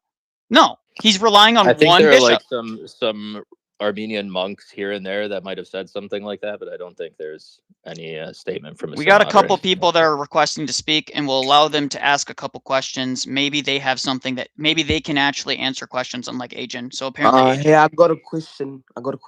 What's up? I just want to know, like, what's like the problem with Oriental Orthodox Christians? Because, like, Well, they I got a haven't false. read the true church. They have a false Christology. Wait, hold on, Nicholai. Nicholai, can I ask you a question? I'm Oriental Orthodox. Well, Horia, Nicholai, can I ask you? hold on. Who's talking first? Because right now there's a delay. So who's talking? Having folks. Okay, go ahead. No, I was asking because I'm Oriental Orthodox, and like I don't see too much of a difference between our Christologies. I think they're pretty close. It depends. It depends on who you talk to. It's very inconsistent in your guys' church. Some of your people are dogmatic in saying that there is a difference and that it's substantial difference and that we're heretics. And then there's others in your church that are very ecumenist minded, right? But I think the Eastern Orthodox, like, I think you guys try to push the heretic sayings to us. I think you guys try to say we're heretics more than we say you're heretics. If you get what I mean? It's kind of irrelevant. Well, here's what I think is that our hierarchs, I think, are pretty close to establishing some sort of communion. So I think on both sides, we all need to be careful about what we're saying about each other, because in the next 5 or 10 or 15 years, it's very possible that we could all be in communion with each other. Yeah. At some point. Nicholai, can I ask you something? Catnap, go ahead. I just wanted to address something you said about like lighting a fire with your arm and moving it around really quick. Yeah. So you said that if I get a candle and I do it, it'll hurt. But if I do it with the holy fire, it won't. The holy fire emits heat, but it does not burn. It does not consume. That is the official terminology. Okay. What if I went and I burned myself? Would you concede? What if I went and you burned yourself? I don't know if you did it in the appropriate way or. If I go to Jerusalem right now, I go to get the holy fire and I burn myself. Will you concede? It's within like there's a time period after the holy. Okay, so now it's the time period. No, but within the first. There always has been. Within the first. Okay, cool. Okay. We're in here asking a question in good faith. Okay, within the Why are you first trying time to talk period. to them? Within the Is first this time period, if I burn Why are you trying to myself talk within the over me, first dude? time period. Why are you No, trying because I was you're talking an first. You just Calm down. Bro, there's no way this guy. There is absolutely no way this guy's a lawyer. There's no way this guy's a lawyer. It is absolutely munted. Okay, hold on. Alex is, I would call a friend of mine. You don't get to slander him. He is a lawyer. He has the credentials. You can look him up. If you're gonna come in here and talk a big game, then I'll just boot you. So ask the question and let us respond, or you're booted. You're acting like a Muslim. Okay, so within the first minute, like let's say within the first 5. You muted. Okay, within the first, I was gonna say, yeah, okay. So within the first minute, within the first 5 seconds or whatever, if I burn myself, will you concede the whole miracle? Will I concede the whole miracle? No, because well, first off, I wouldn't know because I know people that have gone, including my bishop and my priest, who have Okay, experienced okay, the but holy fire. if and I it gave has you not. the evidence you Okay, want, you gotta like, let him finish talking, dude. What is this? What are you trying to do here? I think there's a delay. Be honest, okay? You are such a liar. Be I think there's honest. a delay. Okay, so I just said my argument would be is that I don't think that your experience, because again, faithfulness matters when it comes to testing God. What does God say about testing his miracles?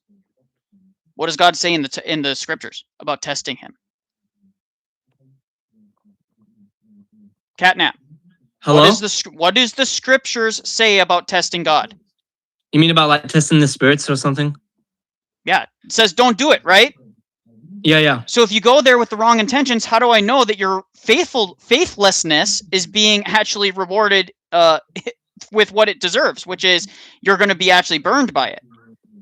My priest and my bishop, who have directly experienced it, just like Alex Soren, have directly experienced the holy fire, said it does not burn. And they have beards. Sure, good. Their beards don't burn. Sure. Okay, sure. Right. But if I give you what you need, like evidences, if I take with me evidences, if I take with me like some backup or anything that you need. Okay, this guy's interrupting me. Yeah, this lawyer is interrupting me right now. Okay, so this lawyer, this so-called lawyer is interrupting me. Yeah, this is so-called lawyer. You got that's strike 2. So I'm saying again, if I gave you, if you gave me evidence, again, I would take it. You would have to be assessed in the whole. You don't just take one thing in isolation. That's an atheistic way of arguing. You're arguing. saying that I need faith, right? It's atheist and Muslim way of arguing. So if I don't have faith, you're saying I'll burn? No, I'm saying that it's a possibility because that's what it says in the scriptures. Do you have basic language comprehension? Like, do you understand what Nicholai is saying? So you're saying like okay, no, cool. Stop trying to recharacterize. So anyways, Nicholai, so you said like if I hold a regular candle and everything. So okay, have you ever burned yourself with a regular candle? I have. I've lit in a candle in church. I've lit in a candle in church, and I wasn't paying attention, and it barely was more than a fraction, not even a fraction of a second. It was next to my hand, and it burnt instantaneously. Okay. Well, I'm really sorry about that. Okay. But one thing is, and it singed the hair on my arm. But I know people that have hairier arms than me, that have waved the holy fire on their arms, and it does not singe any of the hair on their arms. Hairier arms than me. So you'd have to explain to me why that is the case. Have you seen videos of people actually holding a big fire on their arms and waving it back and forth really slowly and nothing burns? I've seen people dip their hands in water and do so, yes. No, without dipping their hands in water. No, I haven't seen anyone do it slowly. Every single debunking video I've seen dozens and dozens at this point, show people just doing it very, very rapidly in a different way.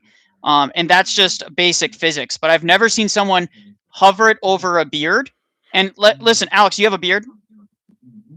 No, I don't. Call it that, I guess. Yeah. If I shave my beard, I don't have one. Okay, so if you guys don't have beards, I don't really grow a beard either. But have you ever seen someone a beard, any hair, like not instantaneously singe? I haven't seen anyone burn their beard. Okay, yeah, I have. There's literally videos of a Greek man taking his beard and waving the fire on it. Doesn't singe at all. Not even a waving. He waves it under it like this.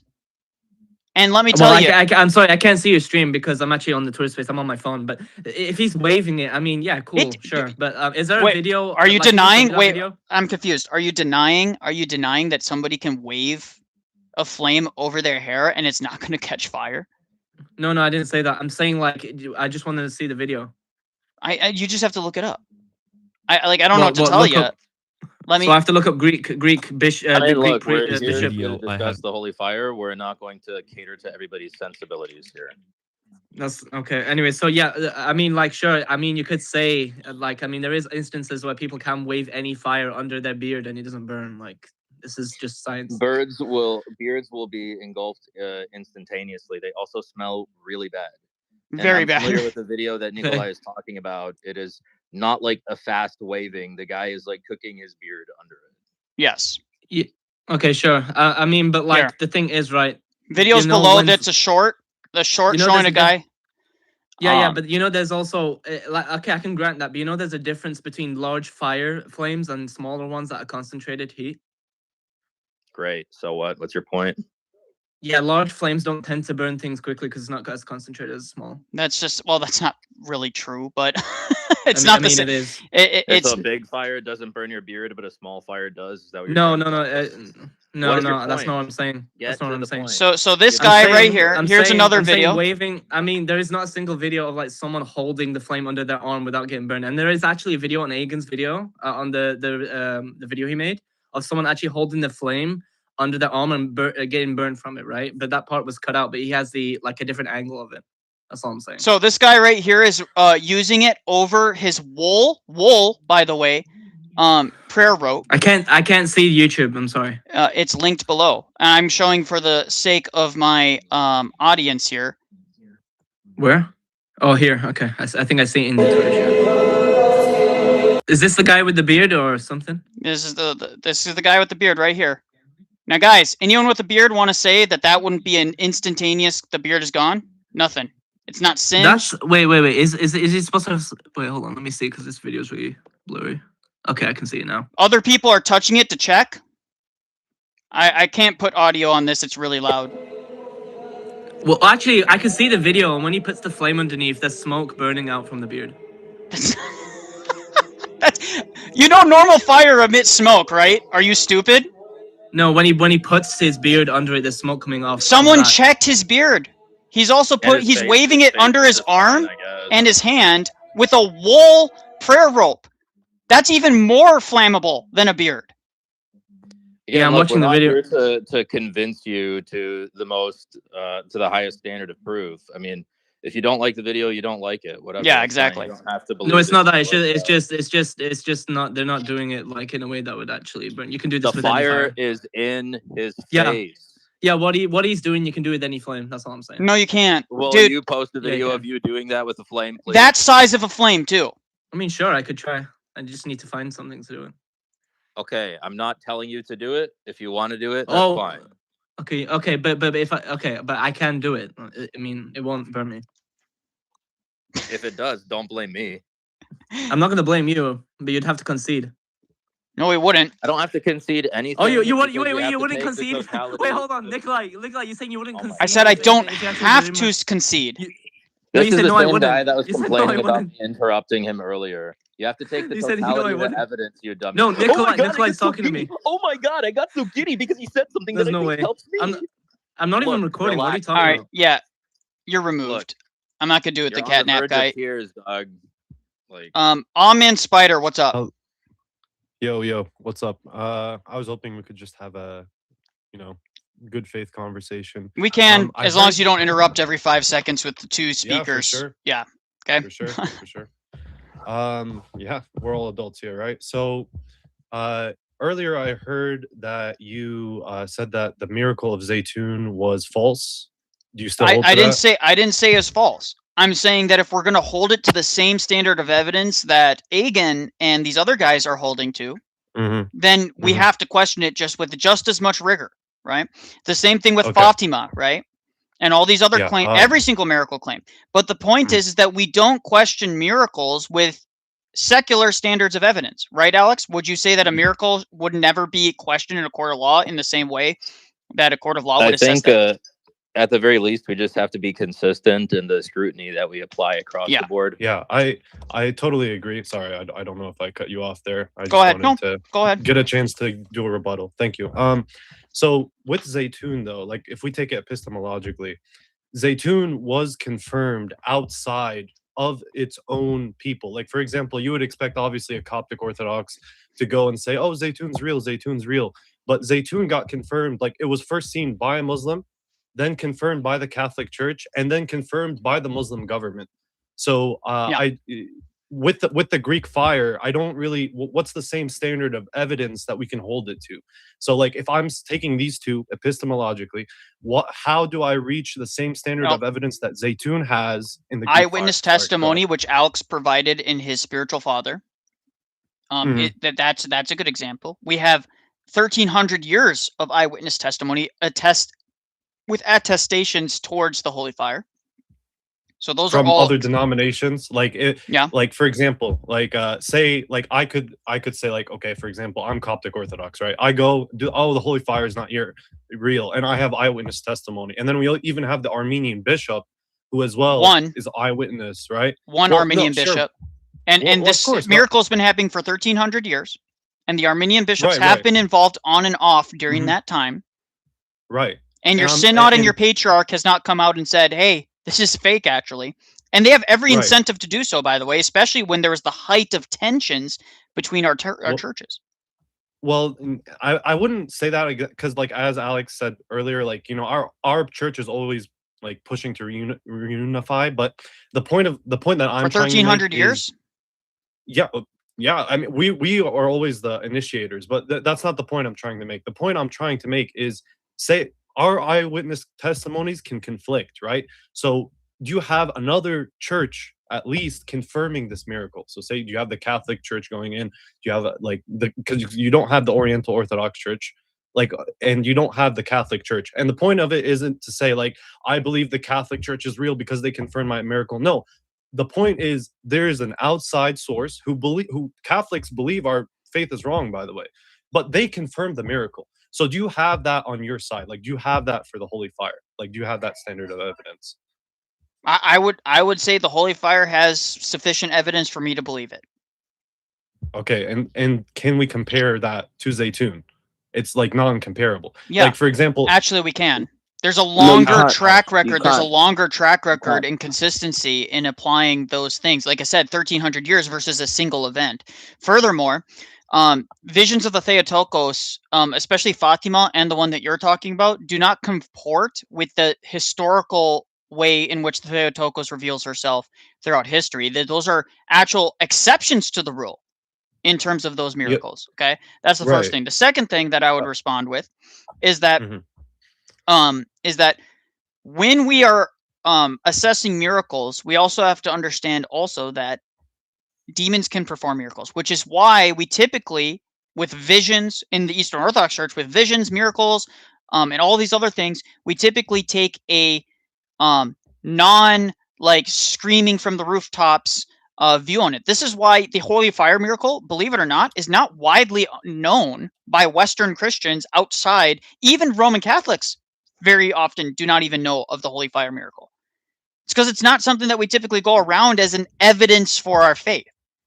We're not doing that to prove our faith. I would agree that miracles are not evidence for faith. They only, like, improve it. But the point I'm trying to make here is, like, okay, you know, you mentioned, like, you know, and obviously in the gospel it says, right, you should, like, sometimes the demons or the devil can appear as an angel of light. Okay, yes. I agree. But Saint Mary, when she appeared, and she appeared, like, to a bunch of people in this and then whatever, she didn't speak a word, right? So this is consistent with her in the Bible, actually, because in the Bible she was always very obedient, humble, didn't speak a word. And furthermore, she didn't speak why a would word. The devil, yeah, she didn't she was quiet. That's what you're trying to say. She would, like, the point is she was obedient. Like, she never, like, she would never say anything. She would never talk over Jesus or something like that. But you don't find almost any of the apostles or disciples speaking over Jesus in the New Testament. What are you talking about? You know what he means, though. No, I don't know what he means, because I don't think that standard applies consistently across. There's also, I can name you probably a dozen disciples that don't even speak once in the New Testament. They're mentioned, but they don't speak ever. Okay. So yes, okay. My point is, it's a silly standard. Mary was humble. She was humble in the Bible. I wouldn't argue that she was humble. My argument is that you said initially that it was that she didn't speak, and that reason that miracle is that proof that miracle is legit is that she didn't speak in it. That's actually not my proof. My proof, I was trying to say, is in the Bible she's humble, right? In her appearance, she's also humble. She doesn't say a word, and why would the devil, like, here? Because I just want to address this, right? And then I'll go ahead. Why would the devil, if he came as Saint Mary, for example, God forbid, on the top of a Coptic church, why would he bring, like, thousands, even hundreds of thousands to Christianity? Right, it doesn't make sense. Like, why would you want people? Well, first to off, shift towards the numbers of people that convert due to a miraculous sign is dubious at best. One, like, how do you even quantify that? Okay, that's the first thing. Second thing that I would say is I've seen the picture I've seen it. It's a giant blob of light. Okay, there is no way for me to know that that's actually the Theotokos. There's just no way. Hey, I got a question. Anybody could look at that and say, yeah, it's a giant blob of light. Okay, and I would say that that's an interesting sign. But how does one come to the conclusions of the Theotokos without acknowledging that they don't see her face, they don't see anything, they don't see any distinguishing features of it? All right, brother. Would a demon bow down to a cross? What a demon will do whatever it needs to do in order to lead you away from. So a demon would bow down to a cross. That's what you're saying. That is a good point. I didn't say. Well, hold on. No. Do you have video or pictures of the vision? There's thousands of eyewitnesses. So does Fatima, and Fatima is a demon. Yeah, but Fatima doesn't have the same type of testimony. Like Fatima. What do you mean? It has tens of thousands of people that allegedly witnessed it all at the same time. They even say that the sun stood still, and thousands of people attested to it, including the Pope. That's pretty. That's pretty high standard, huh? Yeah, but the Pope would be inclined to agree with that. Why would he? Well, he initially didn't agree with it, by the way. Did you know that? But then he came around to doing so. But that's still evidence. Yes, but that's. What do you have to say here? What do you have to say about the differences in the eyewitness testimony? Yeah. So yeah, here's the main difference, right? And I'll go back to this again because I feel like we're getting lost. I'm saying about Zaytoun, like not everybody has the same experience of the apparition. Like for many people, it was fragmentary. It wasn't like an entire bot. Like it seems like everybody saw something, but they all saw different things. I mean, that doesn't sound like a solid. I'm not saying there's bad evidence for Zaytoun. Like I'm saying there's good evidences for it. There are also evidences that might bring it into question. In the same way we have with the Holy Fire, there are evidences for it. Maybe there are some things that bring it into question. It's the same thing with literally every single miracle, supernatural phenomena ever in the history. There's people that except so maybe like the resurrection. We have myrrh streaming icons, and Alex, have you ever seen the Holy Ivern Hawaii streaming icon? There's people that question that, even though they can. Even though we have people and video of them literally taking the cotton out and squeezing the oil from it, people still question it and say, "Oh, there's like a tube," or "Oh, they just preload it with oil." So there's also likely for people to question it as well. Yeah, no, for sure. The snakes that go to the icon of the Holy Theotokos in Greece. Yeah. The point that I'm trying to make though is like, okay, you can claim that, but the general consensus here, like the historical consensus, was that it was Mary. And you can say, well, okay, that's up in the air. No, why? Because not only the Catholic Church confirmed it as appealing Mary. To consensus. Isn't that what you're essentially doing as well with the modern Catholic Church? The modern Catholic Church is hyper ecumenist, so of course they have every reason to accept a miracle that a large swath of their people who are part of their Ruthian or Eastern Catholic or their Oriental kind of sects that are in communion with the Pope, like they have every incentive to accept miracles like that if enough people support it because they're ecumenist. Well, I'm just saying that if the standard is consensus, then you would have to lean towards the Holy Fire because sure, maybe there are some unfavorable testimonies recently, but that's just recently. We have 1,300 years of the Holy Fire. Right. But there's nobody outside of your religion claiming to it. So, like, but why do we care? I don't care about that. Okay, historically, let's take another thing. You mentioned like Jesus and the resurrection. The historicity of Jesus isn't what, like, if Christians said Jesus exists, okay, they're Christians, they're making it up. The way we take it is there were other people, like Jews, saying, okay, well, yeah, Jesus also existed in history. But no one questions the historicity of Jesus. Historical standard. No one questions the historicity of Jesus, though, dude.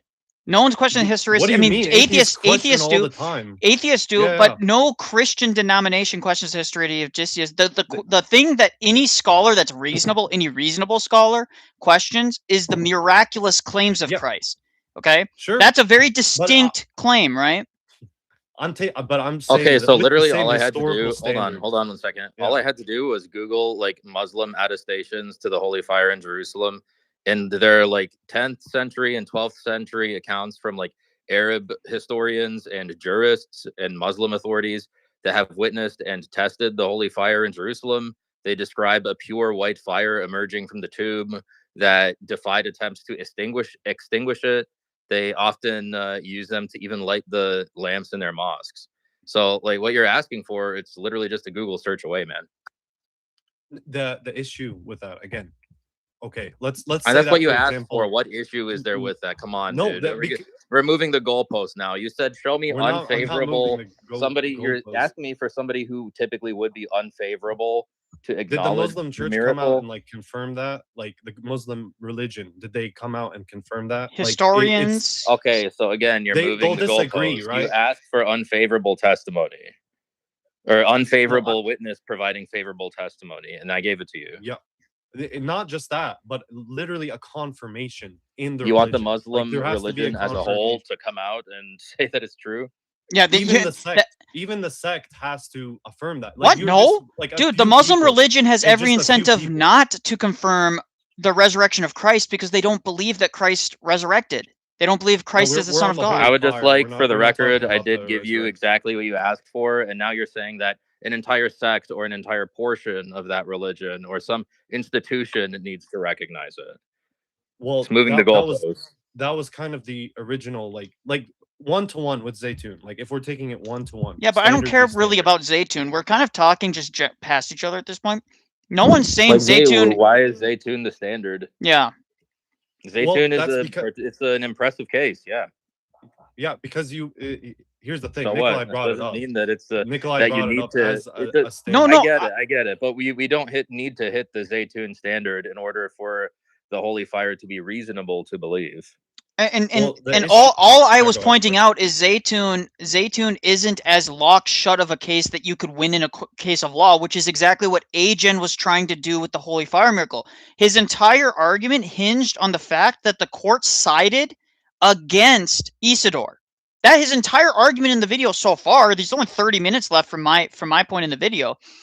Only 30 minutes left, and his entire argument is hinging on the fact that the court sided against him, verifying allegedly that these digital videos were complete and full with the entire context. But the thing is again, if Isidore himself, the man in question, is saying no, that's not accurate, then what you either have to do is you have to say Isidore is lying, and then as extension, the synod is refusing to punish a liar, and the patriarch of Jerusalem is refusing to punish a liar, or they're all in on it. So do you believe that the entire synod of the Jerusalem church and the patriarch, etc., are in on this conspiracy to defraud people for 1,300 years? Here's the thing, right? I again came up here to compare like the standards because you brought up Zaytoun on it, right? Yeah, but if we're talking the holy fire specifically, if we're gonna get into that, like of course, like within the religion, like they have a motive. Like you claim that humans like are perfect? No, they'll be corrupt. So there's obviously within their own religion, of course, they'll have their own incentive to keep it going because like it ruins their validity, it ruins their authority if they were to come out and say, okay, well, this is wrong. This is hey. So again, Muslims, Catholics, Protestants, and atheists, we have testimonies from each one of those worldviews attesting to the miraculous nature of the holy fire. Right, but those are like. So you're taking case by case things, right? So those are not good enough now. Okay, like no, I never. What do you want? What are you looking for? What evidence are you looking for? If we're taking it one-to-one with Zaytoun, one-to-one, we're not. Right? Well, that's what I'm addressing because Nicholai like said, okay, well, we'd have to say Zaytoun is false if we say the holy fire is false. Guys, this like is for example, insane. if I'm just like a absolutely atheist or insane. whatever, The Cope, I'm comparing the Cope from Asian. Well, obviously, with the standard of evidence of Zaytoun has like not the Coptic Church, which obviously has incentive of itself to say it. The Catholic Church acclaims the miracle itself. And again, you saying, oh, it's just because the Catholic Church is ecumenist or they just want to please the Coptic Church or whatever. This was before talks. Well, they do this with Holy Fire, by the way. The Roman Church acknowledges the Holy Fire as well. Has the Pope, has any Pope or the Vatican they have it as an instituted miracle though? Like they said, okay, this is a miracle now. They participate in it. They have a representative there.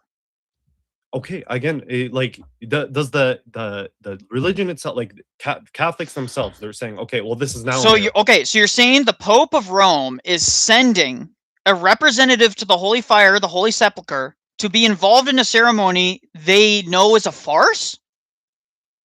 Could I not just say that is for ecumenism standards, just like? Well, but that's my point. Did the Roman Empire confirm the resurrection of Jesus? Which institution confirmed the resurrection of Jesus? Because you're asking for an institution. Yeah, the collection of testimonies, right? Over. Okay, so that's literally what I showed you with the Muslims and the Protestants and the atheists and the Catholics. It's a collection of testimonies. Right, but they go back and forth, like with the Roman Catholic and Church, as they do with the resurrection, dude. Yeah, in Zaytun, right after the Roman Church canonized it. You're obsessed with one miracle, dude. Why don't you give us another one that we can use as a standard? On it. What? Well, yes, they have, dude. Like, Muslims deny miracles all the time.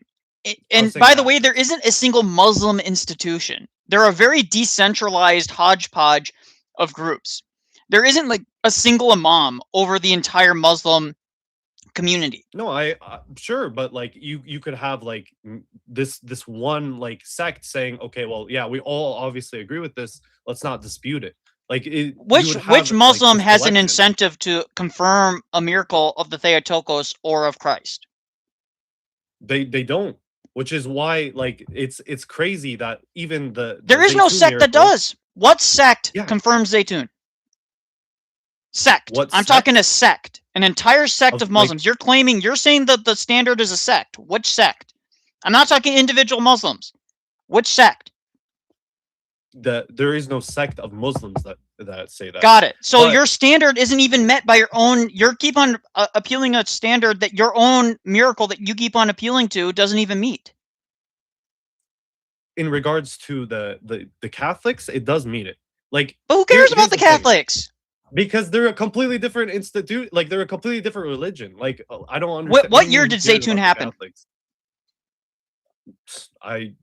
The 1960s, 1960s. Okay, yeah. So the Catholic Church that is the most ecumenist it's ever been in history, the one that believes in like multi-lung theory of the church, the one that venerates Nestorius, even though they have a council that condemns him. Yes, but why? Okay, if we're taking that point, then why haven't they just confirmed all miracles from all other churches over the years? Why this one specifically? Like I question all miracles outside of the Holy Orthodox Church. I question them all.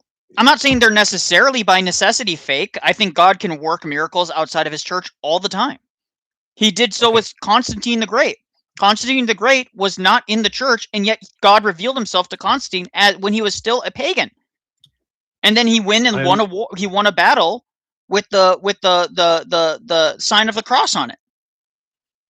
Yeah, agree. Yeah, sure. So I'm not. So my standard, but my point is that I'm going to question anything that isn't an attestation from my one holy Catholic and Apostolic Church, the Eastern Orthodox Church. And and we're of course we're supposed to do that. But I'm saying the level of evidence here is overshadowed in Zaytun's case. No, well, Alex actually gave plenty of examples where there's inconsistent testimony, and even the one photo that is used to prove it doesn't show a clear picture of anything. In my opinion, I think there are two photos, and they're very different. The apparition is very different in each photo. There's actually multiple. I think there's 3 or more at least. But the apparition. I'm just scrolling through Google Images, so this is not the best source. But all of them look very different from each other. I'm not saying there were multiple apparitions. It wasn't once. Okay, but they're all different, dude. They all look different. Well, yeah, obviously, for example, if an apparition appears in a certain way and you take a picture at a certain angle, it's going to look different.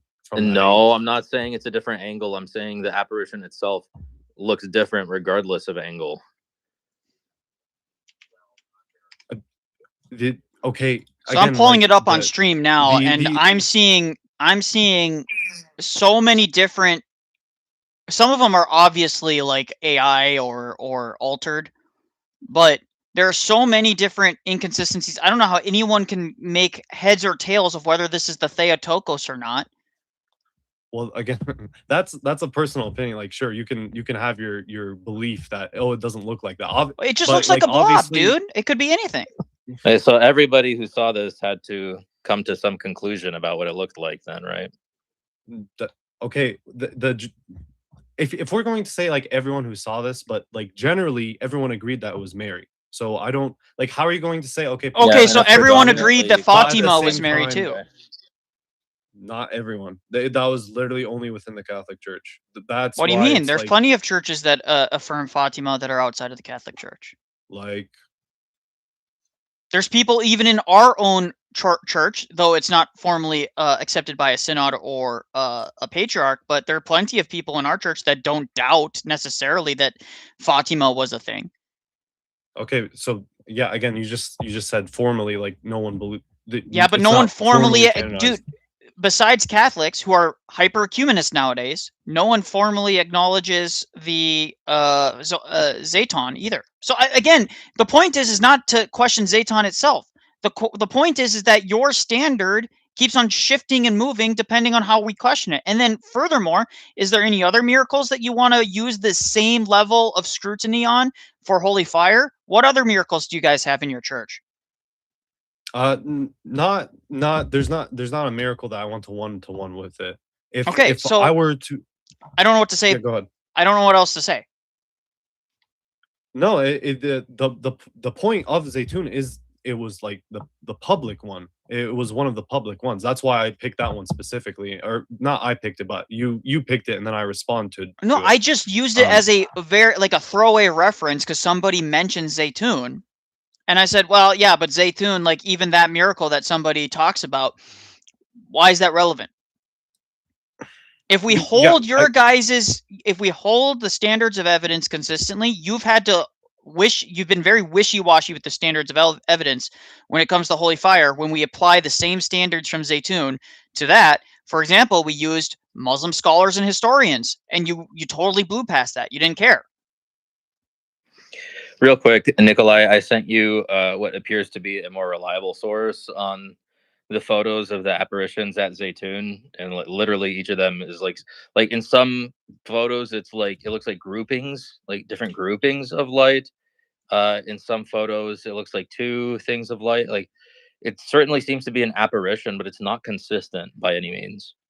And then the question becomes like, why should I trust that apparition? Like, you know what I mean? Like, okay, if it revealed itself, okay. So these are the photos. Let's see here. And like, I'm not trying to poo-poo on Zaytun, dude who's calling in. Like, I hope that we establish communion between our churches, and that we can like put this stuff kind of behind us. But sure, I mean, we just have to be consistent with the burden of proof for applying across the board. So we have to apply scrutiny to each position. Right. Yeah, these are radically inconsistent images. I mean, I just don't know. Yeah, again, like the ones that have the full shape of a woman, those are the ones. Like I don't know about those other ones, but I'm saying why I frankly I can't even tell if it's a woman. Except for maybe one image, it could possibly look like an image from that you would see in like a Catholic church, maybe.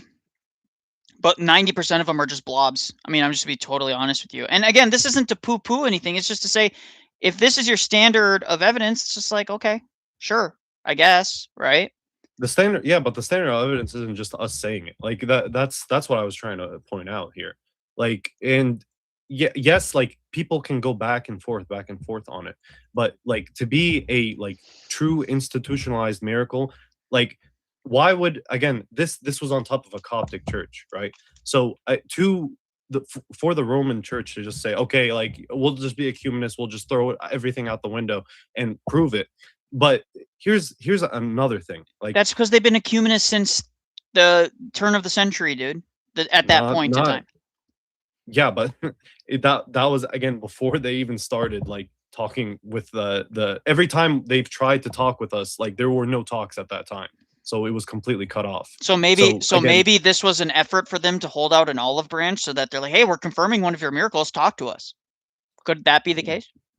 No, because they've tried No? to do that before. It doesn't work. It Well, doesn't. what do you mean it it, doesn't do know. that? Well, okay, give me another example where they accepted a miracle from the Coptics and then proceeded to use that miracle as a reason to try and communicate with you guys. Sure. That they didn't do a miracle per se. Like they didn't. Like, okay, got it. accept a So miracle. irrelevant. But- So if you can't give me an answer to that, then we can move on. s- Like genuinely, Okay, I don't. but I have why no is that the interest standard in. there. Like, why is that the standard? Like, why does it have to be okay? The Catholic Church. So has do you to believe in affirm any of our another miracles? miracle. Like what? Do you I believe in the formally miracle of Holy believe Fire? in your miracles? The one that you guys participate in? Like the About one the that 15, Oriental like the Orthodox participated? 1579 lightning strike miracle. Like any of the miracles by Saint Paisios, any of the miracles by Saint Seraphim of Sarov. Well, the issue they have with multiple. They have again, multiple witness attestations as well. Yeah, okay, but again, for example, with Paisios, he like personally cursed my church, so I don't. So why would I? So why would I believe miracles? I don't Interesting. So that understand. kind of shifts the how you see the evidence. That's not doesn't it? shifting. What is that? Very, well, no, very it shifts. interesting. It shifts how you interpret the evidence, right? Okay, So when the okay, Catholic let's take Church the helps evidence. you, though, you're going to go to the Catholic Church. But when the Orthodox Church, they don't help you, so you don't believe their miracles. No, actually, both. It seems both like you churches just believe whoever helps you, dude. Both churches. Like, have do you continuously understand slaughtered- how it appears that way, though? Yeah, I understand. how Okay, it thank appears you. that way. But like my initial reaction to Paisios was that he cursed. Based So, on the evidence, multiple eyewitnesses. Again, multiple eyewitness. I can have multiple eyewitnesses saying something else. That's not the point here. And number two, both the Roman Catholic Church and the Eastern Orthodox Church have continuously beat on the Oriental Orthodox Church. And it's kind of like I don't want to shift from the topic here, but real quick, it's kind of weird that you keep calling us Muslims and stuff like that. No, I was saying you're arguing like Muslims with Agent. No, Agent specifically was arguing like a Muslim. Maybe because I've you got interacted lost with in the heat many of the Muslims moment. over the years. I've seen many understand. interactions, and the way you guys argue is very similar. It's maybe it's a Middle Eastern temperament type thing. It could just be that. It could be cultural, but the way you guys engage in debate and in conversation is very similar. I'm sorry. Okay, That's just me being. That could be my biases. I could be wrong. Okay. Yeah, I could say the same thing, but the problem with You should argue like a Korean. I should. Yeah, I don't even know what that it's just so random. Oh, you're Muslims. I don't I said considering it was stop the arguing Byzantine like a Church- Muslim to make him was- snap out of his ridiculousness. Because I accusing Alex of allegedly being a lawyer, right? That's what Catnip did. That is not good faith, is it? No, but I'm saying here Okay. the point is because I'm pretty sure I saw maybe in your chat, maybe you said it and you didn't realize, but you you guys have always been Muslims or something, or you've always acted like Muslims. It's a really weird claim when it was someone. Yeah, sure. from When the people Chalcedonian faith. when you flood yes, Can what I I just said, when finish you my guys point? flood Can I just into a finish my chat, point? one of you show up. Yeah. And then your church gets Let me- mentioned, and then somehow 50 million of you guys show up, and you're Let me all finish my talking, point, and calling me a then coward. you can Talk to rebut. Agent. Okay. Oh, you guys Okay. haven't talked to our best scholar or our best debater Mhm, yet. Blah mhm. blah blah. This is the exact same thing Yeah. Muslims do. Oh, you guys, you've already addressed. Listen. We have David Erhan. We have Orthodox Shahada. We have many other people who have done very, very good breakdowns of the disagreements between your guys' church and our church. Okay. You guys don't need to try and go and find your newest, best, brightest 20-year-old debater, just like the Roman Catholics have been doing with Talon and other things. Okay. The So point yes, is, I'm we're doing it to poke you guys a responding- bit because you're acting like fools in my chat. Okay, so here's the problem. You are poking us, but Yep. I hope your chat is aware that it was people from the Chalcedonian faith that let the Muslims into Egypt. It wasn't Oriental Orthodox. So that's number one. Number two, when Oh, they we're just let them. responding- They just did they open the Yes, gate What to is- Egypt? What are you talking about? Yes. You know, tell me Yes. about the Battle of Yarmouk. Tell me about Cyrus of Alexandria. Tell me about the Battle of Yarmouk.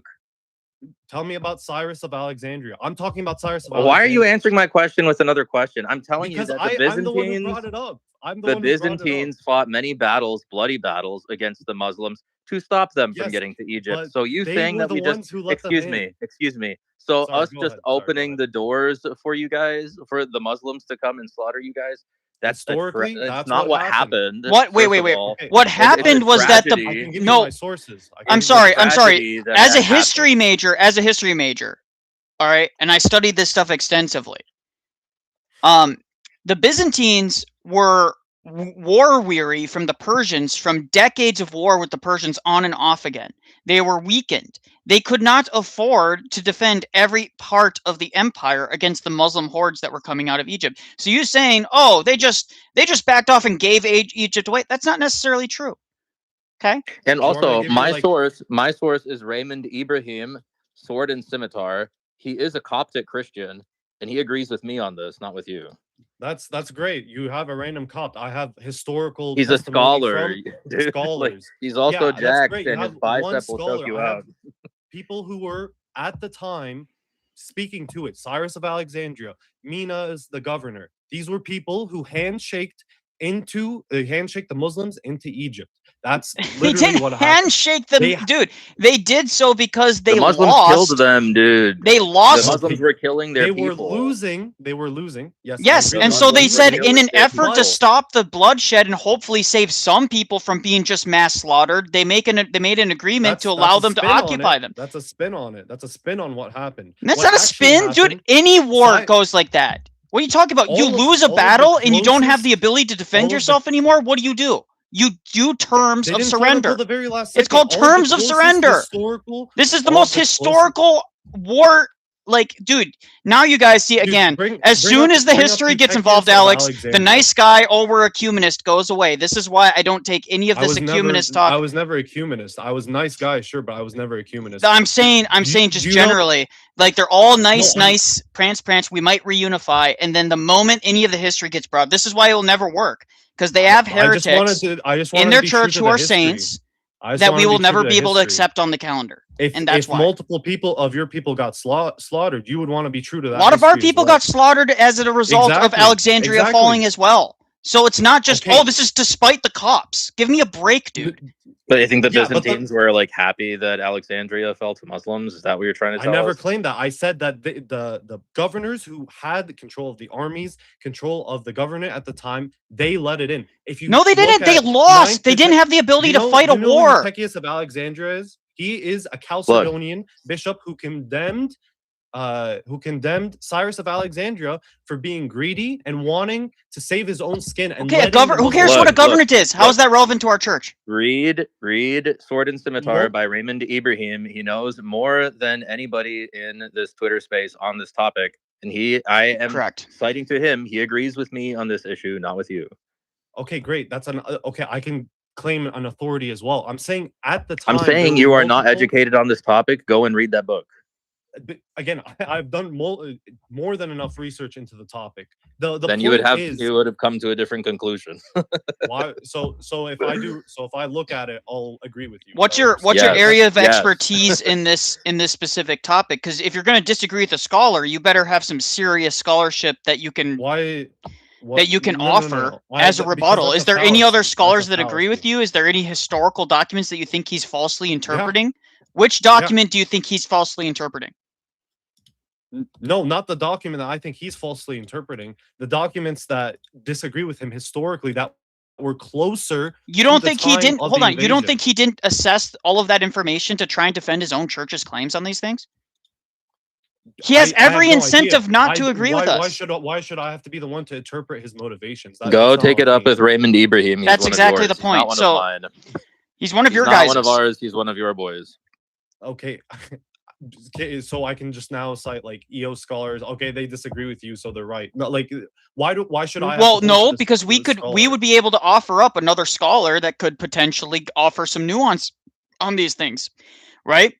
The only thing you've offered is yourself. No, it's been extensively documented that the Byzantines were weakened in their battles with the Muslims. There were many Byzantines that died, like many Byzantines that died like brutal deaths to the Muslims prior to them coming to Alexandria in like the 600s. And you guys were like way further down along. I'm not like trying to say that to discount the bloodshed that happened in North Africa. That was horrendous. Like, I read the book. It is despicable what the Muslims did to you there. But to say that like the Byzantines just like opened the gates and let them go in and slaughter you guys without putting up like any resistance at all, that's just not true. That's not what I said. I You said said we opened the gates for the Muslims to come slaughter you. I That said is they were not the true. cause. They were the cause of why They were not Muslims came the in. cause. No, they weren't. They The were Muslims the were gonna final kill, cause, dude. yes. Okay, hold on. Do you think the Muslims were going to like? Do you think the Muslims were just not gonna conquer Egypt if they didn't surrender?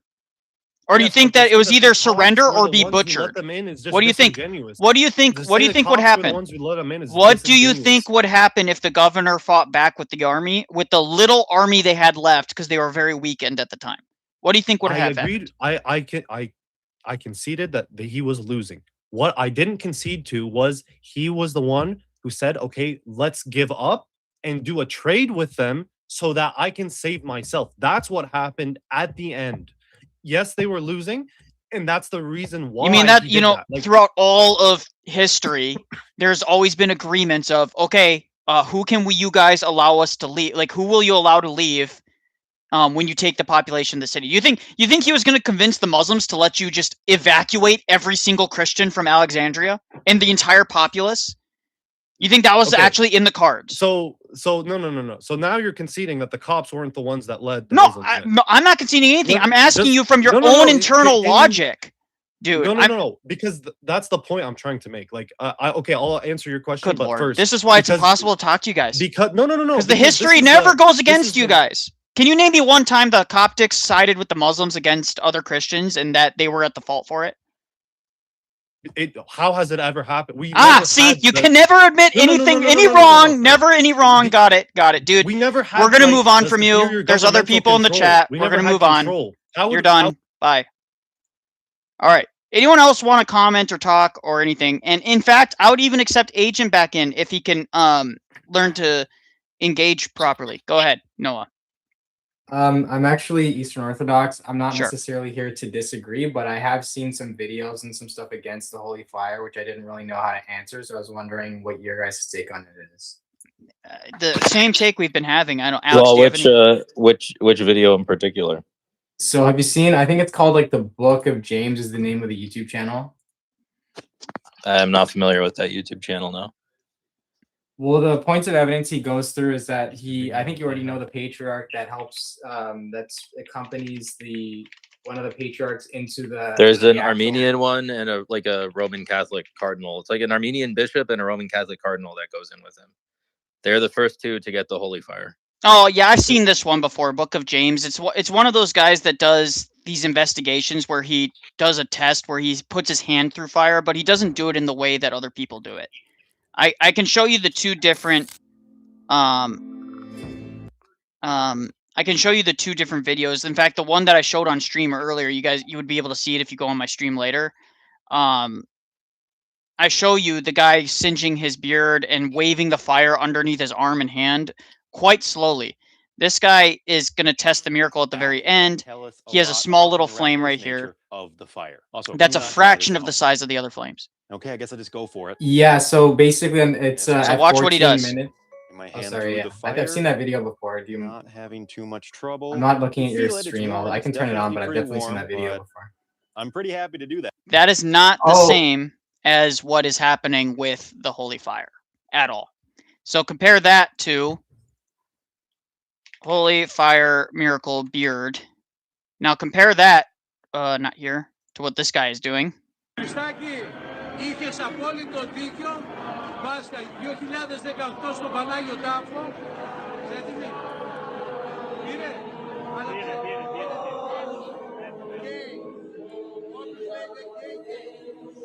That guy is slowly waving that on his neck. He's waving it under his arm. Completely different. Completely different speeds. He's pretty deep into the fire. Like, it's completely different. So, yeah, I mean, my response to anybody who does that is, and? Yeah, I was specifically asking about a video of the patriarch that goes in, who admitted, or who I mean admitted is a loaded term, but basically said at 14 minutes in that video He basically said that he goes in there with a small candle and then they light it. Yeah, and there's like apparently a long period of time It's where a, something. it's an order of operations issue. This is what we were trying to discuss with Agen, me and Alex, but Agen just would not be. He wasn't like allowing us to even get it across without him interrupting, and he wasn't answering the question. The order of operations is they go in there, they have a candle lit for visual purposes, so you can actually see. Then they seal it. They go in again. The candle is brought out, so we actually see this in the video. The guy takes it out with the candle, and then is brought back in with the patriarch after being patted down, and the Israelis go in there, and the secular authorities go in and check the tomb as well. So Agen's response to them checking the tomb and patting down the patriarch is like, "Oh, we don't have any video of that." Or no one attests to that, which is not true. I do. I have someone attesting to it. But basically what Agen's thing boiled down to was he's like, oh, look, there's a candle in there before the patriarch goes in. It's like, yeah, dude. Yeah, so what? He was acting as if that's like some defeater. It's like that there's a candle in there. There's a candle in there so that they can see. And then when the patriarch goes in, that candle is not in there anymore. Yeah, that's why it's prior to the sweep of the authorities. Yeah, it's just it's an order of operations issue. All of this stuff is basically. So is it fair to say that candle is taken out before the search happens or something? Or if it's not, then the Israelis are in on it too, and everybody's in on it, and it's like some huge conspiracy theory. Everybody's in on it. By the way, it's the same for the Armenian bishop, the papists. All of the different churches that attend, every single church that attends is in on it, because you don't think the problem is he didn't address any of these things in his video, and he acted as if like this kind of footage is conclusive, and it's not. It's far from conclusive. Yeah, I kind of understand. So this rundown of the order of operations, if I were to go watch this live stream over again from the beginning, you guys talk about that, right? Better yet, you can watch the upcoming live stream this Pascha. Okay, cool. And there's I was gonna millions of live feeds and footages of Greeks and other people going there. You can go find them during Pascha and watch the live stream happen. Also, my spiritual father was there. I have the interview on my YouTube channel. Like, go listen to him talk about it. Okay, and then my other thing, I guess what I would ask, I mean, I don't know if this is asking a question or not, but I guess couldn't somebody say that the reason why all these people in the Holy Land were in on it is just because it's a tourist attraction that makes a lot of money for the people that well that would work only if it would lend credence and credibility to the Patriarch of Jerusalem, and the Israeli authorities hate the Patriarch of Jerusalem because they're one of the biggest and loudest outspoken critics of the Israeli government. I was also going to say, I think Nicholai made a good point when if you're looking purely at financial gain, which is like not exactly what Israel is interested in, right? They're interested in the land. They want the land. They want autonomy. They don't want to share it with anybody. They want everybody gone. But Nicholai was saying that they would have more monetary gain by claiming back the territory over there, not like tourists spending a few bucks on candles and lanterns. And by the way, those candles and lanterns are provided mostly by the church and not the Israeli authorities. Like flights in and out, okay, sure, maybe. Hotels, okay, sure, maybe. But the thing is evangelicals don't even go to the Holy Sepulchre, and they're one of the biggest tourist parties. Like dispensationalists and like Zionist Christians are the biggest factor in terms of tourism to the Holy Land. Like by far, it's not even close, right? And so in terms of Christian denominations, so if anything, the Israeli government should be promoting the tomb that the evangelicals believe Christ was buried in. They don't believe it's the Holy Sepulchre, right? Yeah, that's a good point. I guess the thing is kind of challenging when you're looking at a miracle like this too is that it's been going on for so many years. Like even if you'd have to basically disprove like 1,500 years nearly of attestation, but I mean obviously the way that you would look at something that happened historically that long ago would be just different. Like it is kind of complicated, but I understand. That's also a good point. Yes, I'll definitely go look at the live stream again. Yeah, watch it this year. I mean, this is what I'll tell everybody: watch it live, and if you can, go in person. Yeah. Right? I know people that have gone there in person, and they attest to the same thing that Alex Soren's or Alex's spiritual father says. And can I just ask one more question because I have some stuff to do? Yeah, go ahead. Do you think if the holy fire was proven to be false, at least like the recent activity with the holy fire, do you think that that would do you think that would create a problem for the truth of orthodoxy, or do you think that that No, not even close. No. No. I mean, if it was proven, what it would do is it would just it would look bad on the Jerusalem Patriarchate, is what it would do. Yep, which is one jurisdiction out of many, right? And yeah, it would look bad maybe, but people would forget about it in all of 3 seconds, and it would just be used as a polemic against us. But I just don't think so, because there's plenty of other miracles that are very clearly attested to. I was going to say, what are they going to say about St. Paisios or St. John Maximovich or St. Seraphim of Sarov or all of these Orthodox saints that have like numerous miracles, like the hundreds or thousands of uncorrupt relics of the saints, the hundreds or thousands of myrrh streaming icons, the snakes that go and visit the icon of the Theotokos in Greece. Like there's so many different miracles that do not have any sort of explanation. Just because one was exaggerated, that would not be anything close to a system level destroyer for Holy Orthodoxy. But that is a good question, though. Yeah, and I would also say this: like we have miracles happening right now that you can go and experience. Right now, there's myrrh streaming icons all over the world.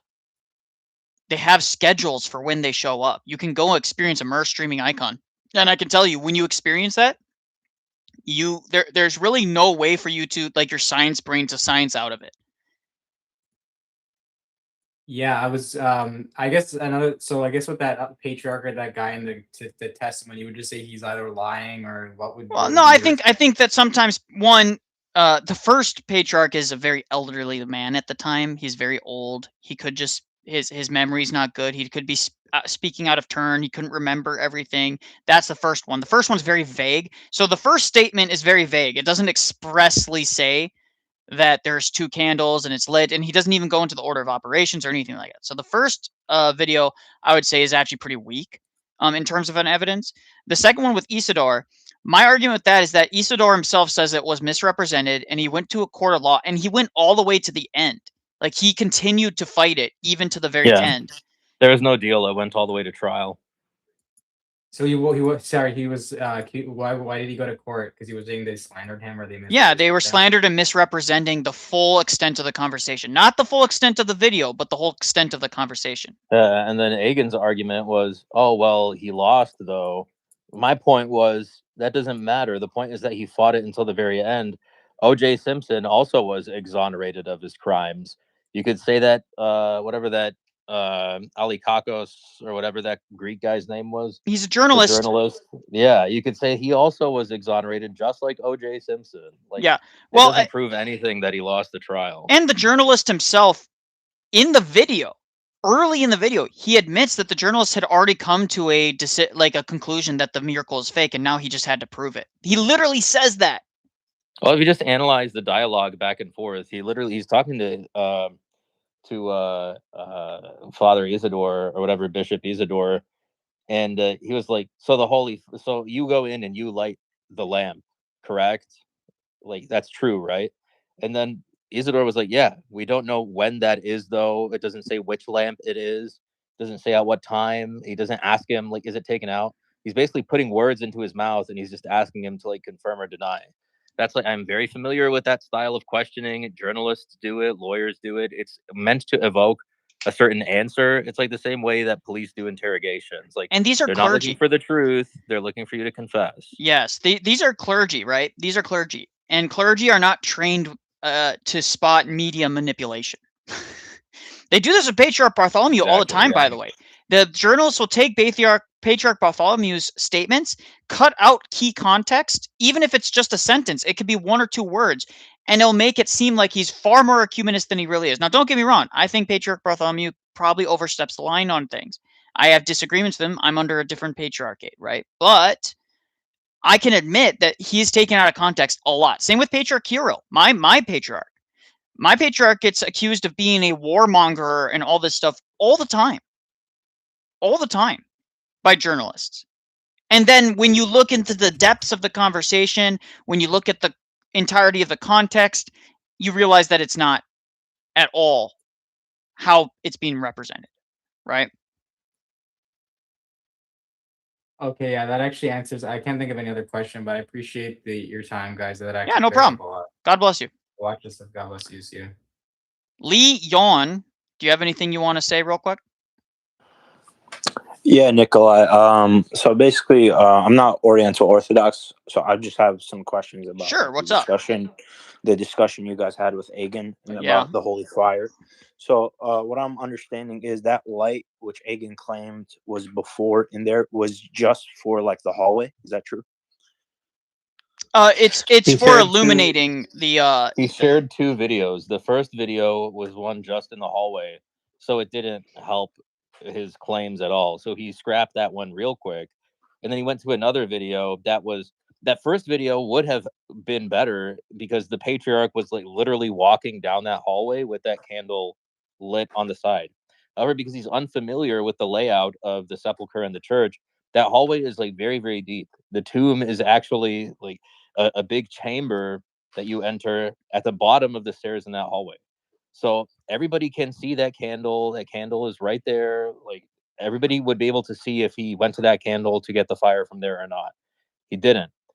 Can I The ask second if video, your when he spiritual went into father that, saw it or no? yes, he said that he was Yeah. right there. He said that he saw it. I don't remember exactly how he phrased it offhand, but he was basically as close as you can be to the sepulcher without being that Roman Catholic cardinal or Armenian bishop that literally walked into the tomb with the patriarch. Yeah. Two bishops follow him in, by the way. They just don't go as far. They don't go down the stairway. There was no lack of perception from my spiritual. He was like as close as a person of his rank can get. He was like literally right there. The second video that Agan relied on was actually in the chamber itself, and he said, "Look, there's a candle actually in the chamber itself." This was long before the patriarch would have entered the chamber, however. So there's like a long period of time in there. It would have been prior to the sweep of the authorities of the tomb. Yes. So like nothing is conclusive, and he's presenting it as conclusive is the problem. And that guy he was claiming that said he was like lighting up the two lamps. He rescinded that, or like he was like It's not specified in that conversation which lamps he lit, at what time he lit them, whether they would have been searched later. There's a bunch of details in there that are not answered. So the idea is that because the journalists took them out of context, he made it sound like Bishop Isidore was saying something else. He filed the lawsuit and pursued it to the very end. He fought it tooth and nail to the very end. Even the patriarch, like secular journalists. So I think they're Greek. He's Greek, but that can be very toss up whether they're secular or not. Sometimes even a quote unquote Orthodox Greek is not really like meaningfully Orthodox in terms of praxis. A lot of them just like are adopted into it, and they So a little thing like throwing me off with Agan's argumentation is because basically off of like the history you guys said in stream, because I don't necessarily know a lot about it myself. You guys said the Armenian patriarchs were on and off with this in history. So wouldn't this also mean that if this was like a facade or something false, wouldn't the Armenian church also be like they would be ringing the doorbells? There's no reason for them not to. Because don't they also celebrate this with the Eastern Orthodox in the sepulcher? The Papists do. I think don't the Anglicans have a congregation that goes, or like a representative as well? I think the Anglicans do. And the Papists, ourselves, and then the Orientals will have representatives of all the different churches, and they all participate. By the way, like all of the Oriental churches and patriarchs participate in this miracle. They bring back the flame. They all acknowledge that it doesn't burn, etc., etc. Like none of them are coming out and ringing the doorbell saying, "Oh yeah, we know it's fake, but we just do it because it's a good old time. We love having a good old time," right? Like none of them are coming out and saying that. There's one or two bishops here and there who question it, but why is that relevant? Like we don't base our entire argumentation on one bishop, right? It would be far more if the patriarch himself came out and these interviews were with the patriarch and the patriarch was saying these things. There'd be far more teeth to it, but it's just not, right? And to my understanding, he was arguing that like all the Israelis, they don't say anything about it because like, the tourism money, they would lose a big like monetary like factor. But a once a year event doesn't, as if they're not trying to build the third temple or something. Yeah, but then that means the Armenian Church and the Roman Catholic Church would be also on it with the Israelis and That's the a good point. Jerusalem Patriarchate, correct? That's a very good point. Yeah, and they are not very friendly with the Israelis. The Jerusalem Patriarchate comes out with statements like every 4 or 5 months, like condemning Israel for something or something else, like it's constant with them. They're constantly battling them legally in courts in Israel, constantly. Yeah, if my understanding is correct, like a couple months ago or like a couple weeks ago, I forgot what it was, didn't all the bishops of the different churches come together and like condemn dispensationalism? Yeah. So wouldn't that put the Israelis like directly against them? Because that's their whole thing. They want to promote dispensationalism and in evangelicals in America. One would think that their strongest contingent of support in the West are the evangelicals. Yes. Because I know, I'm not 100% sure, but I'm pretty sure that the Israelis have been trying to buy the church properties for years. Many church properties have been either seized altogether or taken through legal action, or what they do is they jack up property taxes so that the church can't afford it, and then they get banks to take it away. They have all sorts of legal mechanisms that they do to try and pressure the Jerusalem Patriarchate into getting rid of its land. Okay. I mean, yeah, that. I just have one more question. It's not necessarily about this topic. It's about go ahead. It's about the Coptic guy when he was talking about Zaytun. Basically, what you said was like, I don't know if this is verbatim what you said, but like I think you said I know you don't recognize it because it's a miracle outside of your church, so you don't recognize miracles outside of your church. But you would say like it didn't necessarily follow the line of how Marian apparitions are. So what is the nature of Marian apparitions in the Orthodox? Well, typically we don't have public apparitions altogether, right? Like visions of the Theotokos, visions of saints, visions of these things are considered to be very downplayed in our church. They typically don't even even saints that experience visions are very slow to make any claims about specific things, because a lot of, like I said, the devil can show up to you as an angel of light, be very deceptive. And so we typically are very slow to making any sort of claims like that. That's why I say I'm not even denying that could have been a miracle, but it doesn't follow the historical patterns that we see.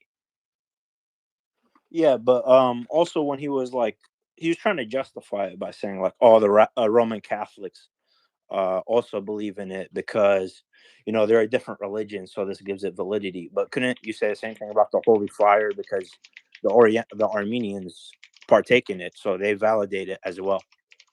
And Muslims have validated it, and Protestants have validated it, and atheists and Roman Catholics. There's a variety of testimonies on the Holy Fire. It's been going on for 1,300 years. There's many, many, many testimonies about the Holy Fire from people of many different worldviews.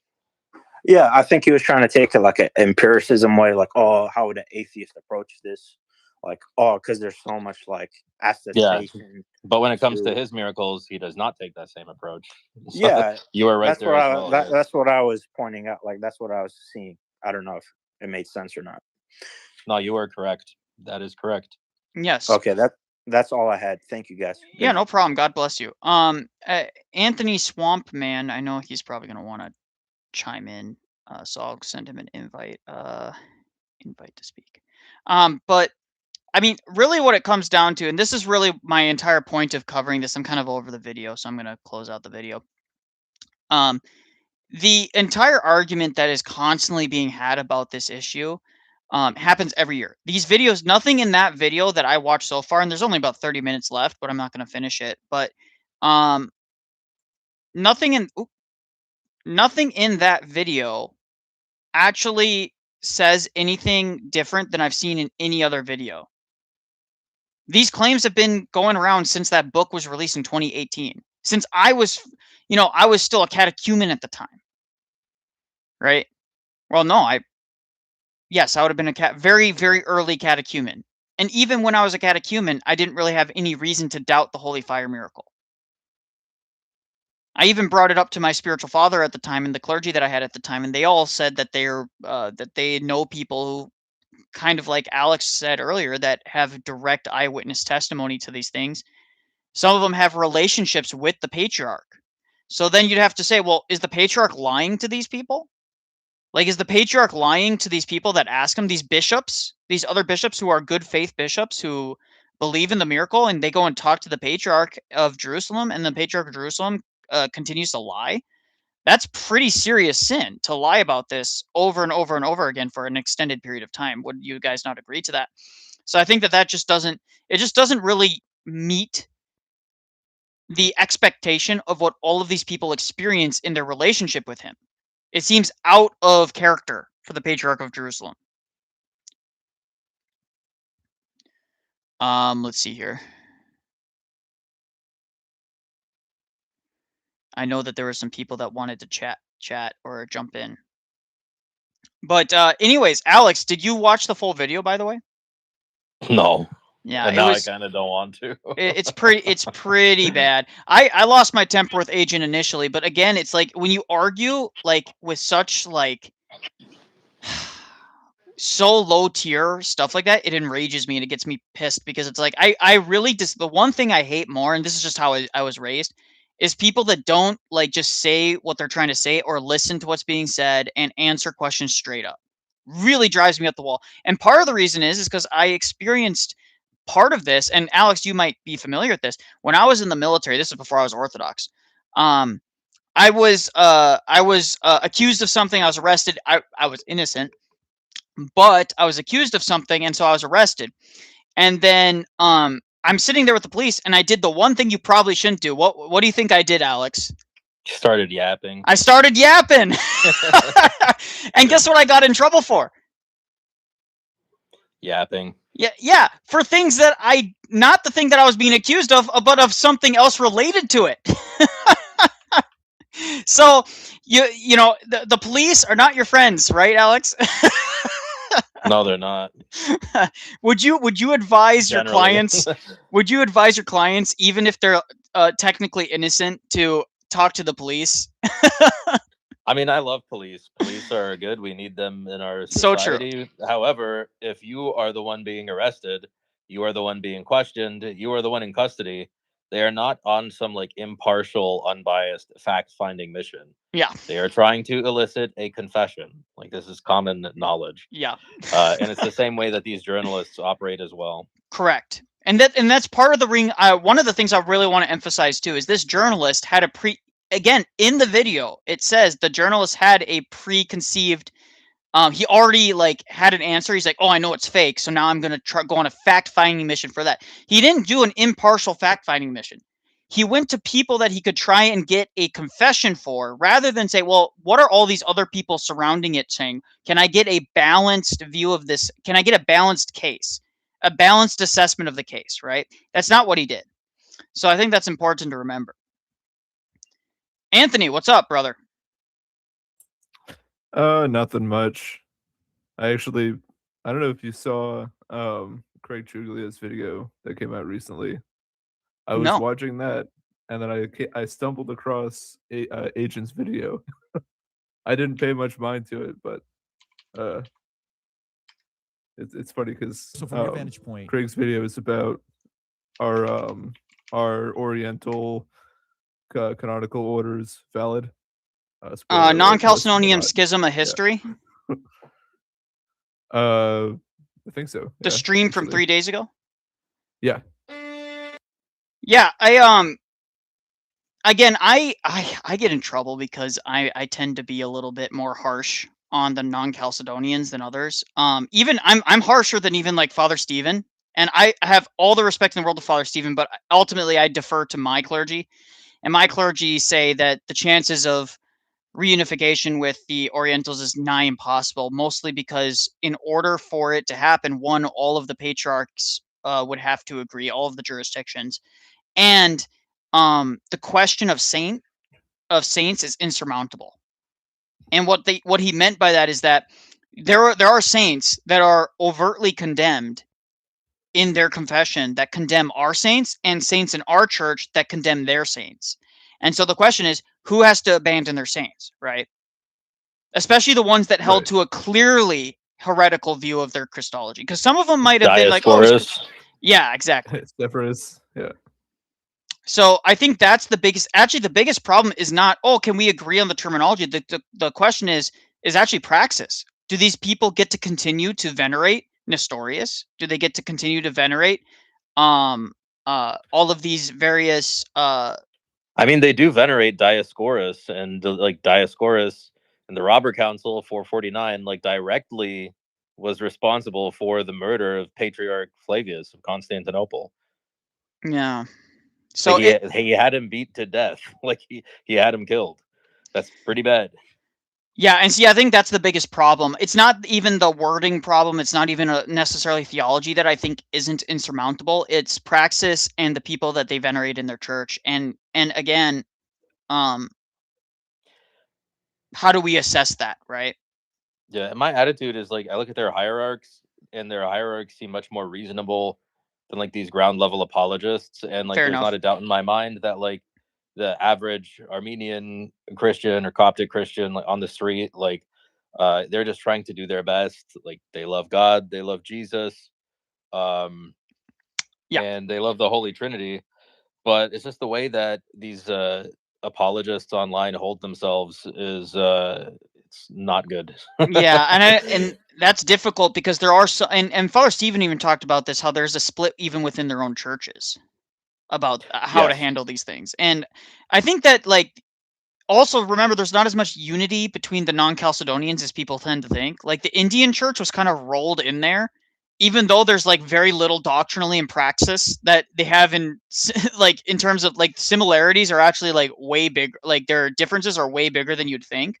The Indians and the Coptics, for example, or the Armenians and the Coptics, or the Ethiopians and the Coptics, like they all kind of disagree with one another. They're not super unified, and I not disagree per se, but like there are some that probably would be closer to us and be willing to join us than others, right? I would think maybe the Armenians are closer to us than, say, the Coptics, for example, or XYZ. So I think that's an important thing to remember too. Yeah, and this is like no offense to my younger viewers or anybody who's younger here, but I've seen a pattern with like the Zoomer apologists that they'll take this approach where they'll be like, "Do you even know the distinction between this or that?" And they'll be like trying to hold back a giggle, and they'll be like, "Do you even know, bro? Do you even know the distinction?" You could tell, yeah, you could tell that they're like smarmy, and they're just like they're so like, you know, it's like a. It doesn't even matter what you say, Nicholai, because no matter what you say, they'll be like, "No, bro, you don't even know that. Oh my god." Oh my god, bro! No cap, no cap. You don't even know the basics. Well, I don't even answer those questions. I'm like, shut up, make your argument. Well, that was what happened with you with Pope Leo, the great student guy, right? He did the same thing, right? Where he said, "Do you even know the distinction between something about judicial review?" I was like, "Dude, you're not about to educate me on judicial review." Dude, like, well, that was Talon actually. Talon did the same thing. No, Talon, Agan, they're all cut from the same cloth. No, it's very. They're not even good debaters. They're bad debaters. They would not be able to hold up in a formal debate. They're no, a formal debate, you have to be able to have an opening statement that you can frame your argument, and then you have to be able to pick apart their argument within the framework that you establish in your opener. That's the biggest thing that people don't realize, is that your opening statement is probably one of the most vital parts of your entire defense. Would you agree with that, Alex? It is the most important part of your presentation, is the opening statement. It doesn't matter how many clips you get of like owns during the rebuttal, is that if people, a honest reviewer of the debate is going to look at the opening statement and see if the other person was able to break your framework, right?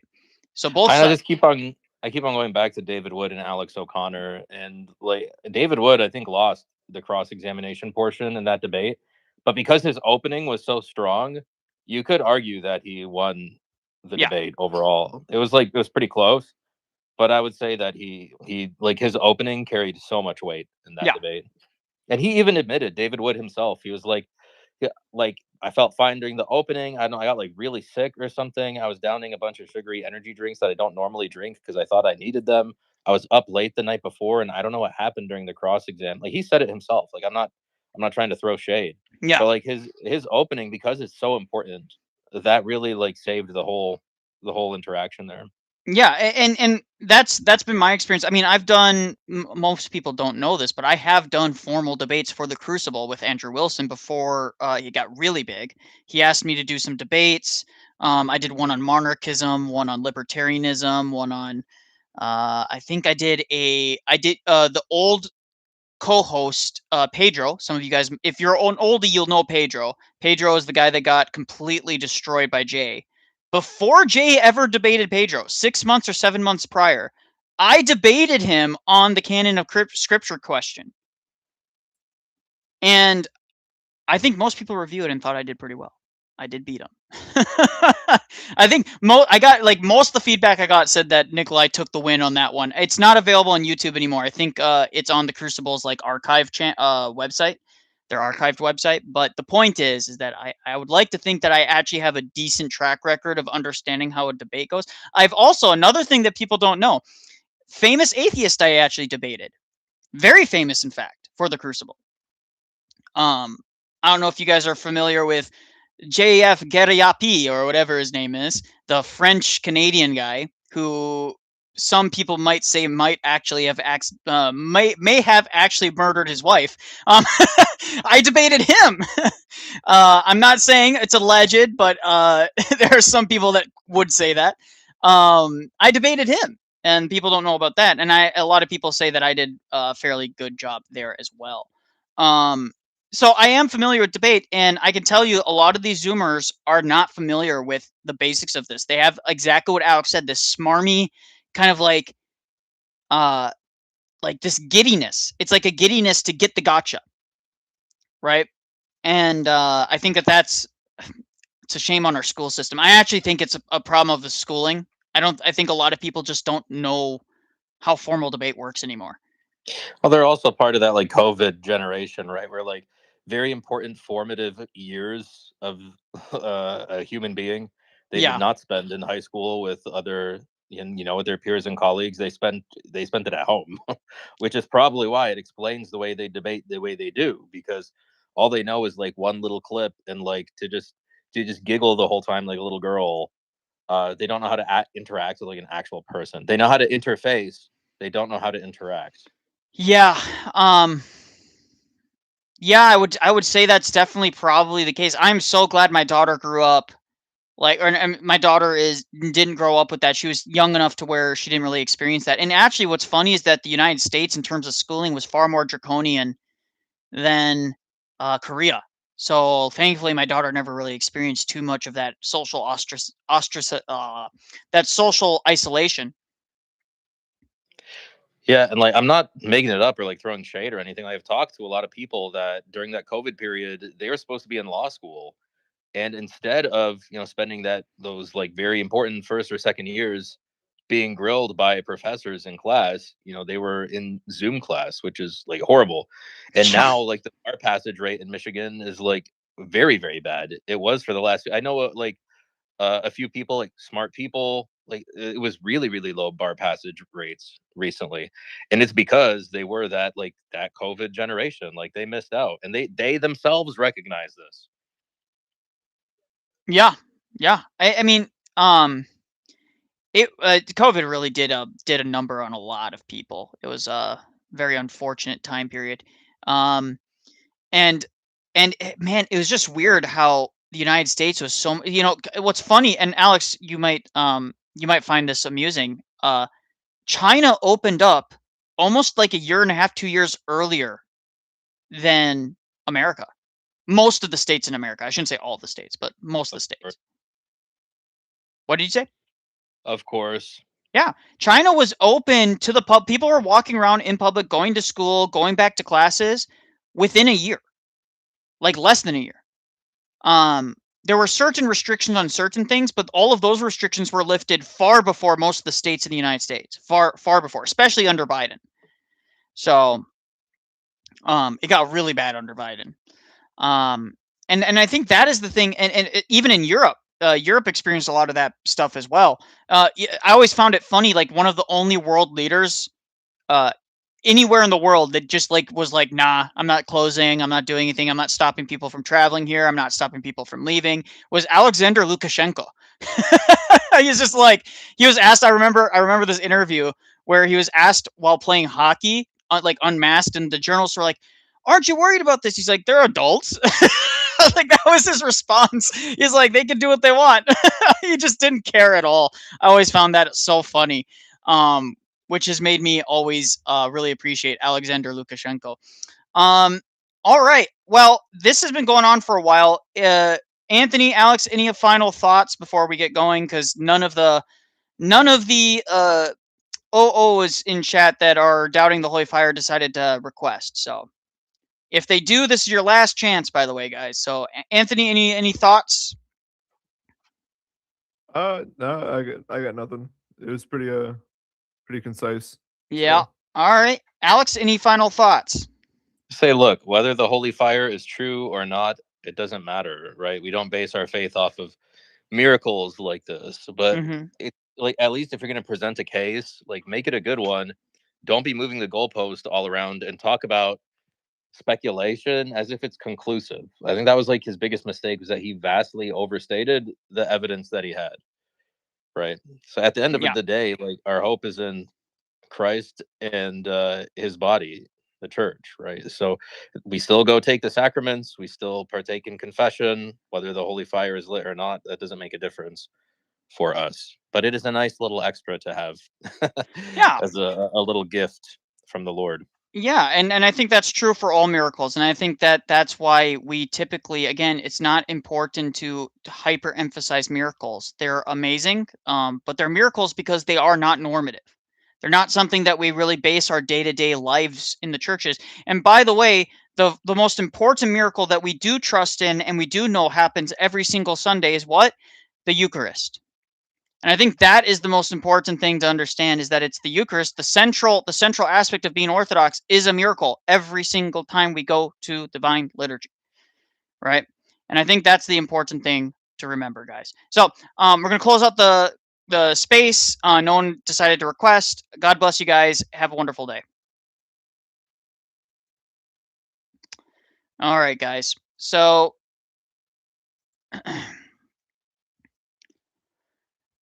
we are going to wrap this up. Thank you guys for the 6 donations. That was very much appreciated. You guys are wonderful. If you guys have any requests for other reviews or anything you want me to review further, go ahead. I'm done with that video. I'm not going to finish it. It was all information that I've seen previously. All of this stuff started coming out in 2018. Like, that entire book came out in 2018. Everybody addressed it already. Anthony Swaman says, make a Discord. I will probably be making a Discord soon, guys. I actually am deciding between Discord and Guild GG. I don't know yet, but it will be mostly just to chill. It's not meant to be a theological, rigorous thing. It's meant to just be chill, something we can chill on and stuff like that. And an easy way for people to call in and debate if they want.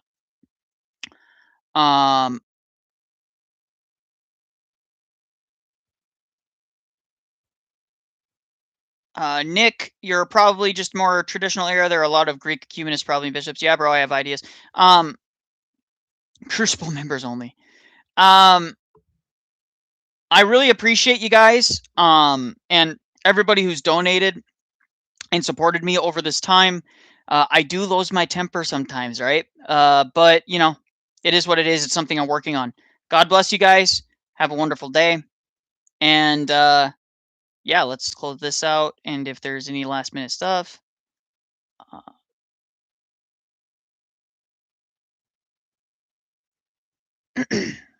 have a wonderful day, guys.